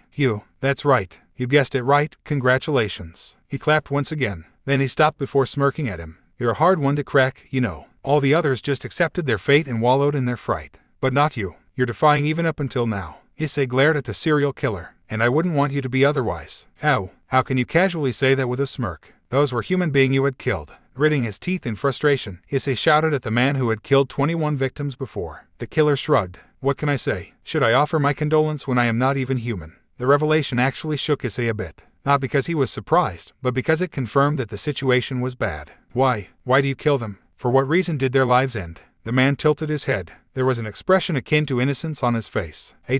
What was it again? He put his fist on his palm. I am experimenting with a chemical solution. Don't screw with me. What does a chemical solution have to do with you killing all those people? Everything. I guess I can tell you this much. You see, before I am a killer, and even before I am a devil, I am first and foremost a scientist. As a scientist, I always saw the world in a pragmatic way. So when my master resurrected me as a devil, I was fascinated with magic, especially since I am a bishop myself. The man then did a facepalm. I'm sorry, we're getting off topic. You don't want to hear my history, do you? Well, long story short, I want to see the effectivity and efficiency of my own chemical experiment, so I randomly tossed it near here. When I had a random passerby pass the place, I simply killed him, leaving his body as bait for the next victim. I want to see how long I can keep killing them before the effect of the chemical solution fade away. The result. You can see it yourself. Issei didn't move. His mind was processing what the serial killer had just revealed. So their lives were just as important as lab rats. Issei felt his blood boil. All the science talk seemed to make you silent. Well, don't think about it too hard. After all, the main component of my chemical solution is not something that a normal human can comprehend. Seriously, devil magic is so convenient. So for you, we are just lab rats, aren't we? Well, that's harsh. Before I became a devil, I was human too, you know. It's just that when I was a human, I too had used humans as my test subjects, so there's no difference for me. Shut up. Has someone ever told you how rude you are? Honestly, interrupting someone when they are talking like that. I'll stop you, right here and now. Really? Issei prepared to leap towards the killer, but his next words froze him. After all, I can kill you with just one touch of my hand anywhere on your body. Wide-eyed, Issei's mouth was open but he couldn't say anything in response. I haven't told you this. My magical chemical solution spread through the olfactory sense and enters the blood that way. In other words, as long as you have ever breathed the air in the place when you found the bait, the evaporated solution mixed in the bait's blood has entered your body already. Why do you think I am approaching you casually like this? Issei stared at his body in disbelief. That's right. Right now, in your veins flows your blood that has been mixed with my chemical solution. Remembering the unbelievable things he saw when he visited that eccentric doctor, suddenly it all made sense for Issei. The knife like sharp, hardened blood. Oh, you knew my weapon already. You are correct. I don't need to carry my weapon since my victim has been carrying it since they joined in this experiment. And considering I can still make 5 of my razor blades and even broke it into smaller pieces in my last victim, the effectivity and the efficiency of my solution is still going strong in your blood. What he meant by killing with just one touch is actually controlling the blood. Issei wanted to dismiss that thought. Controlling blood was impossible. For humans, at least. The Sunakajiri's words rang in his mind. I am quite sure that he was a stray devil. He was devil all right. As for stray or whatever that was, Issei didn't know. What's wrong? Finally decided to accept your fate. Issei's shoulder slumped. This was it? Huh. This was different from when he had been attacked by the Black-Winged Girl. This was also different from when he had been fighting Paolo Marconi. Both times, the attack came quickly and he had not prepared himself. But this time, true, he had prepared himself to face the man who was smirking in front of him. However, this time he had been rendered helpless by simply being his next victim. Hopeless. That was quite accurate to describe his current situation. He was hopeless. There was no chance of fighting the serial killer because he was a brawler and thus had to touch him to fight. Scratch that. Even blocking his punch might be enough for the killer to kill him. Issei tried to alleviate his despair by observing the man in front of him. Stood tall with a white lab coat hanging on his shoulder, the blonde-haired man smirked at him. It was then Issei realized that the man had been smirking from the start. He was amused by Issei's defiance. This man, he might be experimenting using the humans as lab rats. But he enjoyed killing too. He enjoyed tormenting humans too. The man in front of him was insane. Tell me, are we the only ones you used as experiments? With a mad grin, the man replied, Of course not. I run many experiments at once for efficiency's sake. Well, the difference is I left your corpses because this is an ongoing experiment, I guess. I disposed of the other bodies quite cleanly if I say so myself. The fire in Issei's eyes came back. The rage he felt when he thought about their suffering engulfed him. He really wanted to materialize his boosted gear then and there. Consequences be damned. If he was going to die, at least he'd bring the madman with him. Are you upset? Don't be, because it won't matter. They're dead already. There's nothing you can do for them. Come to think of it, why the hell am I blabbing things to you? The man adopted a thinking pose. I guess this is a luxury I can grant for my next victim before their death. Issei clenched his fist. Hearing the madman talking will only aggravated him more. Shut up, madman. Issei raised his left arm to his chest. Madman, how rude. I have a name you know. And really, you're going to run to your death just like that. Sigh, do whatever you want. But before Issei could summon his boosted gear, from the direction of the entrance, a voice broke in. There you are, Hayato Issei. It was Sikvera Egger standing with a glare in her eyes. Instantly, the serial killer clicked his tongue. When I found you here alone, I thought it was just a coincidence. So you did meet with her, huh? Sikvera observed the stray devil who had made his presence known. B-rank stray devil. Anthony Van Torge. Wanted for killing his entire peerage. I guess if you're the serial killer, your rank should be upgraded into a now. She then switched her attention to Issei. Stand down, you're just going to get killed. My, I never expected to meet the Ager's heiress here. And after all the efforts I've done to avoid you too, I'll bring your head to the underworld. Your bounty, while not much, is quite big for a B rank. TCH. Anthony then raised his hands and from it a magic circle formed. Using his other hand, he took a vial of liquid from his coat and poured its content to the still-forming magic circle. He then raised his hand and from the magic circle, projectiles rained towards Sikvera. Taken by surprise a little, Sikvera immediately composed herself and formed a big magic circle with Ager's clan symbol vertically. The bullets from Anthony went through the magic circle. After that, the bullets fell down to the ground. What? My lead bullet? How? Meanwhile, a different thought was racing inside Sikvera's mind. Some kind of alchemy. But Anthony Van Torge had never been known for his alchemy. I forgot the Ager's clan were renowned for their power over time. I guess you stopped them. He was wrong, of course. Stopping something in the air was not something that she could do with her power. Well, she vowed that she would try to find her way to do that. But she would let him assume anything about her power. Her immediate concern was the human, Hayato Issei. He was stood gaping at their display of power. Yes, he was just a human, he'd probably never seen this before. Crouching down, she inspected the lead bullet in front of her. One of her hand touched the ground and used it as support. Watch out, I might or might not be able to control them from afar. She ignored him in favor of the bullet. Any ranged attack he would do, she could just nullify them using her fast forward. That was right. She didn't stop the earlier projectiles. She just fast forwarded their times. No matter how fast any projectile moves, as long as there were no interruptions, its speed would decrease. Inspecting the bullet, her observation showed that it wasn't just a normal lead bullet. A normal lead bullet wouldn't have a particularly sharp tip and wings. While she was sure Anthony didn't use alchemy, he was still somehow able to turn that liquid into this projectile. She then ran towards Issei and stopped just in front of him. Are you okay? She threw a quick glance at him while keeping her guards up against her enemy. I'm sorry for doubting you. That's fine, I guess. Since you said you had run-ins with supernatural before, I just kind of brush off the problem that no normal humans can be as easily accepting about us as you. We are devils. They kind of painted us in a bad light. It occurred to me later that you might not believe me when I said you don't have to offer your soul.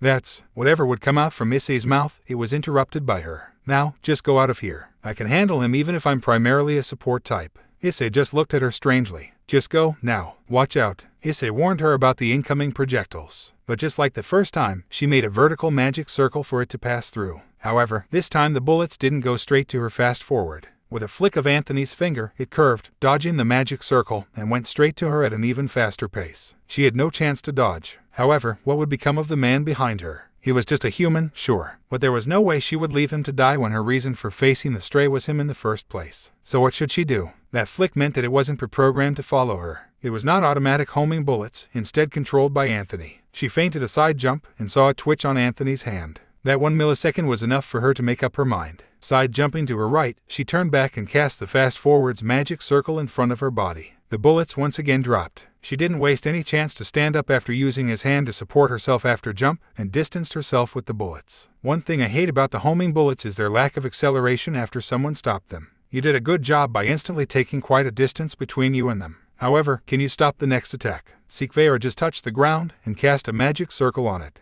Instantly, 3 other magic circles formed in the place where she touched the ground. When she touched them subtly before, she didn't just use it to support herself. She tagged it with a pulse of magic. Once she casted her spell, it was too late for anyone to notice it. What did you do? Anthony observed the 4 points she had used to cast her magic. He was standing inside some sort of field with the 4 point as the borders. I see. A field spell, huh? A cage of some sort. Sikveira didn't answer. She instead entered the field and faced the stray. You're dead, she said easily. Lady, you are the one who will be dead after this. Taking another vial out of his coat, Anthony poured it to his hand as if using it to wash his hands. Sikveira was not well versed in martial arts or close-quarter combat, but she had read several books on them. It was a necessity when she first created this particular spell, because once the spell was up, she couldn't use other spells. She couldn't split her concentration into maintaining this field spell and using another spell. That was the reason why she read books and took interest in hand-to-hand combat. She approached Anthony in a calm manner and normal pace. But to Anthony, she was a blur. This particular spell was tricky. It has several restricting conditions. First, she couldn't use other spell because she couldn't split her concentration. The way to bypass this was of course by training in her concentration. Second, all living beings inside the spell will have their perception of time lowered greatly, only if they were inside when the spell was casted. She had made use of the second restriction to her advantage. To her, the perception of time was normal, but to her opponent, it was not. Coincidentally, the human Hayatu Issei didn't follow her advice to get the hell out and was also inside, so his perception was also skewed. What? Anthony was surprised by how fast the Agar's heiress cut the distance. Before he knew it, she had appeared in front of him and swung her legs towards his nether region. You're cruel. Rolling on the ground, he tried to ignore the pain by thinking about his experiments. But then the pale blonde-haired girl kicked him once again, this time on the rib. Gah, he had to get up. Forget the pain. He had to forget the pain. It was easy to forget the pain in his groin, because he felt pain on another place, this time was his gut. He saw her hand forming a fist near his gut. Even her punches became so fast. He couldn't read her movement. Her movement was too fast for him. He had to revise his next move. At first he wanted to fight her in close combat seeing she had also entered the field. But now, he could not even predict her next movement. Before he knew it, she had hit him. But this time, he was prepared. In the split second before her hand vanished after it hitting him on his solar plexus, he caught her arm. There was an expression akin to surprise on her face.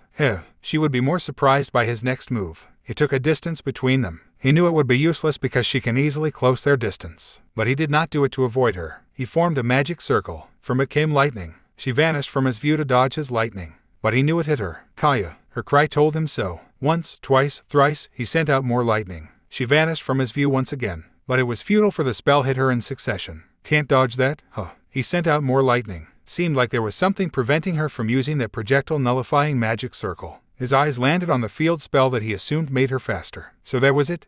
You can't use other spells when this field is up. She didn't show a change in expression, but he saw a twitch on her eyebrow. So he was correct. If you drop this field spell that somehow made you faster, I'll let you know why you can't dodge that lightning. It seemed that she was considering his offer for a long time before she dropped the field spell. Now, I am quite a gentleman, so I'll fulfill my end. Remember when I grabbed you, I did not just grab you. I put a special ionized water, specifically special positive ionized water that won't disperse easily. For the rest, you can put 2 and 2 together, he shrugged. Oh, as for why my lightning won't attack other places, let's just say that it's special as I've modified it to my liking. Sikveira widened her eyes at his explanation. There were rips on several places of her clothes. Her body itself was hurt badly. 10 consecutive lightning attack with 100% accuracy. Just moving her hand to dispel that spell earlier was so painful. That was right. Her body couldn't move. Even if she still could, she wouldn't. Not when moving was so painful. The pain was hard to describe. It was like all your bones was broken even though she felt them fine. You deliberately hide your power, huh? B rank. More like a rank in my eyes. Well, I was a B rank when my experiments failed and killed the entire peerage. And really, the way you have to live as a wanted man is to hide your entire being, even your power. Are those your last words? Seeing the magic circle forming on the stray's hand, she closed her eyes, accepting her fate. But there was one person who would not accept that her fate was sealed.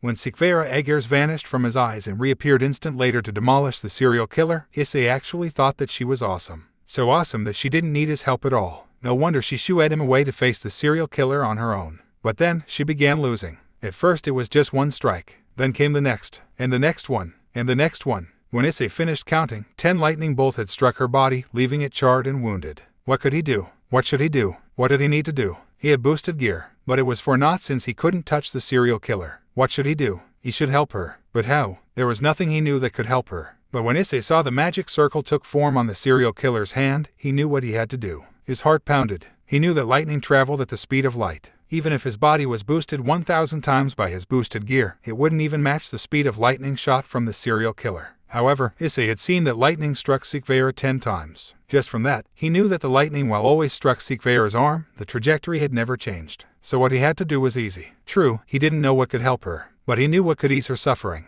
Willing his boosted gear to manifest no need for theatrical by shouting its name out loud, he ran towards her laid-up body, towards the lightning trajectory. Faster than he could blink, he was struck. He fell to his knees. Using his legs as support, Issei clutched his left shoulder in pain. It was burned, Issei observed.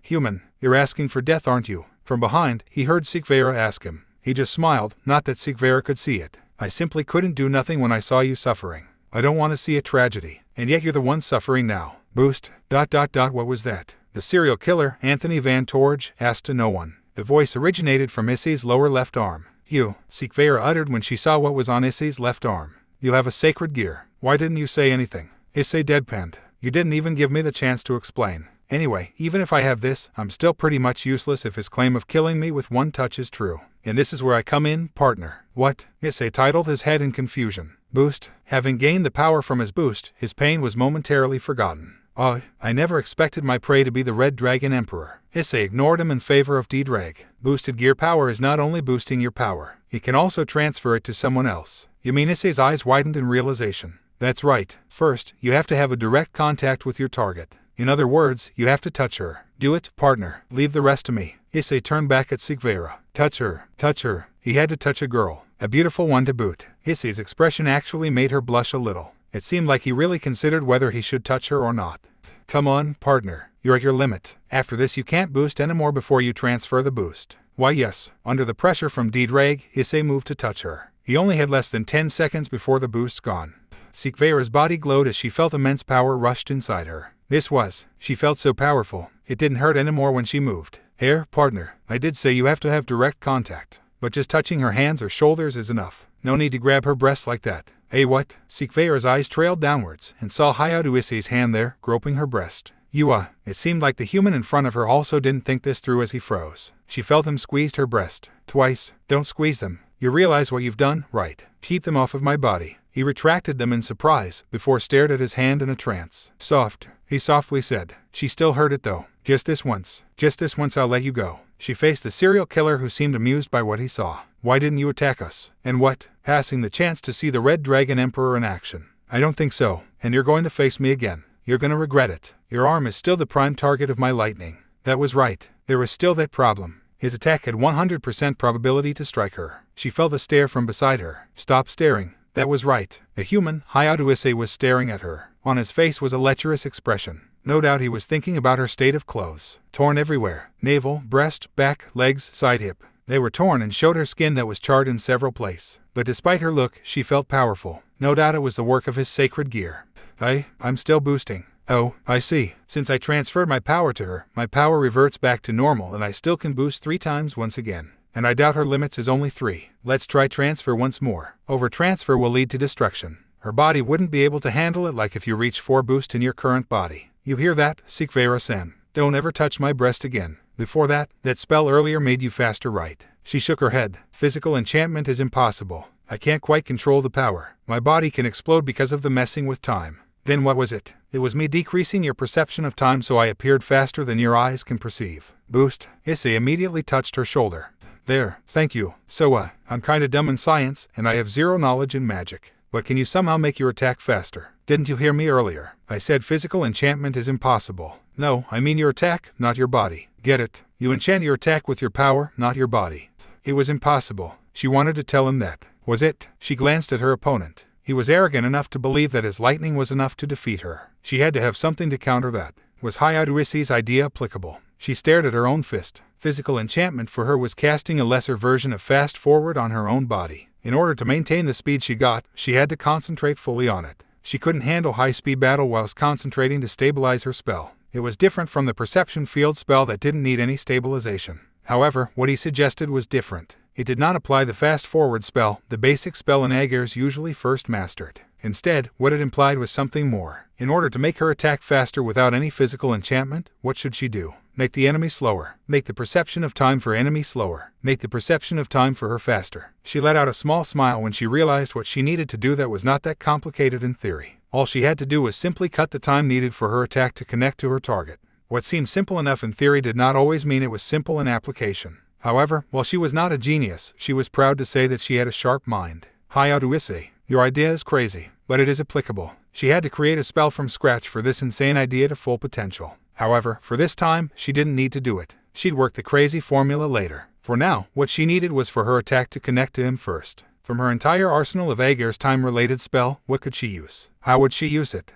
She got it. She formed a magic circle. It was the reverse version of her perception field spell. Her perception field spell decreased the perception of time of her living enemy. As demonstrated before, the lightning, a non-living thing, moved at its normal speed. So the reverse would be a spell to increase the perception of time of any non-living object. It was different form fast forward. In simple words, fast forward made anything ages. In the case of the bullets, she made the speed ages, and thus lowering its speed. In even simpler words, fast forward did as its name, fast forwarding things. This reverse perception field was different. It did not age anything, nor did it fast forward anything. It made the non-living object's perception of time faster. Maybe it sounded stupid as no non-living object can perceive time. Only living being did that. However, time was the main formula of many things. For example, velocity. Using this reverse perception field spell meant that whatever attack that had velocity would be faster. It was a freaking speed enchantment without any physical enchantment, as she had no intention to apply it to her body. Anthony Van Torge, your terror ends here. You are the one who will end here, lady. She formed a big vertical magic circle. Reacting instantly, Anthony shot lightning towards her. It did not reach her. A split second earlier, she ran her body through her reverse perception field spell while intending to punch him in the face. A split second after the lightning missed, Anthony was thrown several meters backwards from her punch. If someone could have the same perception as a non-living object, for example, a man who saw himself as a sword, not a human, then he would see that the time moved at a really slow pace, while Sikvera Aigers' body moved normally towards her destination. Sikvera herself did not see the split second when everything became slower. In other words, for her, the experience was like teleporting.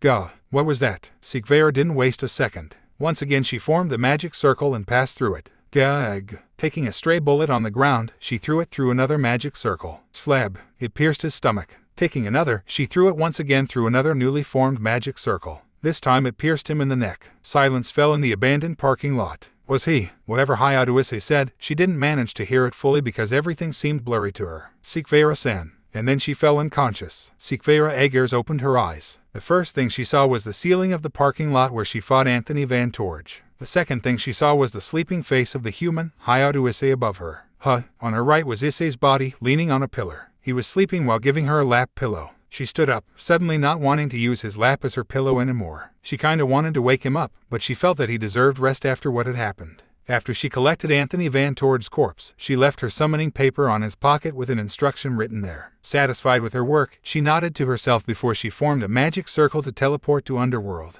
Going somewhere, she turned her head to see Hayato Issei there waving at her. Canceling her teleportation, she greeted him back. Did I wake you up? I thought you gave me your number here. He unfolded the summoning paper from his pocket and showed it to her. Turns out this is some mumbo-jumbo I don't understand. The occultish circle was cool though. She just stared at him before she let out a small smile and noticed by him. That's my clan symbol, thank you for your compliment. As for that paper, it's what I was talking about earlier. Use it to summon me to grant your wish. I see. Issei still didn't understand, but he didn't want to hold her seeing that she was carrying the serial killer's body. What should I say to the detective? Tell him that the killer has been apprehended. ... Or you can just make anything up. Okay, before I go, do you want to join my peerage and become mad like him? He and the other strays are exceptions, you know. I will treat you fine, don't worry. Issei shook his head. I don't think I can just leave my family and Asia just like that. That damn Dulio will be angry if I can't protect Asia. Did he just casually mention a dangerous name? She did not know any other Dulio than the strongest exorcist. Wait.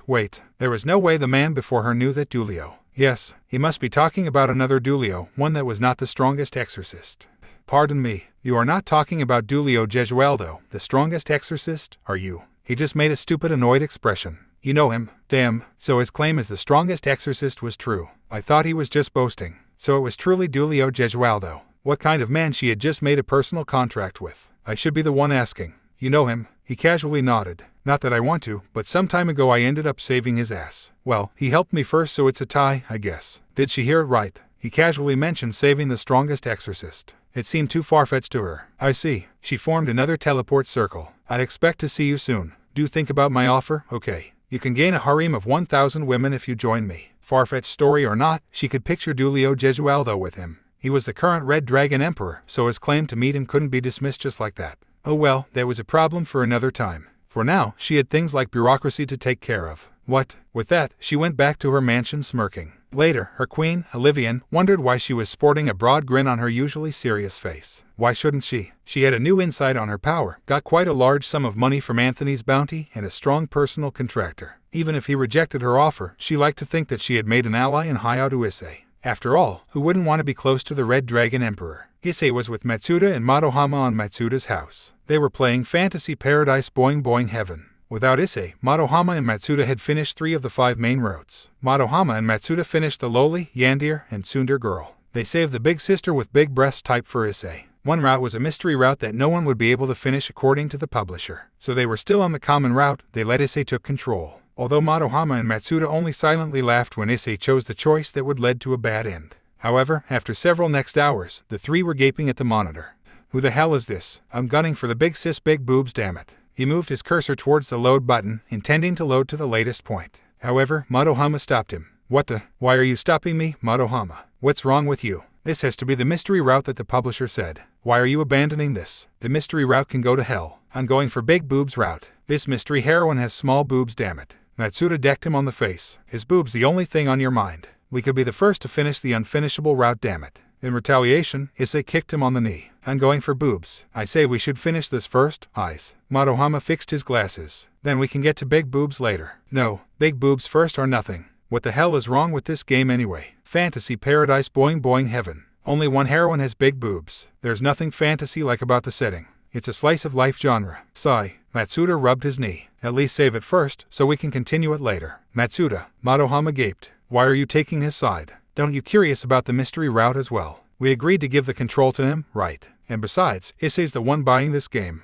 We owe him at least that much. Madohama sighed as well and relented. Fine, you can go to big boobs route first. Issei had a tear on her eyes. You guys. And after he saved it, Issei restarted the game. He was determined to finish the big-breasted big sis character route, no matter what happened. Several hours later, the 3 gaped once again. We were fighting for the mystery route, right? I'm certain of it, Madohama replied. Yeah. However, Matsuda trailed, which was continued by Issei. Then who the hell is this chick? I want my boobs, damn it. Issei saved it and restarted it again. To hell with this game. How many mystery routes does this game have? What kind of crazy developer makes this game? If you want to make mystery routes, then at least make the boobs bigger. I want my boobs, damn it. Issei yelled in anguish after he fell for another mystery route. He saved it again and restarted the game once again. I'm done. I'm going back home. Goodbye, Matsuda, Madohama, Issei said as he got into another mystery route. New eyes. Don't give up yet. Madohama yelled. Yeah, think about once you get it. All your efforts will be rewarded. Matsuda continued while wiping his eyes. That certain scene with the lowly was.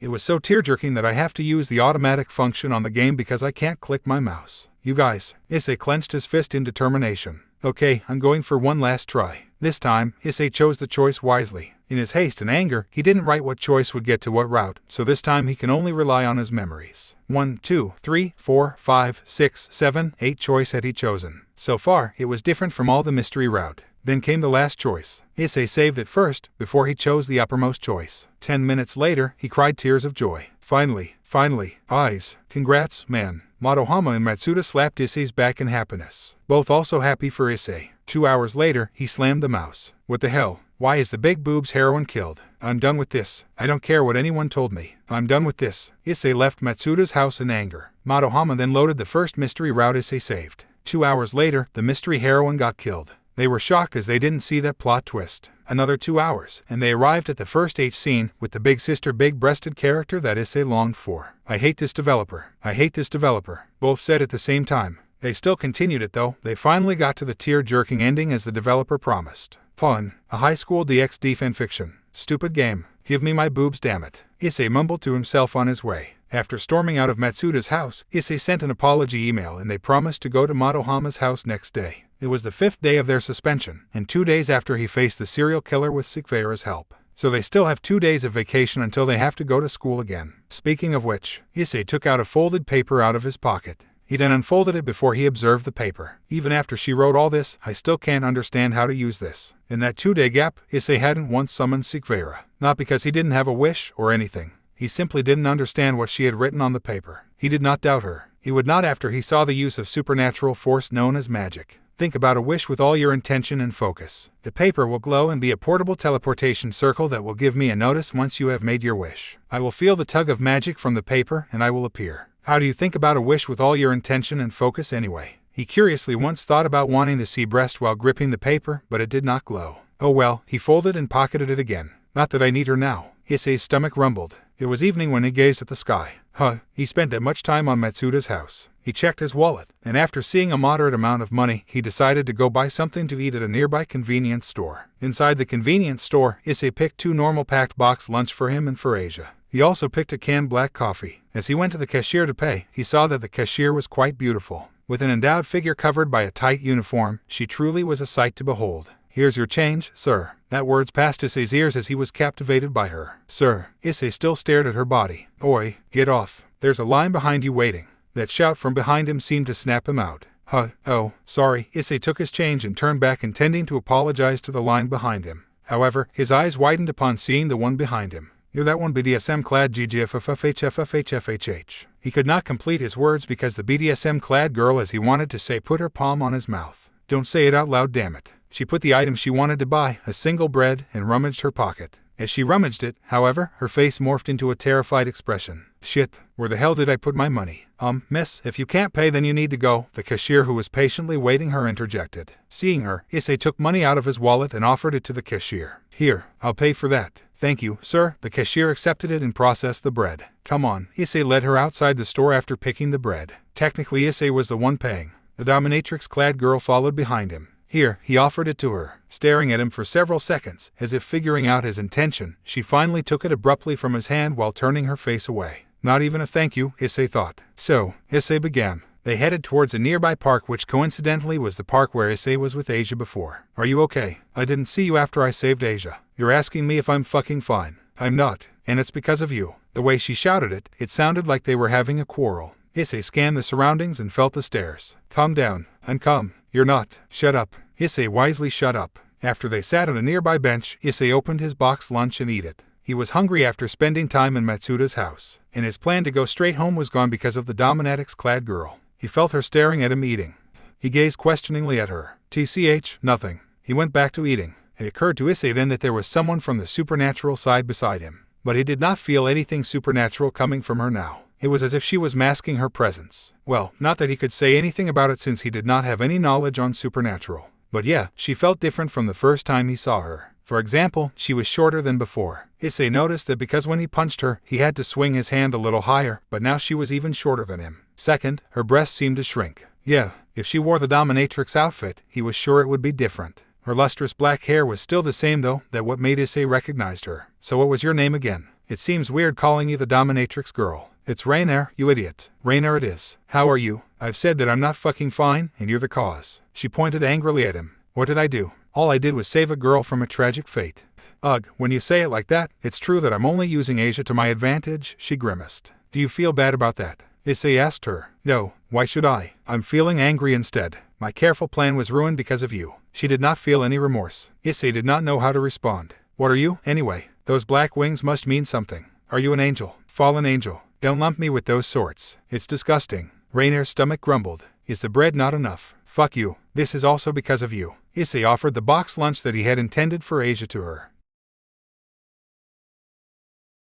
Seeing her with a flushed face and embarrassment was a bit funny, not to mention her crude way of saying this was his fault. Why are you offering me this? Rainer stared sharply at Issei. He just shrugged. Well, why shouldn't I help you? Issei asked back. Seeing a complicated expression on her beautiful face seemed worth it. Alright, I want to know the supernatural more. After saving Asia, I got into another kind of mess, so I want to have as much information as I can. Rainer accepted the boxed lunch. As she opened it, she asked, where do you want to start? Issei opened the lid, took a sip, before he answered with a question, do fallen angels have connection with devils? He remembered Sikvera mentioned fallen angel before. He wanted to know the connection. Yeah, the worst kind of connection. Angels, fallen angels, and devils are part of what everybody knows as the three factions. Ironically, the three of them never get along. Hundreds of years ago, I forgot the exact number, each faction were having a three-way wars against each other. I remember eradicating some devils, didn't bother to learn their disgusting names, she said between munching the food. So no Sikvera in front of her, and vice versa then. Issei took another sip before he asked another question, so what actually happened after? You know, that incident. I suddenly woke up on a bench after I punched you.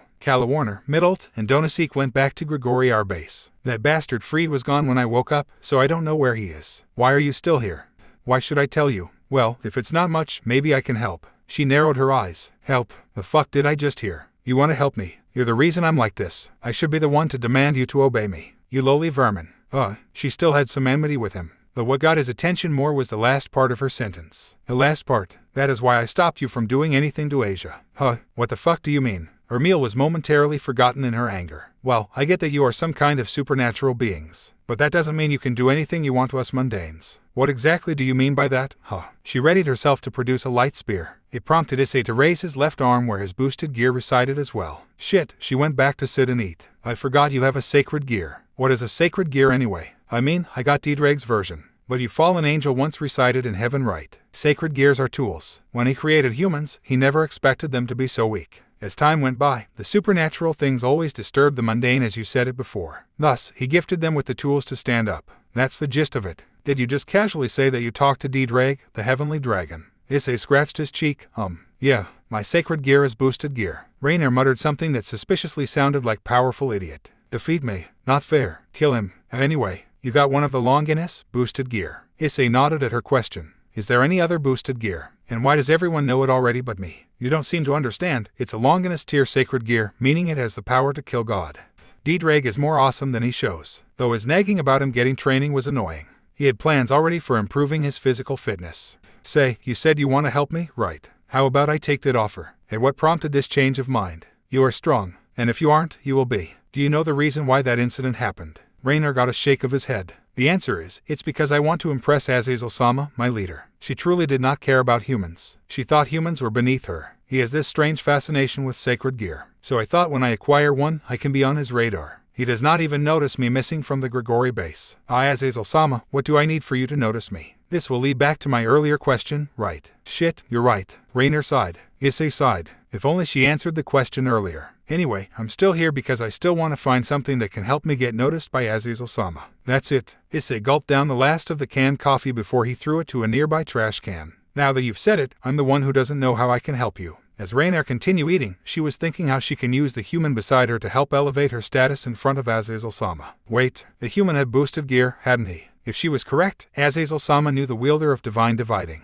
She can just give him to Azazel-sama. I got the feeling you were thinking about bad things. Issei interjected. Whatever is on your mind, I'm going to say no. Rainer got a horrified look. But this is the only chance for me to get noticed by Azazel-sama. What is it, then? Don't you want to understand more about your sacred gear? Don't you want to get stronger? Don't you want to reach the power scale of those who can kill God? Rainer began asking him a barrages of questions, tempting him with promise of understanding his sacred gear. Azazel-sama was a scientist interested in sacred gear. He must know something about the boosted gear. Issei outstretched his left arm towards the sky. Staring at it, he let out a small smile. As long as I have enough to protect Asia, that is enough. So it came back to that girl, I've been tasked to protect her by her strong secret guardian. He might kill me himself if I let any harm come to Asia. If I wasn't there to stop you, he was going to stop you anyway. So your plan was ruined whether there was me or not. When Issei turned his head, he saw Rainer throw the empty box to the trash can. Shit, she truly has the fucking luck. I'm not a religious person, but I can say that it's because of how devoted she is. You saw it yourself, didn't you? Rainer couldn't hold her laugh. She laughed like a madman for several seconds before she cursed. Now what had just happened? Issei thought. Damn, I forgot I can't say it to anybody. Forget what just happened. Come on, can't you just say a little about it? I'm curious. Fuck off, you shithead. Issei went to a nearby vending machine and bought 2 cans of coffee. He threw one at Rainer, who caught it and glared at him. What? I just thought you'd appreciate a drink. I don't need you to babysit me. Anyway, since the supernatural exists, does that mean any other gods exists? Rainer took a long gulp of the coffee before she nodded. Every god's recorded in humans' myth is real. From the Sumerian, Egyptian, Grecian, Roman, Norse, Aztec. But since humans nowadays don't have faith in them, they became weak. That is the reason why the 3 factions were powerful, so powerful that they can wage wars. It's because his followers are massive in numbers. Is there a god or goddess of breast? You're making fun of me, aren't you? You mean there was no records of civilization that worship boobs? How can this be? Don't sound so surprised at something idiotic, you moron. There's no way a deity of breast exists. Ah, she must have a beautiful pair of big boobs. Issei imagined about the goddess of breast, and if she was real. Well, if there has never been a civilization that ever worshipped the Chichigami, then I will be the first one to do so. I got defeated by this kind of lunatic. Hey, anyway, do you want to help me or not? I don't know. Issei turned his face away from her and stared forward. I don't think I can help you. You definitely can help me. My leader, Azazel-sama, is very interested in the sacred gear. If I recall correctly, he has this one person who have divine dividing. Don't you want to gauge your rival? Suddenly Issei's hand glowed as boosted gear materialized. The intimidating voice of Diedrag actually made her jump a bit. Yeah, who? Rainer sweated as she seemed to have worded her sentence wrongly. Azazel-sama took the divine dividing user. Curses. Partner, you really have to train your body. If that damned white dragon's wielder is under Azazel's wing, then you're going to have big problems if you meet your rival now. Diedrag says not to meet him, so I won't. Issei decided after the boosted gear materialized. He would have a chat with Diedrag later about the details of the rival. Rainer seemed to mutter something that he couldn't hear. Anyway, you're residing in that abandoned church, right? Can I visit sometimes? Why the hell do you want to visit someone who tried to kill you? Fucking humans. Hey, but you're trying to kill me because we're on the opposing side, right? I want to save Asia while you want to use her. Now that you don't want to use her anymore, I'm not your enemy anymore. That's enough reason for me to visit, right? It's not that simple, idiot. Rainer sighed. I give up. Do what the hell you want. Issei's face morphed into a small smile. Besides, maybe I want to ask you something. Suddenly, from Issei's pocket, came out blinding light. Oh damn, of all the times for her to appear, why did it have to be now? Issei threw out the summoning paper Sikvera gave him and took Rainer's hand. Wait, what the fuck are you doing, stupid? It was that demonic energy I feel. On the air, an intricate magic circle similar to what he had seen 2 days ago formed, and from it came the same girl he met 2 days ago. I'm sorry, I couldn't answer you yesterday. I'm on another request, and I specifically ordered my peerage to not answer you except me. Sikvera opened her eyes to see that Hayatu Issei, the Red Dragon Emperor and her personal client, taking a fallen angel's hand while frozen. Nobody said anything. Sikvera's eyes glared at the fallen angel sharply and vice versa for Rainer, while Issei just sighed. Sikvera-san, Rainer-san, I have a good explanation for this. You better have. Both said at the same time. Both then glared at each other again. So, I'm waiting for that good explanation. Sikvera pointed out to Issei, who was sitting between the 2 girls from opposing factions. He is literally the only barrier between them. And even if Issei quite liked the sensation of being in the middle of 2 girls, he'd like it more if the 2 girls are fighting over him, not for some racial grudge. Yeah, what the fuck are you doing summoning a filthy devil? I come from a high-class family, thank you. Rather, it is I that should call you a filthy fallen, Sikvera jabbed while sneering at the raven-haired fallen angel. Don't you fucking dare mock me, you bitch. I don't need to use my body to get what I want, thank you. Aren't you the one using your body to give you advantage, whore? This was bad. This was freaking bad. Issei didn't know what he should say to diffuse the tension. The tension in the air was so thick that you won't even be able to cut it with Ichigo's Zanpakuto. Was this the start of a new war of the century? Was this where fate of the world was decided? No, even if it was true, he didn't want it to come true. He had to do something, but what? As he observed the 2 girls bickering, insulting, and fighting with each other, it was clear that their little squabbles escalated fast. This was bad. I bet your high-class mother cheated with a lowly devil, to think that someone like you is a high-class devil. I'm dying of laughter here. And I bet you became a fallen angel because you are addicted to sexual intercourse with humans. That was the case with most fallen, wasn't it? You whore. Shut your mouth, bitch. I would shut my mouth if you stop insulting me, whore. Would you 2 just shut up? Issei shouted as he materialized the boosted gear to have their attention. Do I have your attention now? Good. Issei dematerialized it back. He made a mental note to apologize to D-Drag later. He bet the dragon was still sleeping and didn't like being annoyed in his sleep. The two of them did not reply. How can I explain if you two keep bickering like toddlers? Well, sigh. Anyway, Rainier-san, 2 days ago, I was nearly killed by a stray devil. Sikvera-san helped me fight him off in exchange for being her personal contractor. And, Sikvera-san, Rainier is my gateway to the supernatural like I've said to you. You idiot, how can you just accept a deal from that bitch? Don't you know the repercussion? Not that I know anyway, I don't want to deal with lowly things like her. What kind of gateway is that? Ugh, both of them asked it at the same time. He didn't know who he should answer first. In the end, since earlier he answered Rainier's first. This time he was going to answer Sikvera's question first. Sikvera-san, well, she was going to take advantage of a nice girl. I stopped her from doing that. And Rainier-san, at the time, it was the best idea to accept her help. And besides, it's not like I will make a contract every day. ... That means she was your enemy, right? I can't believe you, casually being with you like this. Sikvera fixed her glasses. Just wait and see until she takes advantages of you. The answers actually kinda made Issei's head ache. So Sikvera was asking him back, while Rainier made a statement. It was kinda hard to distinguish it because they said it at the same time. Yeah. Now, can everyone be a good girl? I'm not some 6-year-old. I'm not some little girl. For two individuals from opposing species, they were kinda alike, actually. And you haven't answered my question, Hayato-san. How can you just casually approach your enemy like this? In trying to make me have a civil conversation with her like this, you fall below my expectation, Hayato-san. Well, why shouldn't I? That question actually made Sikvera a little speechless. When she thought about it again, why shouldn't he? It was his life they were talking about. He had full reign of his own human life. He was not a devil, angel, or fallen angel, or any other supernatural creatures. He was simply human. A human with a Longinus tier sacred gear. Suddenly she saw him in a different light than before. When she saw that he had boosted gear, she thought he would be a nice catch for a peerage member. Not to mention, she already has the dragon-related Olivian as her queen, so convincing him to join her peerage would be a lot easier. But now, the full ramification dawned upon her. If he joined her peerage, he would never be able to have a civil talk with a fallen angel like this ever again.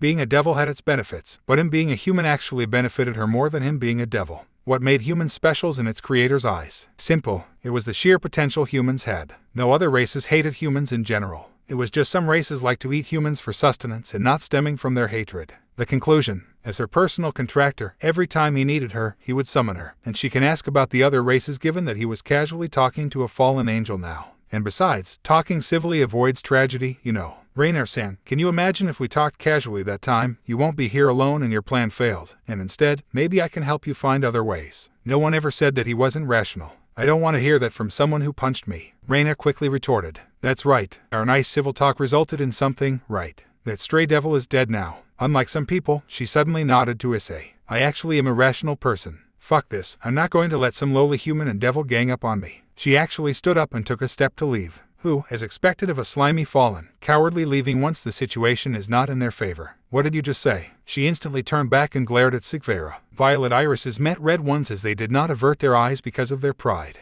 And one more thing. Just because Rainier-san was once a bad guy, that doesn't mean she's a bad guy forever. She's just coincidentally the bad guy that one time. If you ask me for help, I'll help if I can help. Such a naive view. Sikvera would never have that kind of view towards her enemy. But maybe that was what made him special. Not just the fact that he was human, not just the fact that he has a Longinus tier sacred gear, but also the fact that his way of thinking was simple, even if naive. Rainier was just stunned. She had never expected this kind of sentence coming from his mouth. But maybe she should have expected that from someone who came barging to a church without any supernatural knowledge, and interrupted the ritual of extracting twilight healing, just to save a girl from her death. To my stupid and ignorant self, a group or faction doesn't mean anything. Yes, that was right. To Hayato Issei, the term group or faction did not hold any importance. He did not save Aisa because she had connection with the strongest exorcist. He did not save Kanu because she was the daughter of the Yaokai faction's leader. He did not fight Anthony Van Torge because he was scared of him. He simply did it because he did not want tragedies to happen. A quiet laugh came from Sikvera's mouth. When two pairs of eyes bore into her, she just bowed her head, not wanting to make her laugh known.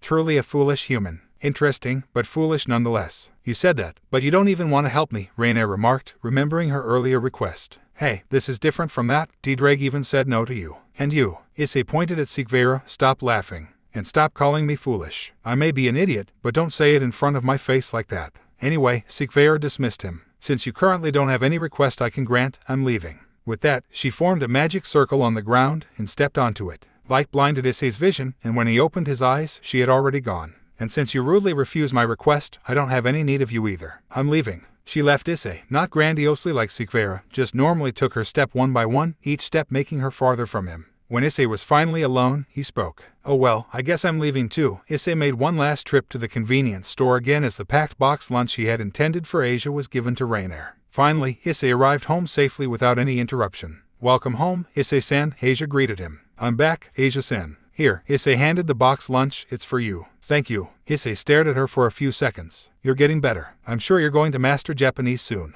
She smiled brightly. Thank you, Issei-san. I will try to meet your expectation. However, after that smile, Issei thought he saw a brief terrified expression before it went into a soft smile. Was it just his imagination? Asia-san. He decided to take a gamble. Is there something wrong? She tilted her head cutely. No, there is nothing wrong, Issei-san. Are you sure? She nodded her head. Then, I'm going to the kitchen. Issei just stared at her retreating back. So it was just his imagination? Well, anyway, if Asia had some problem, he was sure that Asia would come to him. He guessed the unplanned meeting between two opposing factions had some stressing effect on him. On a dark abandoned alleyway, beside a trash dump, sat a white-haired man with a pair of menacing red eyes. His priest robe was dirty and torn in several places. He was not the man anybody would expect being in a place like that from his appearance. Those who knew him, though, they could say with certainty that his rotten personality matched the place. His entire youth was filled with killing the devils and the heretics. It was ingrained in his mind that devils are for killing, and those in connection with them are also killable. It was what made the church throw him out. He had to rely on those fallen angels if he wanted to kill devils. Fuck them, fuck the church and those who run it. My, I would never expect to find you here. A soft female voice made him open his eyes. Fried Selzen, the prodigy. He stood up. What do you want, lady? Now that he had a good look at the female figure, he saw white robes covered her entire body except her face. I want you to join me. Figures. Those who knew his old moniker as the prodigy probably belonged to the church. Now see here, lady. The church already threw me out, not caring about me because I like killing devils, not that I care for them anyway. And you want me to join back? Hell no. The figure smiled. But I'm not affiliated with the church. His face gained an interested look. I'm not about to join some shadowy organization. Tell me who are you, and I might consider it. Full mind of the center from the God's right seat. Leader of the Church Liberation Movement. Fried Selzen laughed like a madman. You mean they are real? I thought it was just some rumors. The secret faction that doesn't like the way the church is now and want to revolutionize it. It's real. So you know of us, then. Some cannon fodder need to shut their mouth. Anyway, why do you approach me, and what can you offer to me? I want you, because we need someone like you. Your ideal wasn't wrong. There's nothing wrong with just wanting to kill devils. Those old crones are stupid. That's why I want you. Bullshit. Tell me the truth. My, seeing through it already. I want you because to me, you're not some stupid cannon fodder. You're an interesting character. I don't understand. You don't need to. I can offer you more power and backups to kill more devils. That's what you want, right? I accept. It was better option than just living like this. That's a relief. I thought my trip to Japan here was worthless. I'm glad you accepted my offer. Now I assign you your first mission. I think you're going to quite like it. And what is it? Retrieve Asia Argento and her twilight healing and bring her back to Italy. You can do it however you want and whenever you want. I want something to catch the Red Dragon Emperor's attention. Ooh, I like you already, lady. He's going to have revenge. That one stupid mass justice crap was going to pay. Or, the boy who escaped him was enough. I'll leave it to you, then. The next morning, Asia suddenly approached him. Twirling her fingers, she suddenly asked something of Issei out of the blue. Issei-san, can you escort me to the Japanese course's place? Issei actually surprised. This was so sudden, Issei hadn't even washed his face and Asia already approached him. Because of that, Issei can only mutter one word. Asia's face turned into a shade of red. She shyly looked away. The twirling did not stop. I mean if you don't have the time to, it's okay I guess. Well, if you can wait for a while, then I can do it. He scratched his head. Wait for a while, okay. Issei quickly washed his face, changed his clothes, and then both he and Asia went to have breakfast. Issei actually was still on punishment, and didn't get any breakfast from his parent, but because Asia asked nicely, they gave him his portion of breakfast. He should have asked Asia to ask them for breakfast. It has been 2 days since he managed to avoid the disastrous situation with Rainier and Sikvera. In that time, he'd gone to Madohama's house and did not meet with the two at all. Issei was actually kind of glad that he did not. His life had too much than it could manage. So, Issei tried to start a conversation as they headed towards Asia's Japanese course's place. Why are you asking me this? Asia made an embarrassed expression. I'm sorry if this bothers you, Issei-san. No. Issei waved his hands. I'm free, and my suspension only ends tomorrow. And besides, I think I have not spent enough time to talk with you like this. Issei then realized his words and the implication that followed. He and Asia turned their faces onto the opposite way, avoiding each other's glances in embarrassment. I mean, in order for you to progress with your Japanese, you need a lot of conversation with me, right? Issei tried to defuse the situation. It seemed that Asia found that better since she smiled back and nodded at his question. Yes, you are right, Issei-san. Then the smile vanished and replaced with worry. Asia's eyes moved left and right as if trying to search something. Something wrong, Asia-san? Asia did not answer for a while, like she was contemplating what to say to Issei. There is a reason why I want you to escort me like this. She stopped with an awkward laugh. But Issei did not find this matter laughable. No, from the sound of it, it sounded like it was a serious problem. Issei motioned for Asia to go on, and she nodded. Since several days ago, I felt like someone is watching me, but I don't know who or where because I never find the person. So someone has been following Asia for several days, and she was afraid the person would do it again today, so she asked him to escort her on the way. It was so scary. Asia trailed as she hugged her own body to emphasize the scariness. Well, you don't have to worry. Issei put a hand on her shoulder as they continued walking. I am here, after all. I promise you I'll protect you. The promise was not only for her, but also for Giulio Gesualdo, who had helped him save Asia before. Thank you, Issei-san. Speaking of which, Asia-san, do you have friends there? Asia stuttered and began twirling her finger. I talk to people there. Come on, Asia-san. You have to make friends. Issei nudged Asia as they walked. However, for some reason Issei felt something. He felt that someone was glaring at his back. On instinct, Issei turned his head to see behind him, but found no one. Issei-san. Don't worry, Asia-san. They continued walking. But Issei could not shake the feeling that someone was watching him like a predator watching their prey. Issei did not like the tense sensation one bit. However, he would endure it. If Asia can endure it, then so can he. Finally, they arrived at the place. Well, this is it. Try to make some friends, Asia-san. She nodded. I'll try, Issei-san. With that, she entered the building. And instantly after she left his gaze, the feeling that someone was glaring at his back came back. It held little to no difference with the feeling he felt 4 days ago when being terrorized by Anthony Van Torge. In fact, the feeling he felt 4 days ago was more terrifying than this. Wait, when he thought about it again, it wasn't normal for him to just dismiss this kind of feeling just because it wasn't as intense as the one from Anthony Van Torge. Issei went inside a nearby convenience store just to make himself lose the eye of the watcher. After a few minutes, he left the convenience store after buying only a canned coffee. Good. He did not feel the eye watching him anymore. With that, he messaged Madohama and went to his house. It was his last day of suspension, after all. He would exploit it as much as he could. Ton, a high school DxD fanfiction.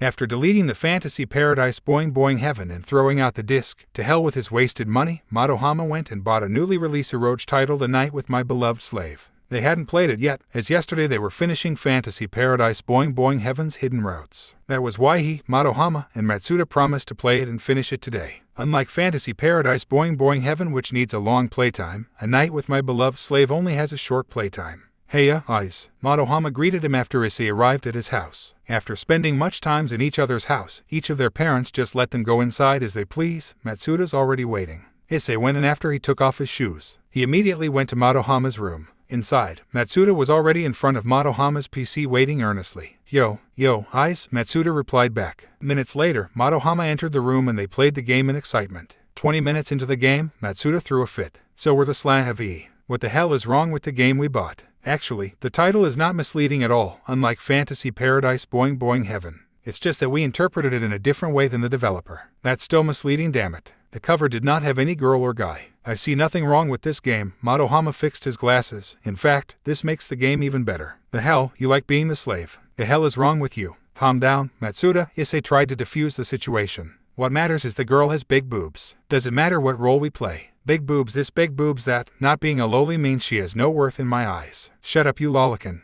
I don't want to hear that from a masochist. I'm not a masochist, damn it. I just like that we play as the slave, because it means we can try the harem end, you stupid. Wait, Madohama, what? Issei's ears picked up the word harem. I mean, if we're the master, there is definitely a harem end, right? Then, if we're the slave, there is no guarantee for a harem end, but considering the developer is the same one who make Hermet, the legendary game, I'm saying that there is hidden harem route with all the other slaves and our master. So that's why we're the only male slave in the game. Matsuda realized one important fact. I see. Issei nodded, agreeing with Madohama's assessment. Let's try to finish the game, then. I want my harem route. By the way, don't you kind of feel bad that we did not invite Sakurazuki-san here? Issei suddenly changed the topic. They did not invite Rena to play with them, for obvious reason, but Issei just can't help but feel like they are singling out Rena. Idiot, you want her to see the H scene and become disgusted with us. Madohama quickly replied. But I just kind of feel bad, Issei replied back. I know what you mean, Matsuda agreed with Issei. There's just something. I don't know, different ever since we became her friends. No, man, there is nothing different. I think it's only you. What I mean is maybe Sakurazuki-san is worried about us. Madohama seemed to be in a deep thought.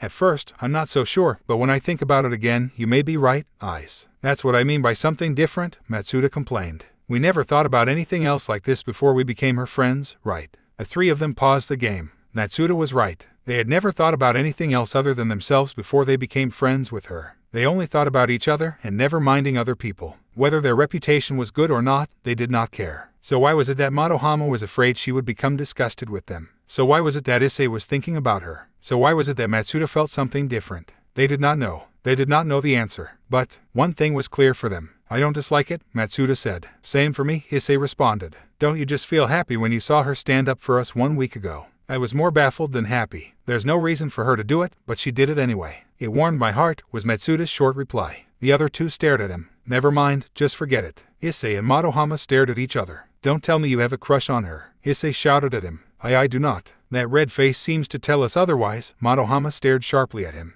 Whose face is red. I'm not. Issei and Madohama might incline to agree with him if only he was not covering his face. But seriously, Matsuda, if you really like her, then yeah, we're going to support you. Issei put a hand on Matsuda's shoulder. Just don't forget about us and our vow to always treasure her more than we treasure our porn stash. The three nodded at each other and continued playing the game. When Sakurazuki Rina arrived home, she decided that it was a bad day. Not only did she forget to bring her Japanese history homework, she also got caught sleeping in class. The final thing that nailed that it was a bad day for her was happening in front of her. Please sit, Rina. Her mother motioned for her to sit on the opposite of her in the living room. She had just arrived home, she had not even changed her clothes, and now her mother seemed like she wanted to have a serious talk with her. I heard you're involving yourself with some delinquents. When and why did you do it? Your performance in school is also dropping quite a bit this week. They are not delinquents, mother. They are just misunderstood. So you say. I want you to stop associating yourself with those delinquents. But, no buts, they are bad influence. Your performance is the evidence. She hated this. She hated when her parents were like this. They always demanded for her to do her best. Well, she was one of the best in the class except for English. And now her mother demanded her to stop being friends with those three. No, I'm sorry, what? No, I'm not doing it, mother. I won't stop being friends with them just because you say so. Rina shouted at her mother. This was actually the first time she did so, but it would not deter her. They are not delinquents. They are just misguided. That's why I'm trying to guide them onto the better path. Her mother stared sharply onto her eyes. The ice-cold gaze made her feel chilled. I will accept your words. Then, the ice-cold gaze transformed into soft, warm gaze. Now, have you planned on where you would enter high school? You are on your last year of middle school. It's important that you choose the best high school. I actually haven't thought about it, mother. Great. I want you to enter the prestigious Kyo Academy. That school, the all-girl private school with Western-style architecture was infamous because of the high quality of teaching. She actually once considered entering there, but she was afraid she would fail, so she put that out of her thoughts. Why? It's a proof that whatever you call your mingling with the delinquents did not affect your performance in the slightest. She did not know if she could enter it. I need time to think. If you insist that your mingling is not influencing you in a bad way, then you can accept it, right? I don't want to threaten you by saying things like you can't be friends with them if you don't enter or something like that. It was true, her mother did not threaten her at all, but she cleverly used her own words to strike at her. Well, if her mother wanted it, then so be it. She would enter Kyo Academy to prove that her friendship with the three did not influence her in a bad way. But Kyo Academy was an all-girl school. If she entered it, then she would part ways with the three. Come to think about it, she did not know what school they would try to enter. The next time she saw them, she would definitely ask them. I accept. Well, if the worst case happened, they could always hang out after school was over. Good, I expect you to enter the school. It would be hard, mother. She wanted to say that, but she did not. Arguing further with her mother would not bring this anywhere. All she could do now was to try her best. She then went back to her room after she was dismissed by her mother. She wondered how the three of them was faring now. She hoped they weren't doing anything dangerous or stupid. Issei arrived home with a grin on his face. The eroge was short, like it suggested.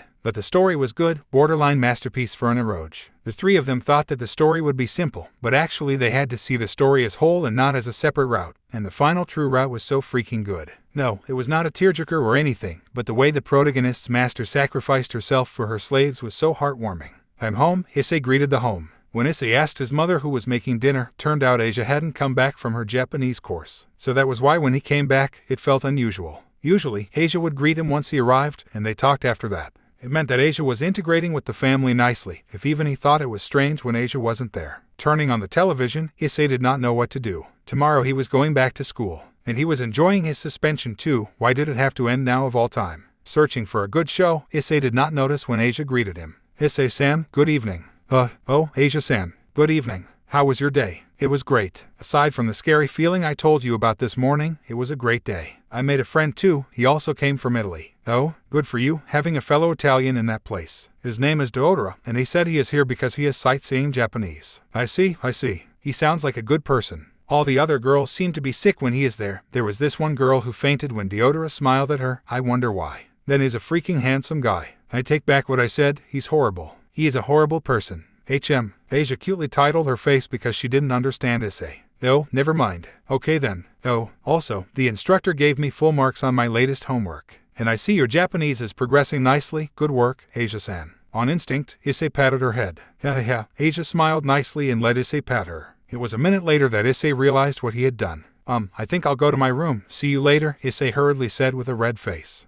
Yeah. Asia touched the place where Issei patted her before she placed her hand on her chest. A small red spot was visible on her cheeks. She covered her embarrassed face with her hand. Why did she let him do it? That was so embarrassing. But why did she feel so happy now? The next day, Issei, Madohama, and Matsuda was in the school because their suspension had ended. Issei sighed as he leisurely sat on his desk. Matsuda hadn't arrived yet, and Madohama was watching the girl as he was trying to perfect his 3-size scouter. Occasionally mumbling things, Madohama wrote his assessment on a note. Shimamura Irie, 785580. Oi, Madohama, Issei called him.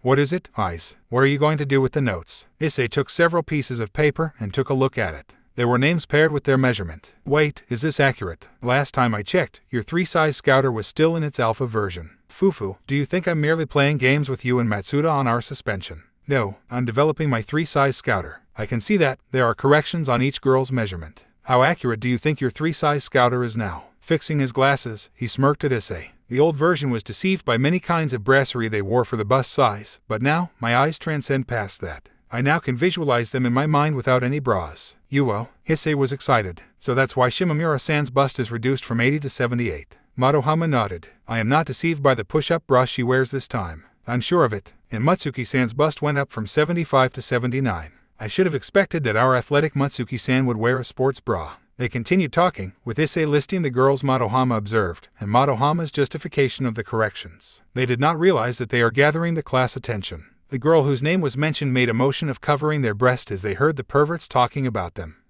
Just how a nice atmosphere like last week could go to hell before the class even began by them. And they were having a good week too last week when the perverts were on suspension. It was not until Sakurazuki Renee entered that the two of them stopped and greeted her. Interesting thing was, they noticed, the perverts did not mention Sakurazuki's name, or hadn't yet. What are you guys doing? Nothing important. I am perfecting my 3-size scouter and Eyes is amazed by me. Renee just forced a smile. I don't think I want to know what is the 3-size scouter. It's a skill that Madohama is developing. It can see and detect a girl's 3-size immediately when used. I said I don't want to hear that, didn't I? Anyway, how are you two? Us. Issei pointed at himself. Well, I'm fine. A little bored though since now I have to go here again. I'm okay, Madohama replied. Speaking of which, Eyes, thank you for the gunpla. I will pay for it later as my saving has been dented by buying a night with my beloved slave. Oh, that reminds me. How can you buy Fantasy Paradise Boing Boing Heaven Limited Ritsuko Edition and then buy a gunpla for me? Issei scratched his cheek. Well, the truth is, I did not buy any Euro magazine because of my situation, you remember. And when I checked on it one day, it suddenly had become so big.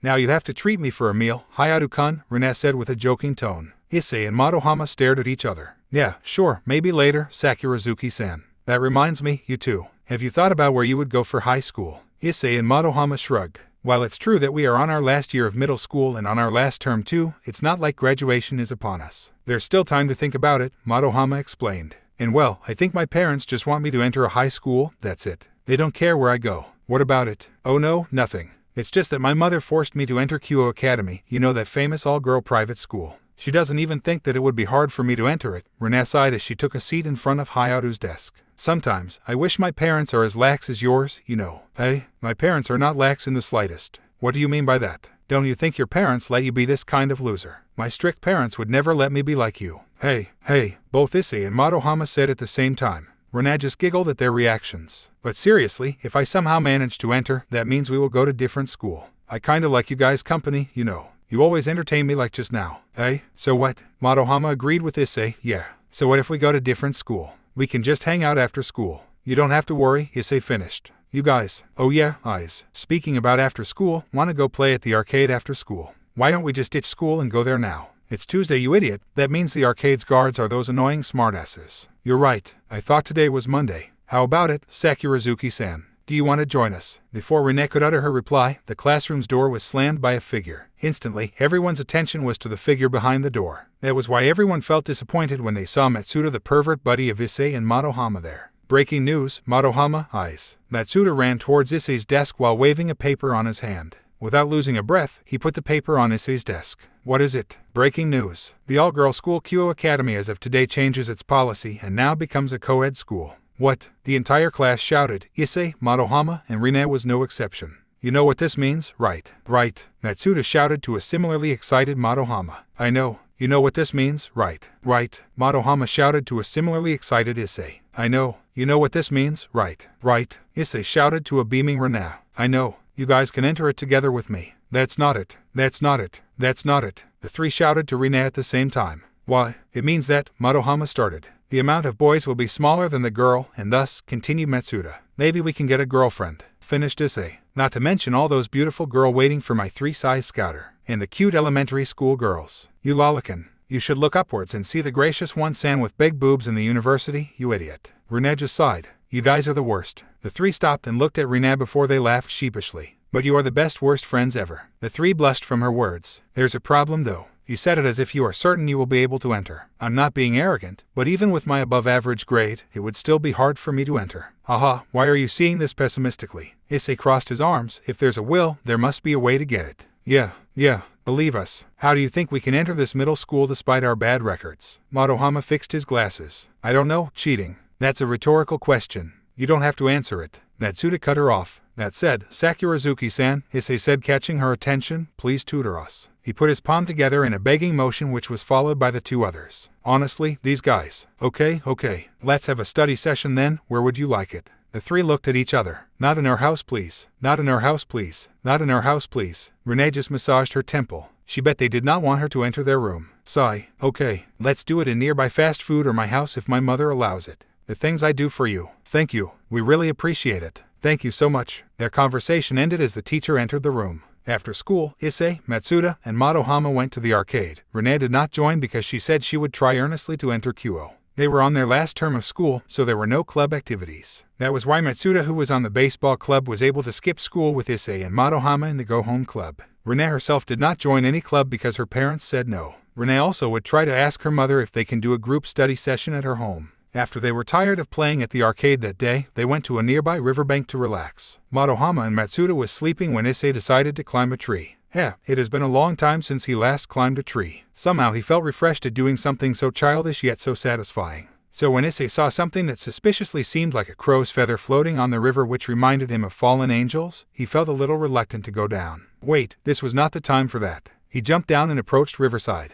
From there, he could see better the feather look-alike, and indeed, it was a feather. A black feather was stuck between the branches, so it seemed like floating when it was pushed by torrents of water. Normally, he would ignore it. However, the feather was too big for a simple crow feather, and there was one person he knew who had similar features on her. Issei traced the riverside following the flow of the river, the feather tucked in his pocket. If his intuition was right, then Rainier was somewhere along the river. Having her feather plucked meant that either she did it willingly and threw it to the river, which seemed unlikely, or she was wounded or unconscious, and then thrown to the river. The latter seemed likely to him. That was why he scanned the river for a sign of her. After 15 minutes of fighting his way through the riverside, finally he saw it. He saw something seemed like a clump of black hair floating on the river. No, in fact, it did not seem like hairs at all. If he was not searching for any sign of life, he would miss it either. Rolling up his uniform's pants and sleeves, he entered the body of water. The river was not too deep. Issei knew it because when he was little, he and Arena loved to play there. However, Issei did not expect for the place where he saw the black hair to be a little deeper than the rest.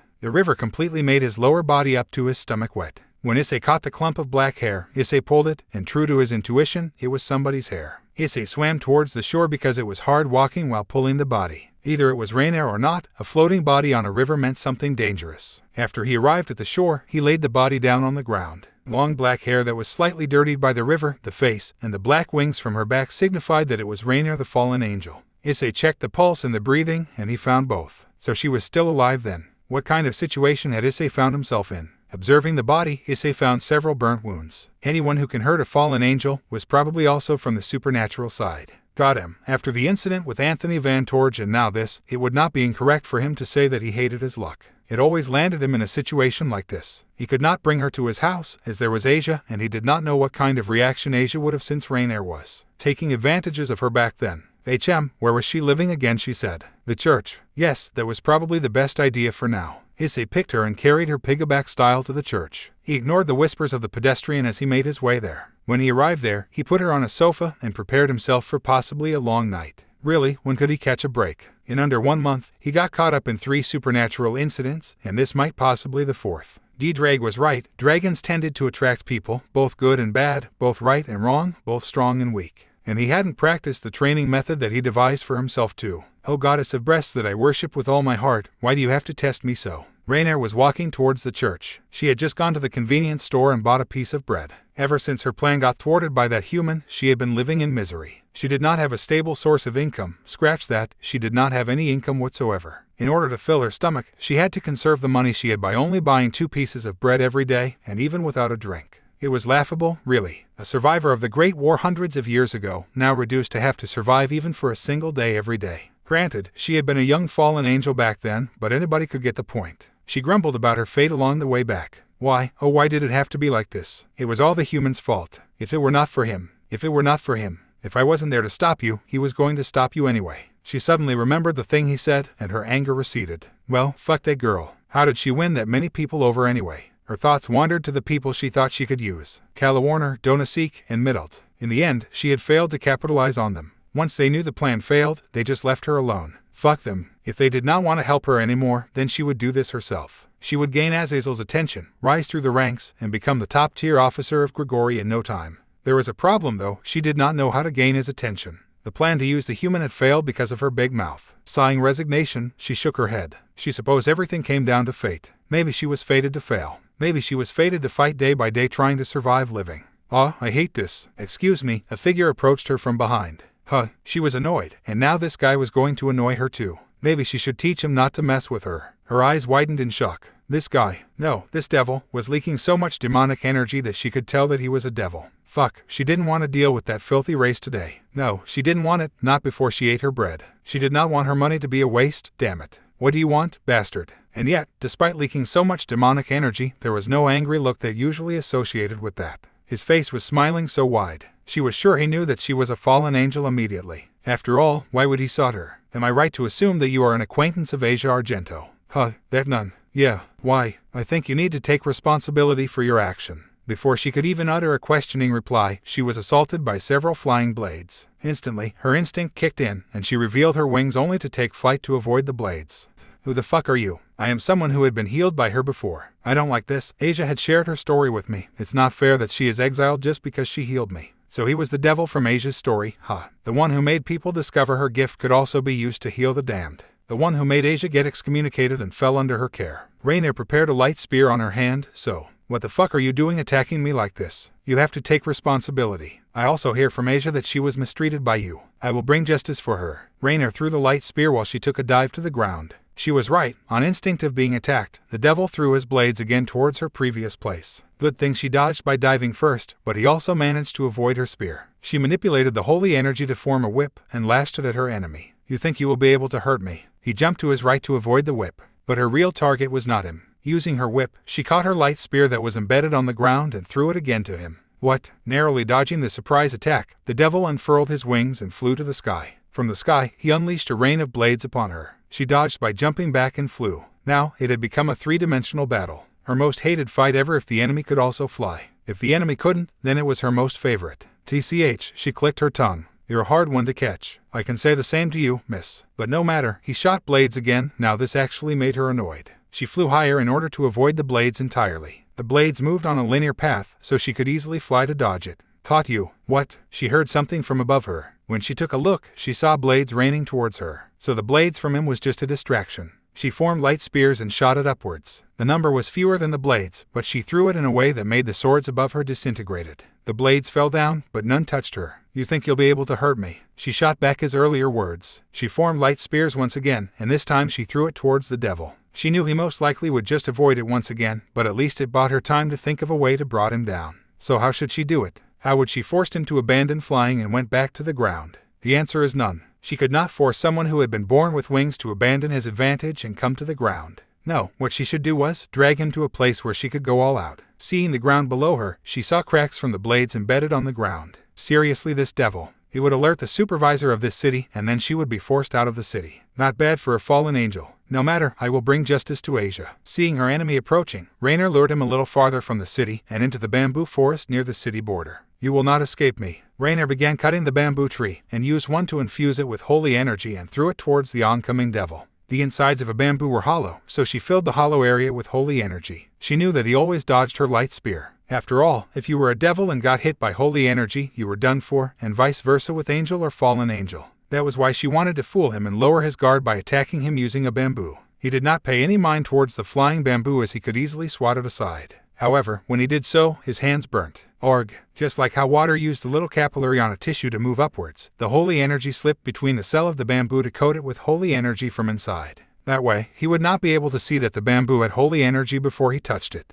You fucking bitch. I'll kill you. Where's that heroic cry of bringing justice to Aisa? It doesn't matter. I'll make her mine no matter what in the end. This time, I'm fucking pissed off. So that's it, huh? His heroic cry of justice was just a farce, probably to make her lose confidence. After all, she had been defeated by someone shouting justice before. You think you can make me afraid by shouting justice for this, justice for that? It isn't for her sake, or anything like that. In the end, filthy devils are always filthy devils. Shut your fucking mouth up. You stupid bitch. Why the hell did you lose her easily? Huh. It was the perfect plan to ensnare Aisa, and you had to lose. You fucking bitch, you ruined everything. I did not hurt myself in order to be saved by her just for some random human to have her. This devil were intentionally appeared in front of Aisa in order to make her his. Probably wanted her to be his subordinate or something. She never understood the devils, nor did she want to understand them. Well, not that she could reprimand him, since she too wanted to take Aisa for herself. Now that she thought about it again, she knew how he was feeling right now. Anger, frustration, fury. She also felt like that too. Her careful plan to make Azazel-sama notice her was crumbled by the appearance of a single human. How could anyone not feel like that? But this did not mean that she was sympathizing with her enemy. Not at all. She cut a bamboo tree beside her, and immediately threw it without infusing any holy energy. As expected, because of the first strike, the devil avoided it entirely by flying higher. He countered by raining blades once again. Did he have nothing more than blades, blades and blades? She flew up to avoid the wild bamboo tree cut by the blades. Got you, you bitch. There were blades from forward, back, left, right, up, and down coming fast. Shit, Jaya. She took flight diagonally to avoid it, but several managed to left gashes on her skin, and there was one stabbed on her wing. Damn, she lost the advantages of flying now while he still had it. Falling to the ground at high speed, there were nothing to cushion her fall. Gak. Her back was the first to touch the ground.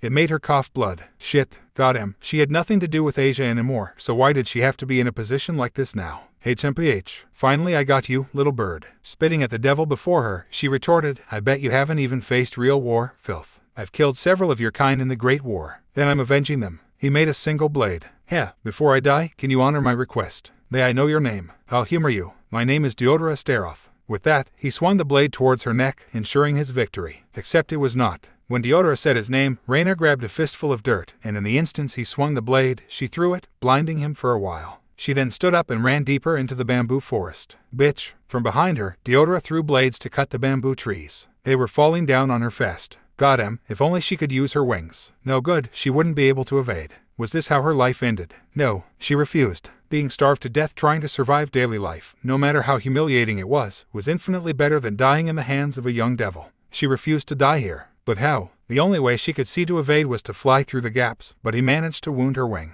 Not to mention she was hurting all over her body. Even when she ran just now, she was suppressing the pain. Think, Rainer, think. What could she do with her power? Then it dawned on her. Jumping towards the gap between the falling bamboo trees, she spread her sprained wings infused with holy energy. It managed to numb the pain. The wings glowed as she tried to fit between the gap. However, for some reason her wings managed to cut the bamboo that touched it. She didn't know it would happen. She did not turn back or see Deodora, she just continued flying forward, distancing herself with Deodora. Hey, what was this? Why was her vision wavering? Shit, did she use too much holy energy? Of course, it was fucking obvious that maintaining the holy energy in her wings and using it to fly would drain her. She should have realized that. She fell once again. But this time, she didn't even have the power to feel pain as she fell unconscious while in the sky. Splash. Pun. A high school DxD fanfiction. Rainer opened her eyes. The first thing she saw was a familiar face with a concerned expression. The brown eyes staring at her with concern actually made her a little surprised. What the fuck? Oh, you're awake. The familiar voice of the boosted gear wielder reached her ears. He then placed his hand on her temple. No, not exactly touching as there were clothes on it. I'm relieved you're okay. You, why the hell are you tending me? Rainer jerked upwards and in the process knocked the human down.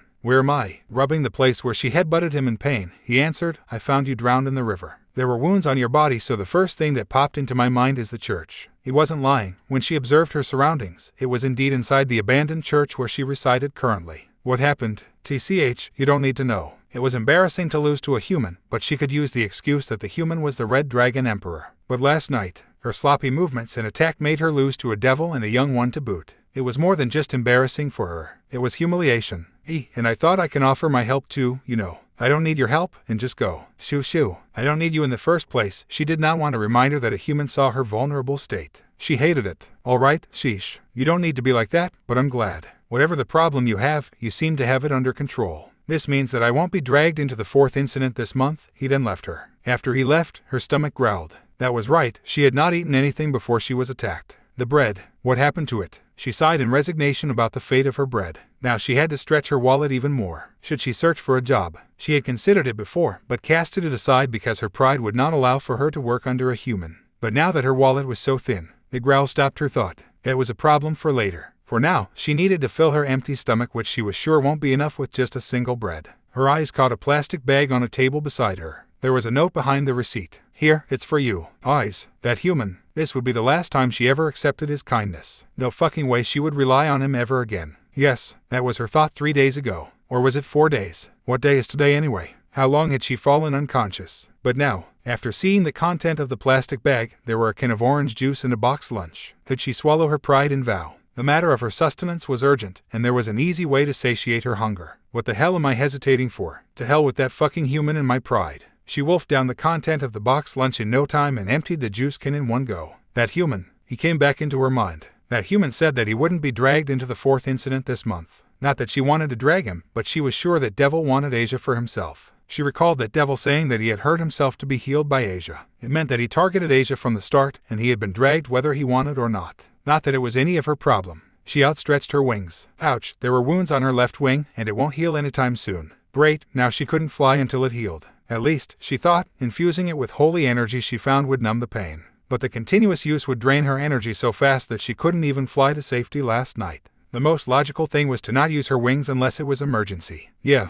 that should do. She put together the empty can and lunchbox and threw it towards the trash bin. Sooner or later, she was sure that the devil would attack him. The least she could do was informing him about the danger he was in. That devil, Deodora, sure was two-faced, preaching about bringing justice to Asia, but in the end he just wanted her for himself. She supposed devils were devils, and nothing could change that. Not that she wanted that human to know, but she hoped he wouldn't be fooled by Deodora's act. Yes, tomorrow, she would inform him about Deodora. With that, her debt to him would be repaid. Issei arrived home bringing snacks with him as he had just gone to a convenience store to buy Rainer a boxed lunch. When he arrived home, Asia was already home. Good evening, Asia-san. Asia-san. Issei called her again when she didn't respond to his greeting. Oh, good evening, Issei-san. She smiled, but for Issei, somehow that smile was quite forced. I bought snacks, I hope we can eat it together while watching the television or something. She just nodded, that faraway expression still making its way on her face. Placing the snacks on the table, Issei asked the question that he had asked 2 days ago. Asia-san, is there something wrong? Like a deer caught in a headlight, Asia froze. Seeing the hesitation on Asia's eyes, Issei changed his approach. Let me ask this again, then. Is there something you need help with? She bowed her head. Issei got the feeling that Asia truly did not want to talk about it. So he just sighed and went towards his room. Just so you know, you can ask me for help anytime. Asia nodded. Her heart was in turmoil over what had happened this afternoon in the Japanese course place she attended. When Issei was about to leave the living room, though, her body moved and she tugged Issei's shirt. Issei-san. Yes, Asia-san. Can you pick me up after school tomorrow? Sure, I'd be happy to do it, Asia-san. Thank you, Issei-san. She smiled. But beneath that smile, her heart still couldn't decide what to do. Issei left the living room, leaving Asia in a deep thought. In order to understand Asia's turmoil, let us shift back the time about 5 or 6 hours. Asia had just finished her lesson in Japanese. As Issei told her to make friends here, she also tried to start a conversation with several of her acquaintances here. But because people here came from many sorts of places around the world, it was a little hard to connect with them. The only one she could proudly call friend was a blonde-haired man from Italy, her birthplace. She had come to know him since yesterday. And since that, because of the shared background, they were able to connect nicely. Mr. Deodora, how are you today? Deodora approached her, who called him with a wave of his hand. Smiling brightly, Deodora replied, It was nice, how about you? How is your progress? That was right. One of the reasons they got along nicely was because they had the same mother language, Italian. Maybe that was why she was comfortable talking with him. I'm progressing nicely, but the lesson today is quite hard for me to follow. She trailed. Really? They moved to a nearby bench and sat there. It is not that hard. With a tearful face, Asia replied, maybe it is easy for you. Aw, kidding. I'm kidding. It's not that easy, but it's also not that hard. You know, basically it's the same as yesterday for me, he chuckled, seeing her expression. Asia pouted her lips. Okay, it's a little hard for me. There, you satisfied? How lame, you think that was hard. Deodora just chuckled at Asia. Soon, Asia also joined Deodora. By the way, Ms. Asia, are you hungry? She shook her head, but not even a second later, her belly let out a fierce growl. Seems like it is, he said with a smile. Asia blushed like a tomato. Well, let's go to a restaurant, then. Deodora led her towards a fancy restaurant that even she hesitated to enter first. Mr. Deodora, is it really okay for me to enter this? Asia asked nervously. It was her first time entering one. Of course she would be nervous. His response was just a pat on her back, signaling her to enter alongside him. She got the message and nodded nervously. When she stepped her feet inside, she was mesmerized by everything inside. The table, the chair, the decoration, the size of the restaurant, the food, everything made her gape in awe. Whoa, come on, I've reserved a VIP table for us. It may be her first time entering a fancy 5-star restaurant like this, but even she knew what VIP was. Okay. In the end, she didn't know what she should say. She just followed Deodora and finally sat when he sat. The waiter came and gave them the menu. Truthfully, while Asia could read the words as they were English equivalent to the Japanese dish's name, in the end, as someone who had never tried even one of the food offered, she was lost on what to order. Glancing at Deodora with a confused expression, she confessed, Mr. Deodora, I don't know what to order. Once again, Deodora chuckled at her antics. Well then, 2 lasagna, please. As for drinks, 2 espressos, please. Do you like coffee, Ms. Asia? She nodded. Coffee was bitter, but so was life. There was nothing wrong with that. Actually, she did not like it that much. However, after the first meeting with Issei, she began to appreciate what he did, offering her his drink and all that. After the waiter told them to wait, they fell into a comfortable silence. Ms. Asia? Yes. Deodora shook his head. Maybe later, after we finished eating. Sure. And then the silence continued until the dishes came. Eating them in silence, Asia had to compliment the restaurant as this was the first time she ever had a really delicious dish. What was it called? Lasagna. She had to remember it for future reference. After they finished eating, Deodora began to talk. Ms. Asia, let me begin by saying I am so sorry. Asia titled her head because she did not know what Deodora meant. Living your current life like this, it is because of me that you had to experience all the hardship in your life. Deodora unbuttoned his shirt. As the VIP section was private, and no other people would want to eat lunch in a VIP section, Deodora did not get embarrassed to show his chest.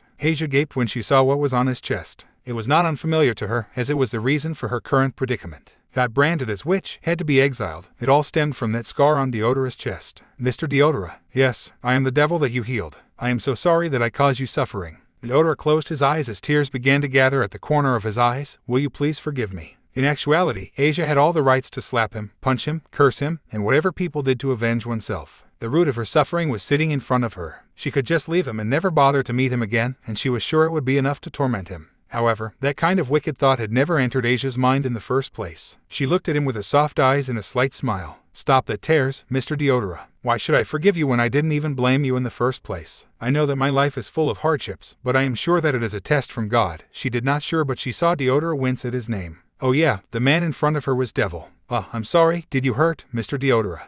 I truly thank you from the bottom of my heart, Ms. Asia. No need for any thank. I am just doing what other people will do in the first place. Most people would blame others on their suffering. Truly you are someone most suited to bear the title saint. Yeah, she just laughed sheepishly at the compliment thrown at her. That is why I want to offer you a proposition. He took out something from his pocket. From the look of it, it was a chess piece. She was not that knowledgeable in chess, so she did not truly know what piece was that. It glowed ominously. It was as if it exerted some mysterious pressure to her. She fell silent, only observing the chess piece that Deodora placed on the table. Ms. Asia, do you want to join me? Asia was speechless. She truly did not know what to say. It was preposterous. She, a former nun, had just been offered a chance to join a devil. The natural outcome was, obviously, rejection. There was no way she would join a devil like him, especially when said devil was responsible for her current condition. But no, such thought never entered Asia's mind in the first place. What she was considering was not that. She still had faith in him, however, she too accepted the fact that she was exiled, and considered it as a test from him. And then come an offer to escape from that situation.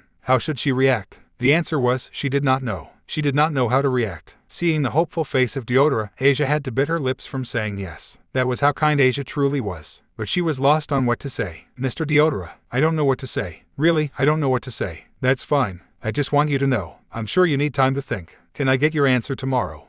Yes. After that, they left the restaurant in a gloomy atmosphere. For Asia, the decision was something that could not be easily chosen. Even without the deodorant was the cause of her suffering factor, she still could not think of what to say. A part of her wanted to accept his offer. After all, Deodora was an okay guy that she got along with nicely, and he even treated her to a fancy restaurant. The way he wanted to take responsibility also indicated that Deodora could be trusted. But so was the one who was taking care of her right now. Issei was the one who freed her from Rainier. Issei was the one who saved her. Issei was the one responsible for taking care of her and even brought her to his home. Issei was everything to her. Issei was the one who kindly accompanied her to the Japanese course place. Issei was the one who kindly tested her Japanese's progress. She let out a sad smile as she walked home. Maybe Issei had the answer. Seeing the example of her logic, she grimaced. Issei was the one she relied for anything new in her life. But that also meant that she was dependent on him. Sometimes, she felt that she was bothering him too much. In the end, she could not choose between Issei and Deodora. She could not choose between present and past. She could not choose between certainty and uncertainty. And that scared her more than the repercussion of each choice. A girl stood in front of the gate of Nagami Private Middle School. She was wearing a rather casual outfit consisting of a light green dress, with black cardigan on the outside and sandals on her feet. She impatiently tapped her feet on the ground.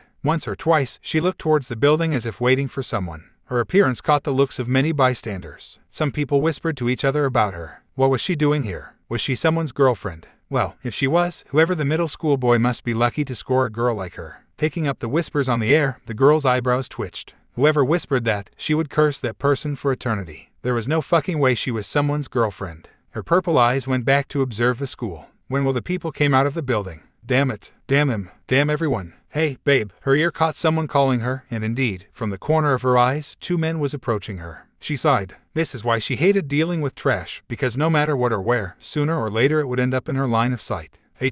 Not answering A. Are you an idiot? She wanted to retort, but she felt it would be for naught because she doubted these cockroaches would even know she was insulting them. That's okay. I like it when bitches are playing hard to get. One of the men attempted to grab her. She could dodge, she could attack back. It was easy to do that. These trashes didn't know their place. However, she did not want to make a scene. She did not want to deal with the authority in this city, especially the police. She had no identity, this was just a disguise. If she beat them up and then the bystanders reported it, no doubt she would be questioned by the police. No, she didn't want that. She wanted to avoid that. That was why she did something unthinkable for a prideful person like her. She screamed, Kaya. Ho-ho, I like it when they let out a shriek. Hey you, stop that. The school's security guards came out and ran towards them. Good. This was why she screamed. To gather the attention of the guards. She kind of didn't want to lower herself to deal with them personally. The men did not want to get caught by the security guards, ran away leaving her alone. The 2 guards then approached her. Are you okay, miss? Did they do anything to you? The girl shook her head. No, they did not. That's a relief. Speaking of which, miss, do you have business with this school? We can certainly guide you to the appropriate person. Once again, she shook her head. I'm waiting for someone. This of course made the 2 guards confused. Looking at each other, they shrugged. Maybe she was waiting for her younger brother or something. No way she had either a student or teacher as a boyfriend. Well, that's okay. The school will end just about now, actually, and just as he said, the bell rang, signaling the end of the school time. Enjoy your day, miss. The guards left her standing alone. After the bell had rung, students ranging from the 1st grade to the 3rd grade could be seen walking towards the gate, some in hurry while some in leisure. Her eyes scanned the incoming students, looking for a certain someone. However, she could not find the one she was looking for. TCH, she clicked her tongue, where is he? Her figure, however, drew looks from the students. Some were looking at her in awe, while some had a look of confidence. They approached her and tried to make a conversation with her. Too bad their efforts were in vain. There was no way she would associate herself with them, so she just ignored them. Those who tried to force themselves were given a glare by her. Suffice to say they backed off. The people began wondering who she was waiting for. Their whispers reached her ears again. She wanted to tear her hair in frustration hearing all those comments. She was not anyone's girlfriend, okay. And then after she continued waiting for 20 minutes, she finally found the guy she was looking for. Get back here you perv. I'll crush the bones on your body. Oh shit, oh shit, oh shit, oh shit. It's all your fault, Eyes. So it's my fault now. The guy she was looking for was running together with 2 others as they were being chased by girls around the schoolyards. Yes it is. Yes it is. That's just because you 2 haven't got the chance to peek at them, isn't it?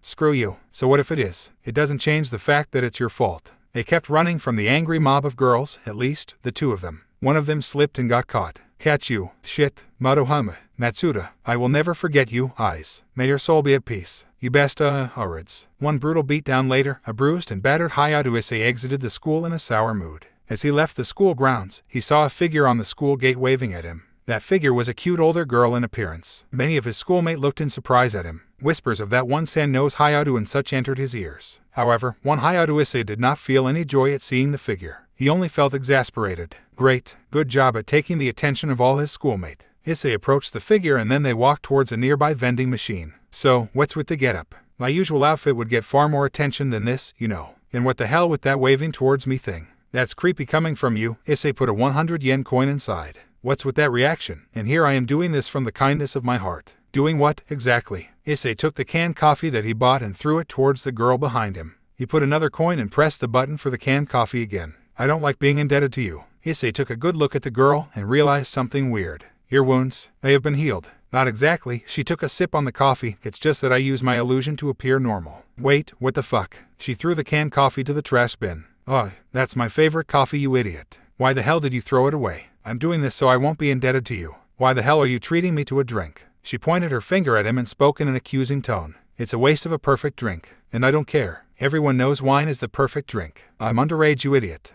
Well, boy, she smirked as she spoke that with a demeaning tone. I'm just going to tell you one thing, and I'll be off. What is it, old hag? I may be living for a long time and a survivor of the Great War, but no way in hell I will let some human call me old hag. Issei just raised his left arm. The shouting girl instantly shut up. Right, so, Rainer was it? I forgot. What is it that you want to tell me? Be careful around a guy named Deodora. I was attacked by him, and he seemed to be targeting your charge.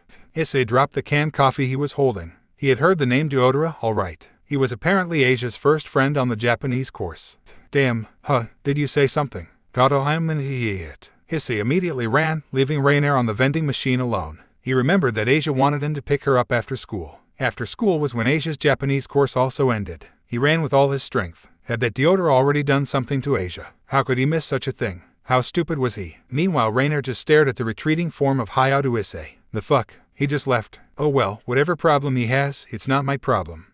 Got him it. Why the heck I'm feeling so bothered by his actions. Rainer immediately followed Issei. Pong, a high school DxD fanfiction. Asia had just exited her Japanese course class. Outside her class, her friend already waited there. With a wave of his hand, he greeted her. Ms. Asia, Mr. Deodora. Asia was conflicted. On one side, she was happy to see her friend. On the other side, seeing the expression on Deodora's face, she understood that she had to answer yesterday's question. I am sorry. I don't think I can answer it now. If his face showed any distaste, he did not show it to her. I understand. Let us go to a nearby park, then. I hope you can think clearly there. But Issei was going to go here. In fact, she wanted to ask for Issei's advice. But now that Deodora had asked to go to a park, could she refuse him?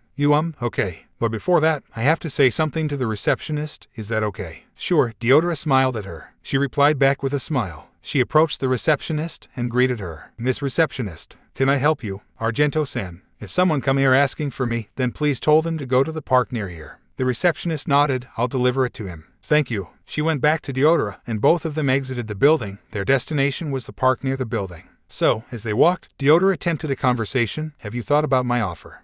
Yeah. But I don't know how to answer. I'm sorry. Deodora chuckled. Don't worry. I know it's a hard choice. As long as I have the answer today, please think about it more.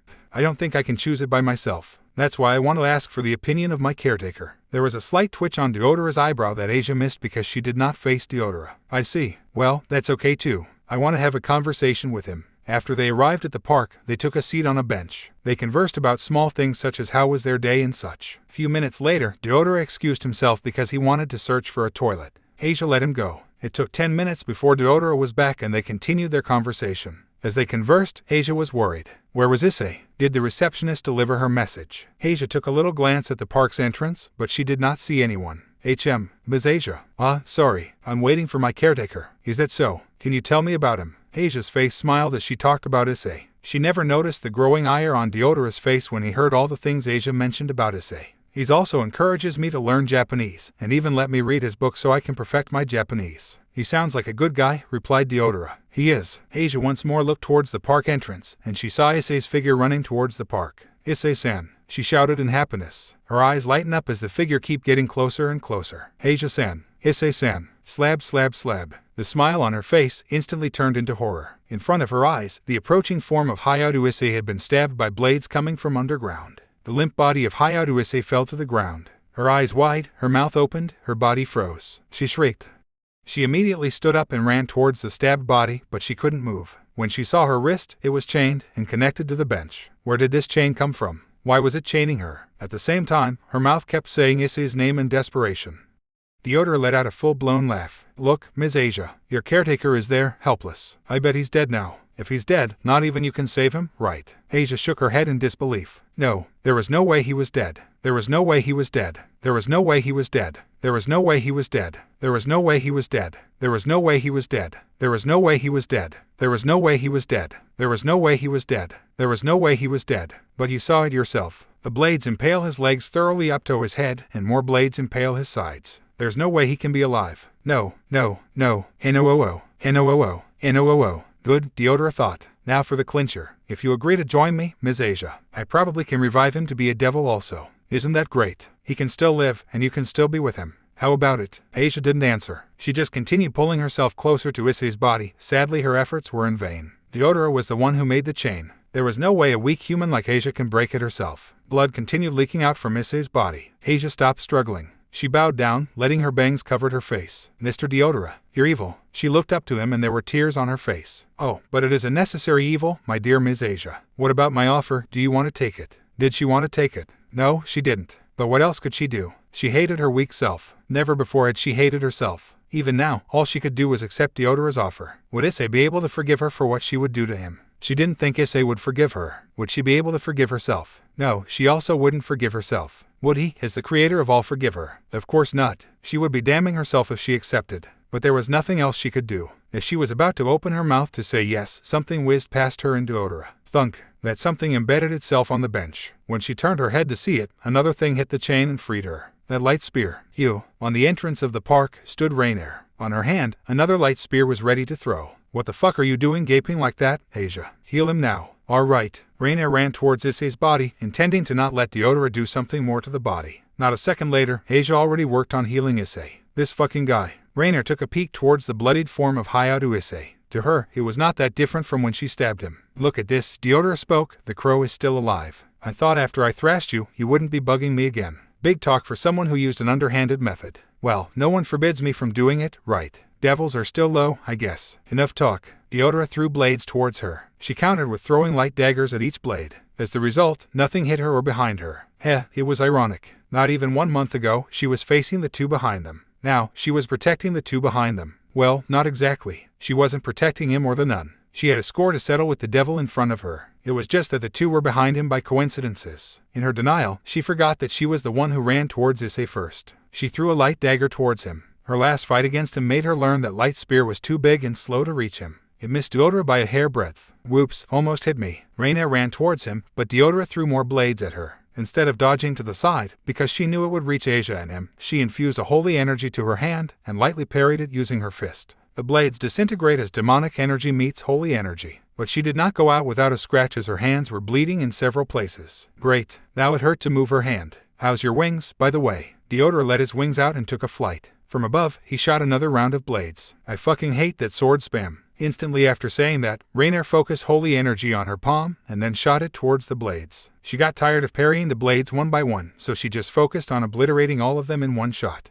It did its job, but now she was a little tired. Damn, in hindsight, losing her cool in battles was stupid. A holy beam? Hey, fine then. Just remember that you're the one who did it first. A magic circle bearing the sigil of the Astaroth clan formed in front of Deodora. From it, a beam of demonic energy shot towards Rainier, who frantically moved aside to dodge. A beam of demonic energy not unlike her last shot tore through the ground and made a deep crater. She didn't have the time to observe more as more and smaller beams were shot towards her. Dodging was out of question. It was not locked on her, but even she knew Deodora would just spam it again and again just like with the blades. So if there was one thing she could do, it was to match the beams blow by blow. She took a deep breath. Gathering the holy energy from inside her, she called upon small beams of energy from the tip of her fingers. She fired one by one, dissipating the beam of demonic energy. She panted as she used a moderate amount of her reserve. Hell, it hadn't even been 1 day since she was treated last evening. She was also unconscious for a day before that, so her reserve of power was low. And this fucking guy floating above her understood. Unlike her, he was conserving energy by flinging blades towards her. Now that he challenged her to fight using the pure form of each other's energy, he knew she would lose. She gritted her teeth in frustration. Taking a small glance at Asia and him, she saw that Asia was still healing him.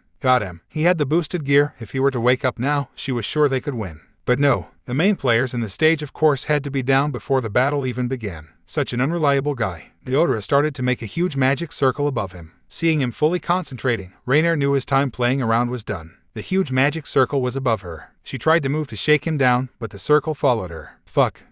She was done. She had no energy to match the incoming attack. There was nothing she could do to dodge. Taking a distance from Asia and him so they would not have gotten inside the spell range, she gathered all the energy inside her. Of course, the circle was glowing above her. Looking up, Deodora got an evil smirk on his face. Even he knew she was helpless. Well, people could have their own opinion, she thought. If Deodora thought she was helpless, then it was not her business. It was also not his business that she was mustering up all her efforts to lessen the damage. Die, you worthless crow. The magic circle glowed brighter before it released a concentrated beam of energy down. She let out all the energy inside her, fully braced for the impact. For the first time since she fell, Rainier prayed inside her heart. Please let her survive. A moment later she laughed at herself. She forgot the fact that God was dead. It was just a coincidence. She was just a young fallen at that time. Trying to bring glory to her race, she snuck to heaven undetected. It was a foolish act when she thought about it again. But she was just a young fallen wanting to bring glory to her race. To be known as the war hero and be worshipped by those beneath her. But she saw it herself, when he went down together with the Satans. So yeah, no one was around to answer her pray. She closed her eyes. Hayao Issei opened his eyes. He was floating. Fire danced around him. Ah, so he was back here, wasn't he? From below him, the Welsh dragon Dedrag greeted him. Ah, Dedrag, I'm dead, aren't I? It was so sudden for him. One moment he was chasing towards Asia in haste, and moments later he was here. I see. He bowed down his head. Truth to be told, dying like this was not painful. In fact, he couldn't remember anything. However, there was still things to do in life for him. Dedrag asked him. There was a hint of anger on his tone. It was obvious that Dedrag was furious at him. Are you giving up on living? I see. I shouldn't have accepted you as my partner from the start if you are so weak-willed like this. Slowly but surely, Issei's floating body went upwards. When Issei looked up, a blinding white light shone from above. Issei understood. His body floated upwards, and if it reached that light, then he was gone. Issei's body floating speed increased. Dedrag's voice broke him out of his reverie, and the speed decreased. Answer me. Are you so weak that you're giving up your life when you can still have it back? Issei didn't answer. He didn't understand what Dedrag was trying to say. You've got to realize it now. Right now, your soul is separated from your body. I bring you here, because if I didn't, then you're going to be immediately gone. But you're still here, aren't you? You're still alive. Your floating soul move upwards, but it depends on your resolve. Do you still want to live? Because if you do, then your soul will stop on its track. Issei looked at himself and realized that his speed decreased even further. Did he want to live? Did he want to see Asia once more? Did he want to praise her more? Did he want to pat her head more? Didn't he claim that he wanted to be a harem king? Issei clenched his fist. His soul stopped floating upwards. Yes, he did not want to die. He wanted to continue living his life. Dedrag, yes, partner. While he didn't show it, Dedrag still considered him as his partner. He was thankful for that little fact. I want to live. Then put your faith on your companion. She's healing you now. I always put my faith on her. Slowly but surely, his soul went downwards. Hey, Dedrag, this is. Call me upon your awakening, okay. I will rely on you one more time, then.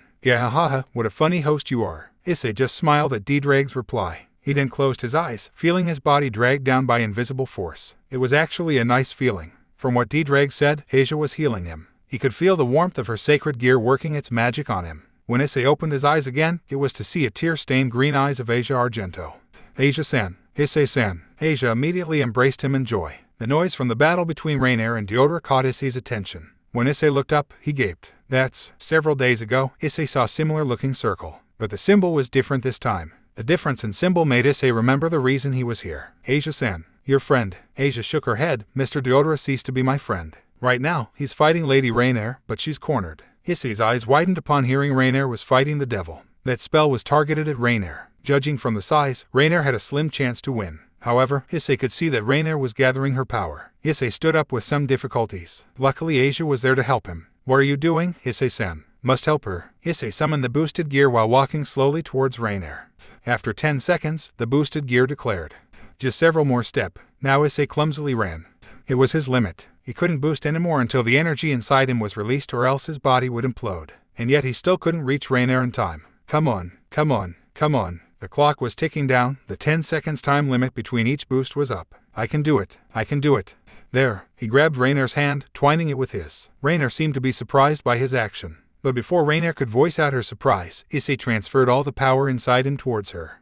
Not even a moment after he did it, their vision turned white. BOOMMM. For Deodora, the explosion was the start of his triumph. But deep inside his heart, there was a small doubt that he failed. For Aisa, the explosion should be a start of despair. But deep inside her heart, she believed in Issei. For Rainer, the explosion could be the end of her life. But deep inside her heart, she prayed that she would come out alive. For Issei, the explosion was not important at all. Deep inside his heart, he knew that everything would be alright, even if the chances were so small. He had Aisa, he had Didreg, and now he could put his faith in Rainer. The explosion left a big crater, but in the middle of the crater, there were two figures standing without any scratch on their body. What? Deodora shouted in shock. His most powerful spell, and they still alive.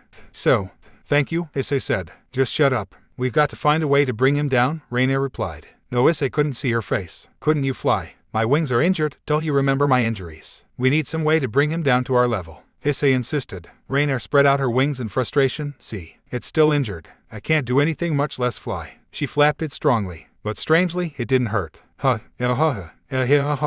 wings all healed up now. You're gonna get it, you fucking devil. She stormed off Issei and engaged Deodora in the sky. Before, it was a battle of magical prowess, but now, it was a battle of close combat prowess. Punches, jabs, blocks, and kicks were thrown at each other. The fight continued for a minute before Deodora formed a magic circle and let out a demonic beam. Rainer dodged it and fired a holy energy beam. It missed its mark, of course, but this signified that they were at a stalemate. No one can hurt the others. As they continued to trade blows, Issei was having a conversation with Didreg. Hey, Didreg, what the hell was that? You said my limit is only 3 boost. Then that just means that you're improving, partner. Ah, is that so? Still, I can't think about anything when that Deodora was flying around. Speaking of which, that spell earlier surely will be noticed by people. Why is nobody here?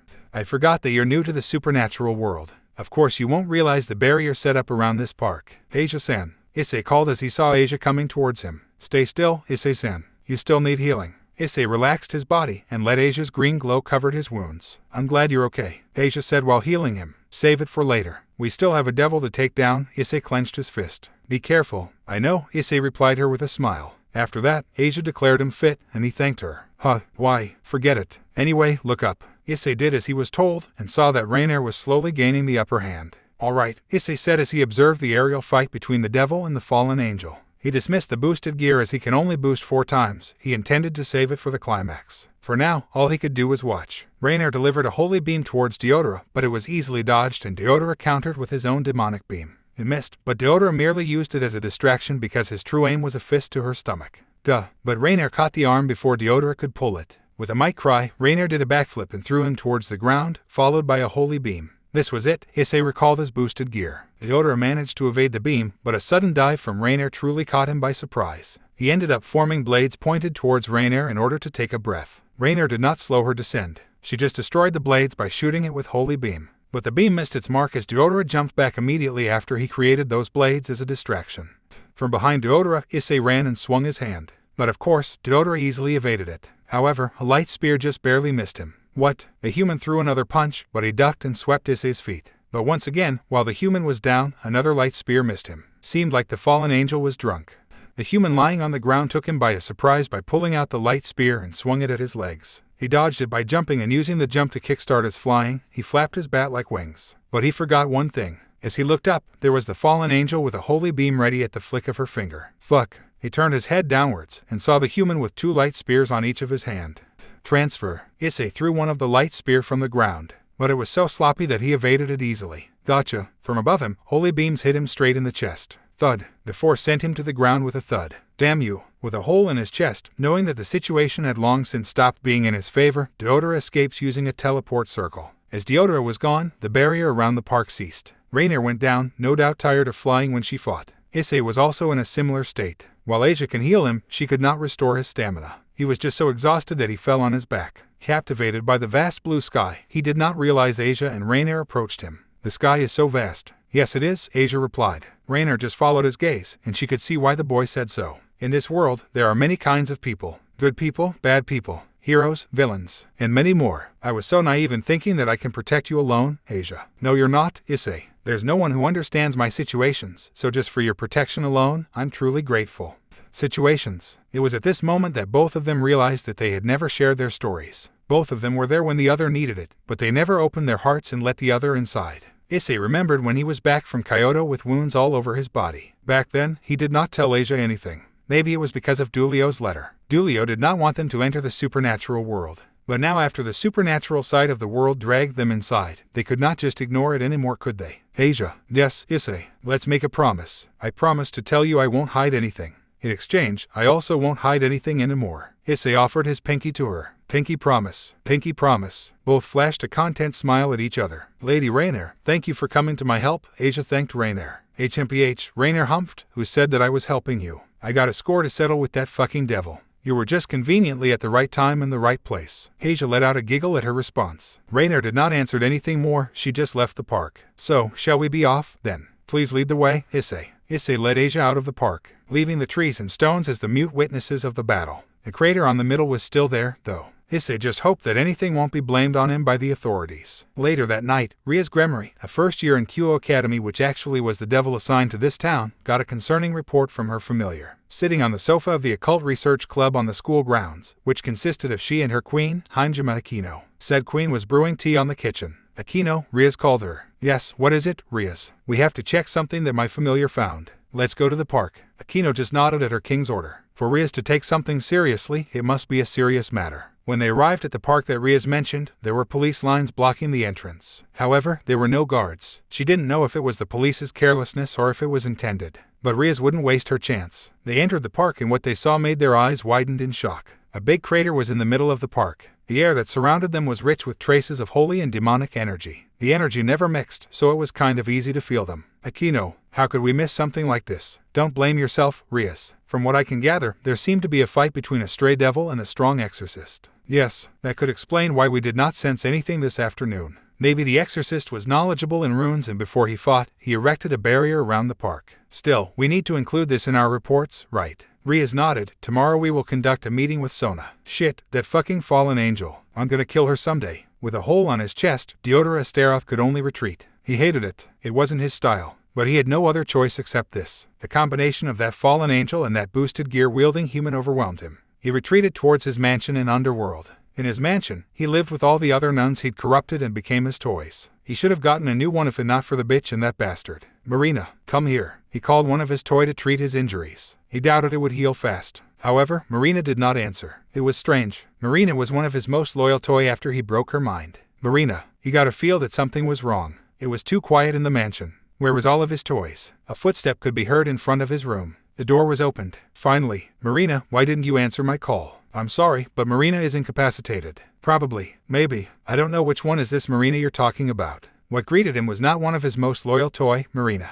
But instead, he was a purple-haired woman wearing a cloak that covered all her body. Who are you? You don't need to do anything. All you have to do is lay down there. A force was slamming him down to his bed. Hard. Jiga, what is this? Really, it's a simple spell. I don't think I need to explain it to you since it's kinda your forte. Taking sight of the purple irises glowing with amusement, Deodora gritted his teeth. You've been making preparation of taking me down. This room is littered with spells. Correct. Now, as I was saying, you don't need to do anything. The woman got to his bed, removed her cloak, and sat on his waist, pinning him down, with one hand placed beside his head and her head dangerously close to his. Why? He was too stunned to let out a response. He had never been like this before. Usually he was the one in control. He absolutely hated this. The uncomfortable expression on your face suggests that you're not liking this. But what I feel on your lower parts suggests otherwise. I guess males can never lie about being aroused. Shut up, bitch. She narrowed her eyes. You shut up. The force closed his mouth. No matter how he tried to open it, it wouldn't budge. This bitch. Using her index finger, she traced the hole on his chest. Oh, what's this? Did my touch wake it up even more? He wanted to speak. He wanted to speak up to this bitch that assaulted him out of nowhere and make her pay for the humiliation he was feeling right now.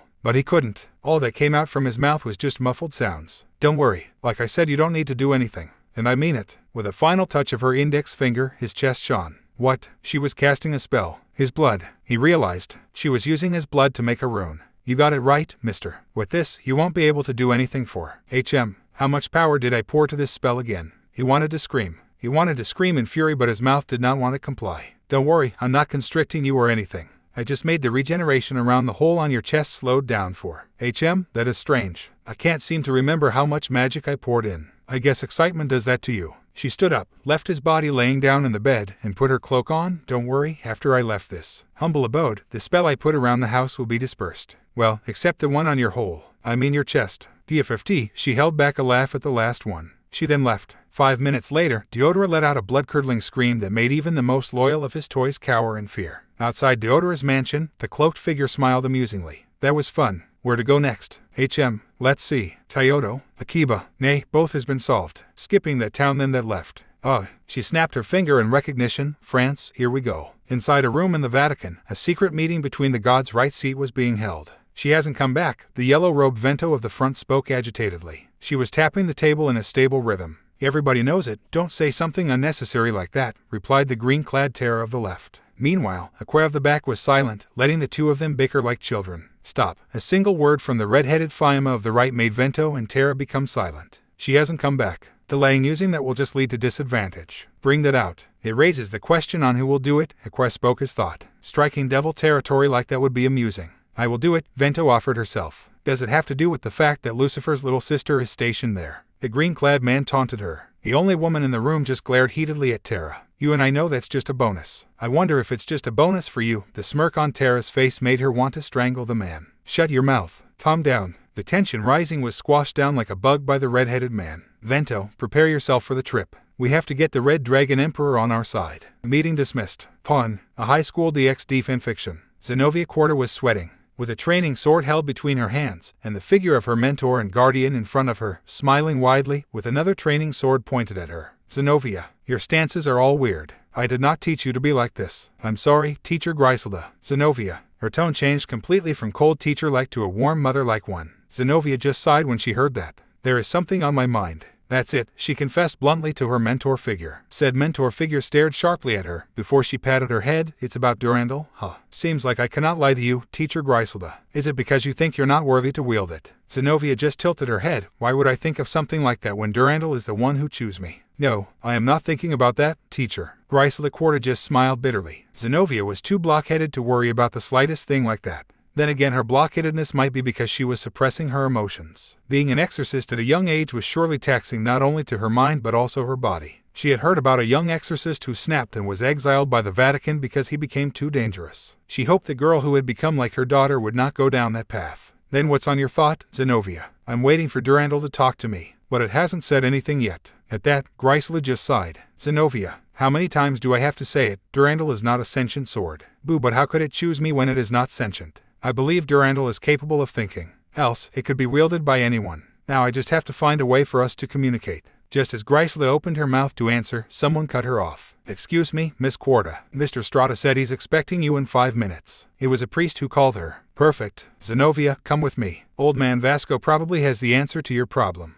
There was a hopeful look on her face. You mean he will know how to communicate with Durandal? Didn't you remember the history lesson? Old man Vasco is the previous wielder of Durandal. I'm sure you can learn a thing or two about it from him, including the fact that it was not sentient, Griselda thought on her mind. Yes, maybe I will learn the way to understand Durandal better. Griselda truly wanted to retort, but she held her tongue. Old man Vasco would surely know how to talk her out of it. When they arrived, she found Dulio inside. Fancy seeing you here, Dulio. Don't you have a mission in Russia? I would be there now if it's not for old man Vasco calling me. Speaking of which, the one behind you is. Dulio trailed off. Yes, this is the current wielder of Durandal, Zenobia Quarta. You could say she's my protege. Griselda patted her on the shoulder as they waited for the man who called them to appear. I still don't know why Durandal chose to skip over a generation and came to you instead, but I think you'll do good with it. Dulio smiled at the red-faced Zenobia. Being praised by the strongest exorcist was such an experience. Griselda gritted her teeth. Why are you saying that as if Durandal is sentient? Durandal is not. Please stop giving Zenobia wild ideas about it. Hey, did I say something like that? I did, didn't I? Well, don't worry too much about it. Sentient or not, in the end, it's in your hand. A moment later, the cardinal priest of Vatican Vasco Strata entered the room. For Zenobia, this was the first time she met him personally. The last time she saw him was when she received Durandal, and even then it was mostly ceremonial. It might not be showing on her face, but inside, she was a nervous wreck. In front of her was the past user of Durandal, someone whom she needed to surpass as the current wielder. Griselda, Dulio, good. Durandal user. Vasco-eyed Griselda. Yes, well, forgive me if it's too presumptuous. Zenobia here had quite the imagination saying that Durandal is sentient. I am sure as the previous wielder, you can shed a light on her before our meeting began. Vasco adopted a thinking pose. How should I say it? Saying that Durandal is sentient is not right, but saying it's a normal sword is not right either. You know that Durandal chose its wielder, right? I don't know the exact mechanics, but our Lord put some kind of Well, it is seeking the fitting partner of the current generation and will always be with them, unless it senses a stronger potential wielder, like what happened to Zenobia here, then it will be hers. Grisela could not say anything. Excuse me, Zenovia's usual stoic voice was nowhere to be heard. When she uttered those words, her voice was as soft as silk. If it were not too much trouble, can you tell me how to communicate with it better? To say that she was intimidated by the towering figure in front of her was an understatement. Treat it like it's your partner. It is quite a superiority complex, especially towards a new wielder like you. I still remember clearly when I was handed it by the previous wielder. Boy, it was hard to crack the shell around its heart. I see. Thank you. Zenobia bowed her head in respect. Grisela sighed in defeat. Now you have your answer, Zenobia. You're dismissed. Zenobia nodded and left the room,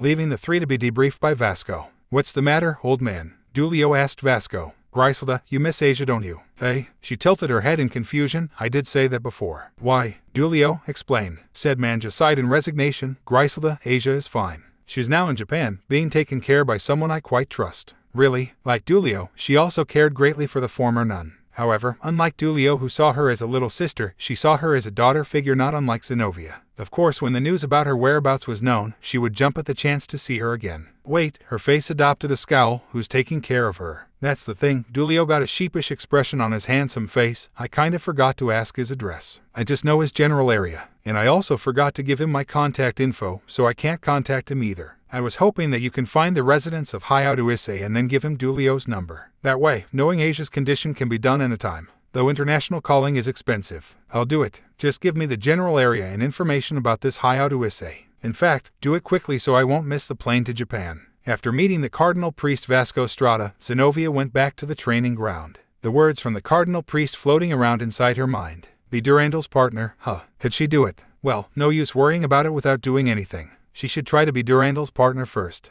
How? She halted as her mind could not determine the course of action needed to be Durandal's partner. Being raised in church and being prepared to be exorcist did not come with the instruction to wield Durandal. Oh well, maybe spending time with Durandal would work. Saint Peter, Saint Basil the Great, Saint Denis, Holy Mother Mary, please hear my voice. In the name of the saint whom reside within this blade, please come, Durandal. She put her hand inside the distorted space beside her. Due to Durandal's immense strength, one could not easily bring it anywhere with her, especially since she was a total newbie in using it. So Grisela sealed it in a pocket dimension for her. After bringing out the sword from the pocket dimension, Zenobia swung it lightly to take a feel. It was still as hard as before to wield it. Phew. Taking a deep breath, Zenobia entered the stance that Grisela had taught her long time ago. Gripping Durandal with both her hands, Zenobia released her breath with a shout while slashing the air.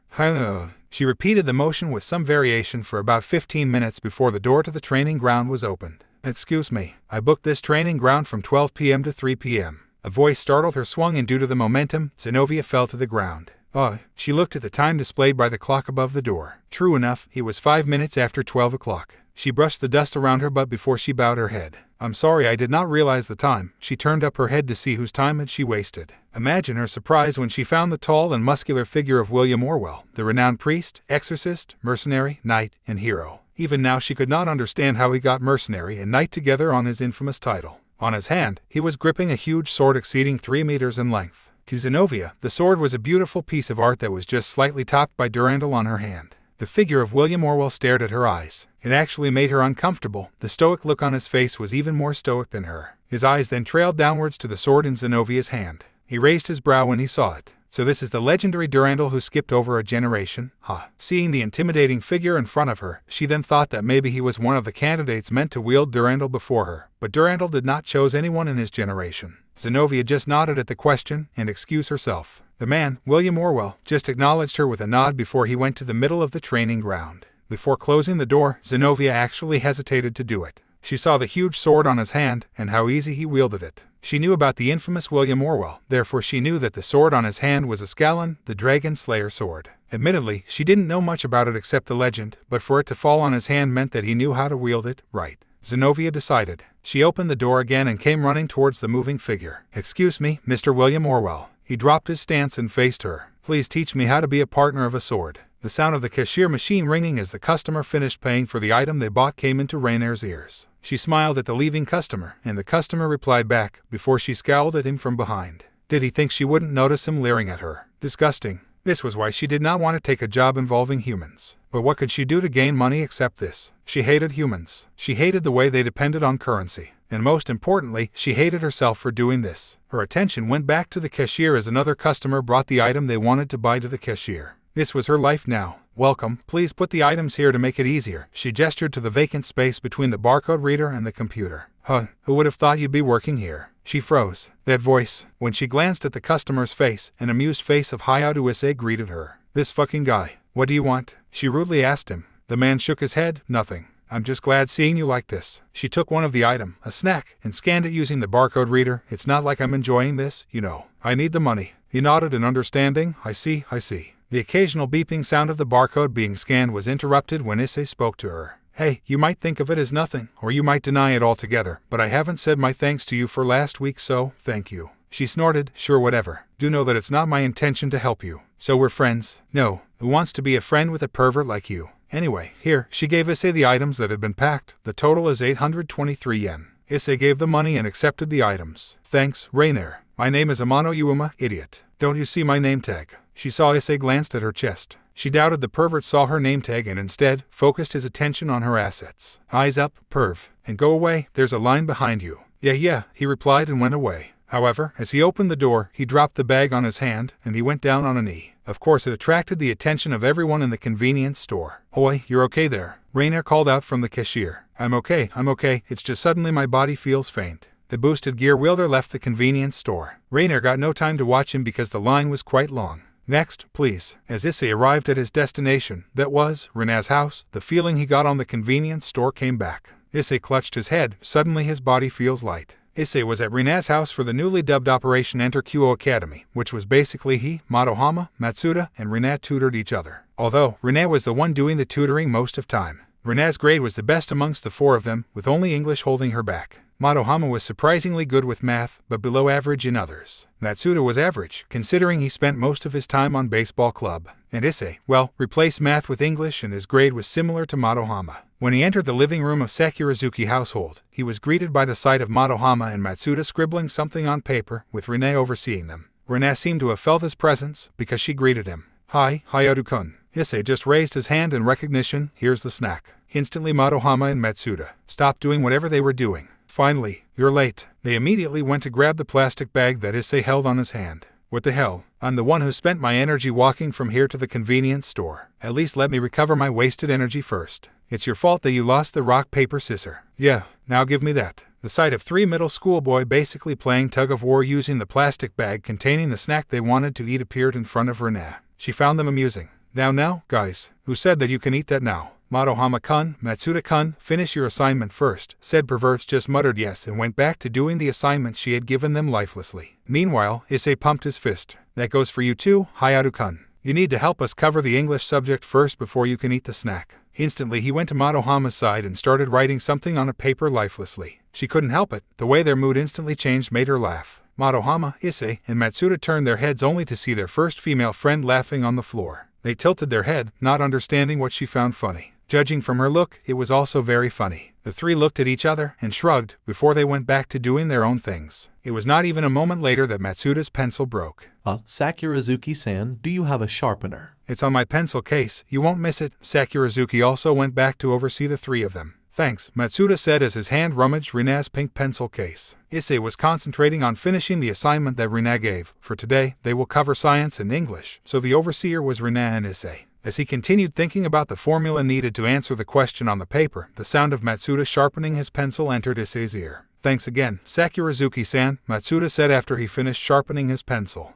Out of relief because he wouldn't hear the annoying sound again, Issei glanced at Matsuda. He jumped in fright. Why? His heartbeat rose. His breath became erratic. His eyes widened and his pupils shrunk as if he was scared of something. Eyes, Hayaru-kun. Three pair of concerned eyes looked straight at him. Issei put his hand on where his heart was and tried to calm his breath. His eyes scanned his surroundings, searching for the unknown threat that made him jump in fright. What was that? Issei thought frantically. As he realized that he was inside Rena's house, and there was nothing threatening him, Issei let out a deep breath. Sorry, he said with a sigh. What was that? Eyes. Don't scare us like that. Yeah, I thought they were bugs or something. Issei stared at Rena for a moment. There were, Sakurazuki-san. Kaya. Rena instantly jumped to the sofa. Issei eyed Madohama and Matsuda. Both of them got the message and the three laughed seeing Rena whimpering on the sofa. It took Rena a while before she realized Issei was scaring her. When she did, she glared at Issei. Well, Sakurazuki-san, don't be that angry, that was just a payback for earlier. Just a payback. Jerk. Renat threw the book she was holding to Issei. Issei ducked, and the book somehow found its place on Matsuda's face. Ouch, got him at eyes. Matsuda threw his book to Issei. What the hell? Why are you throwing it at me? Issei shouted as he dodged the book again.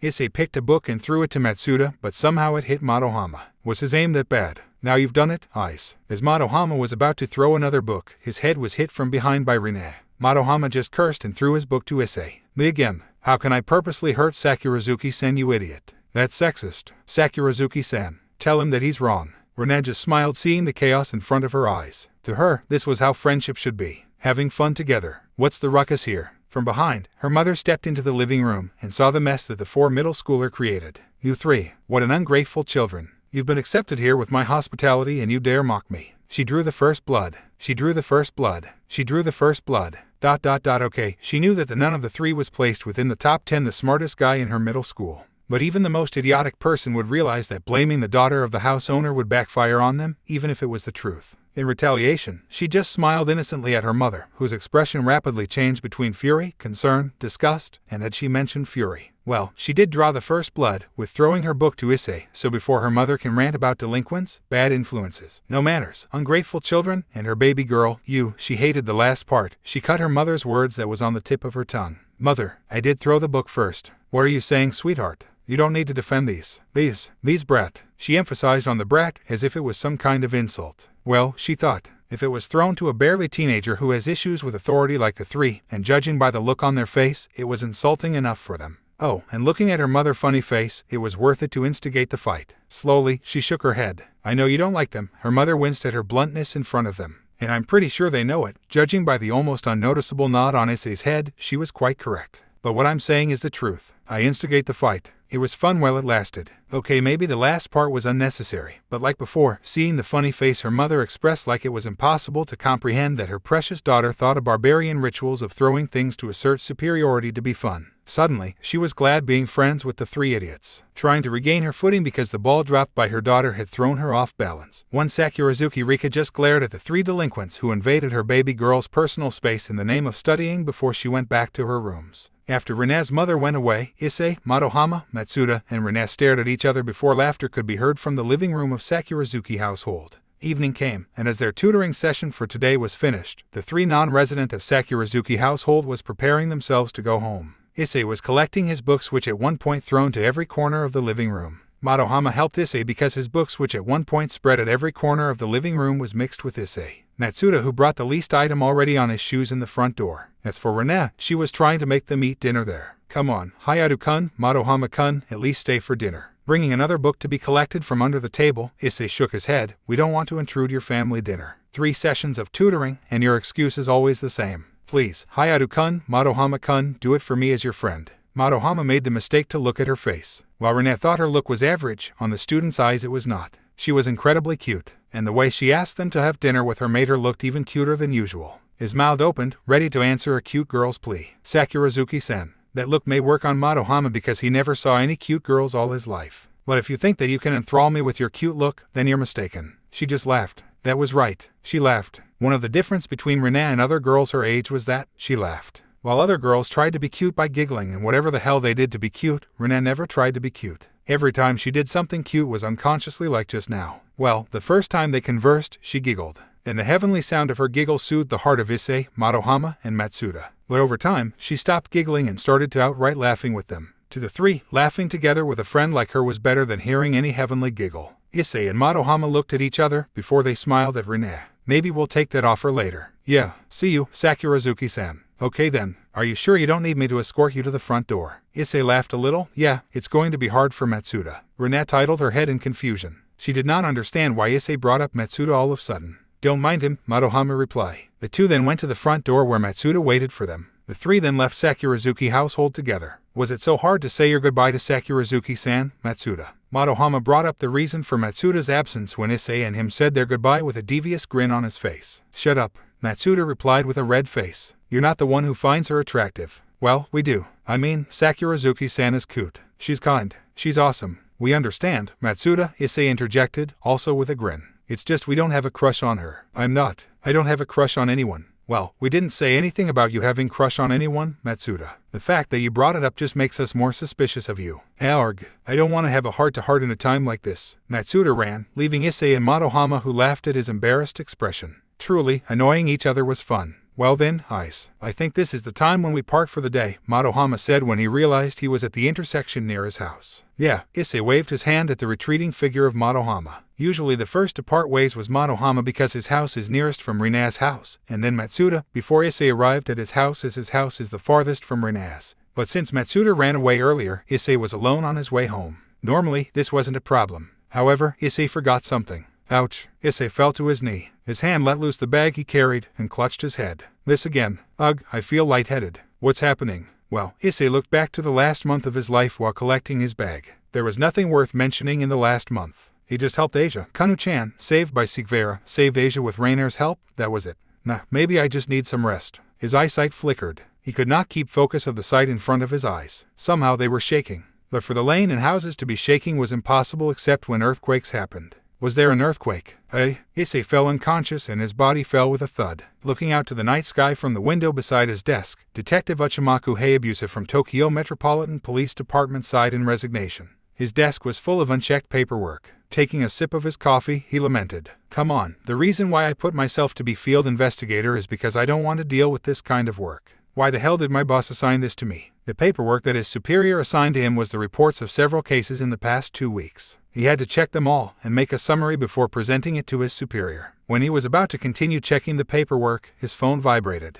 Who would call me this late at night? He saw the name on his phone and to his surprise it was the eccentric doctor. Good evening, Tsubaki-san. Is there a reason why you're calling me this late? Uchimaku-kun, I'm just a little lonely. I doubt it. You're not the type to do socializing just because you're lonely. So what do you want to tell me? Or ask me? Uchimaku-kun. How rude. This is why you don't have a girlfriend. You need to be more considerate to other people. I should be the one saying that to you. But seriously, Uchimaku-kun, I just want to say thank you for using my service these past 3 years. Are you going somewhere with this? Correct. Several days ago, I got an offer from a private corporation to be the head of Research and Development Division. I have already accepted the offer and my work starts tomorrow. So unfortunately I can't do any work for the police anymore. That's one of the conditions for me to accept the offer. That's why, for the past 3 years, thank you for using my service. You're welcome, Tsubaki-san. We from the police department also thank you for your service. Without your expertise, who knows how many cases would still be mysteries. Oh yeah, there's also another reason for my call. Just yesterday I visited the forensic lab of the police department to borrow something. Imagine my surprise when I recognized as a sample of blood and saw the report for them. Remember the kid you picked up to see me? That's his blood all right. The foreign chemical formula that I still don't know is still there. From what I saw in the report, a large amount of his blood is found and is going to be used as an evidence for vandalism and destruction of public properties. I suggest you look this up and help the kid. God knows how Japanese people loves normalcy, and the kid's life will stop being normal the moment police detains him and the fact is publicized. I see. I will look into it. Thank you for telling me this. Try to help the kid. He helped you before, right? And with that, the eccentric doctor ended the call. That boy, if he remembered it correctly, his name was Hayato Issei. He had been the next victim of the serial killer in Akihabara, at least, until one morning when he came and the receptionist got a message for him. What belongs to that side comes back to that side, it said. Former next victim, it continued. He knew the message was from him, but he was dying to know about what happened. He wanted to come to his house and get the details, but works from higher up swamped him and without him realizing, it already had been more than 2 weeks. True to his words, the serial killing died down, and soon Akihabara was flooded by people again. It went back to normal without people ever knowing the horror that once terrorized the people. He didn't know for sure if that Hayato Issei is the one responsible for stopping the serial killing, but for him to be the one sending him the message, he must have been involved in whatever happened. Let's see, he skimmed the reports, scanning for any case of destruction of public properties and vandalism. After 5 minutes of searching, he found it. He muttered as he read the report thoroughly. There was a large amount of blood, but the charges are destruction of private properties and vandalism. This looks like some kind of joke. Large amount of blood means wounds. That means he's a victim. Got him, that kid sure has it rough. Being 2 victims of 2 different cases was unusual, and this kid did it. Anyway, let's bring this up to Miss Hima-san. I'll persuade him to let me take over this case. That way, I'll get to interrogate him and then I will get the full story of the Akihabara serial killer's identities. Hayabusa, I truly should thank you. After ending the call, Dr. Tsubaki talked to himself while analyzing a vial of transparent liquid. After all, without you and your explanation, my eyes will still be closed towards them. Without you, they will not notice me. He put back the vial to its place. Looking over the lab that he had been using since over 8 years, he smiled to himself. Time to pack things up. More than 2 hours passed with him packing the essential things that he owned and not what the hospital owned. Done. I can't believe my personal things is just my papers and samples. Everything is owned by the hospital. Oh well, I bet their labs will be more resourceful than this. A knock at the door, signaling his last moment in this lab. I'll miss this lab. Opening the door, he was greeted by a man in black suits. Greetings, doctor. I am tasked in helping you bringing your belongings to the car prepared in the front. Nah, no need. I'll bring it myself. An uncouth person like you wouldn't know how to handle the belongings of someone like me. If he paid more attention to his surroundings, he would see a vein popped in the head of the man who walked behind him. We thank you for accepting our offer. I don't care. As long as I get better labs and access to samples for more research, even working for a criminal organization like yours is acceptable. With that, the eccentric doctor looked back at the hospital building that had become his home for the past 8 years. Goodbye, light. He then focused on the black car in front of him. He smiled. Welcome, darkness. Okay, sadly the chapter is over. And if you enjoyed, just leave a like and subscribe with post notification, so when the next chapter is ready, you will be notified. Okay, see you in the next video. Bye.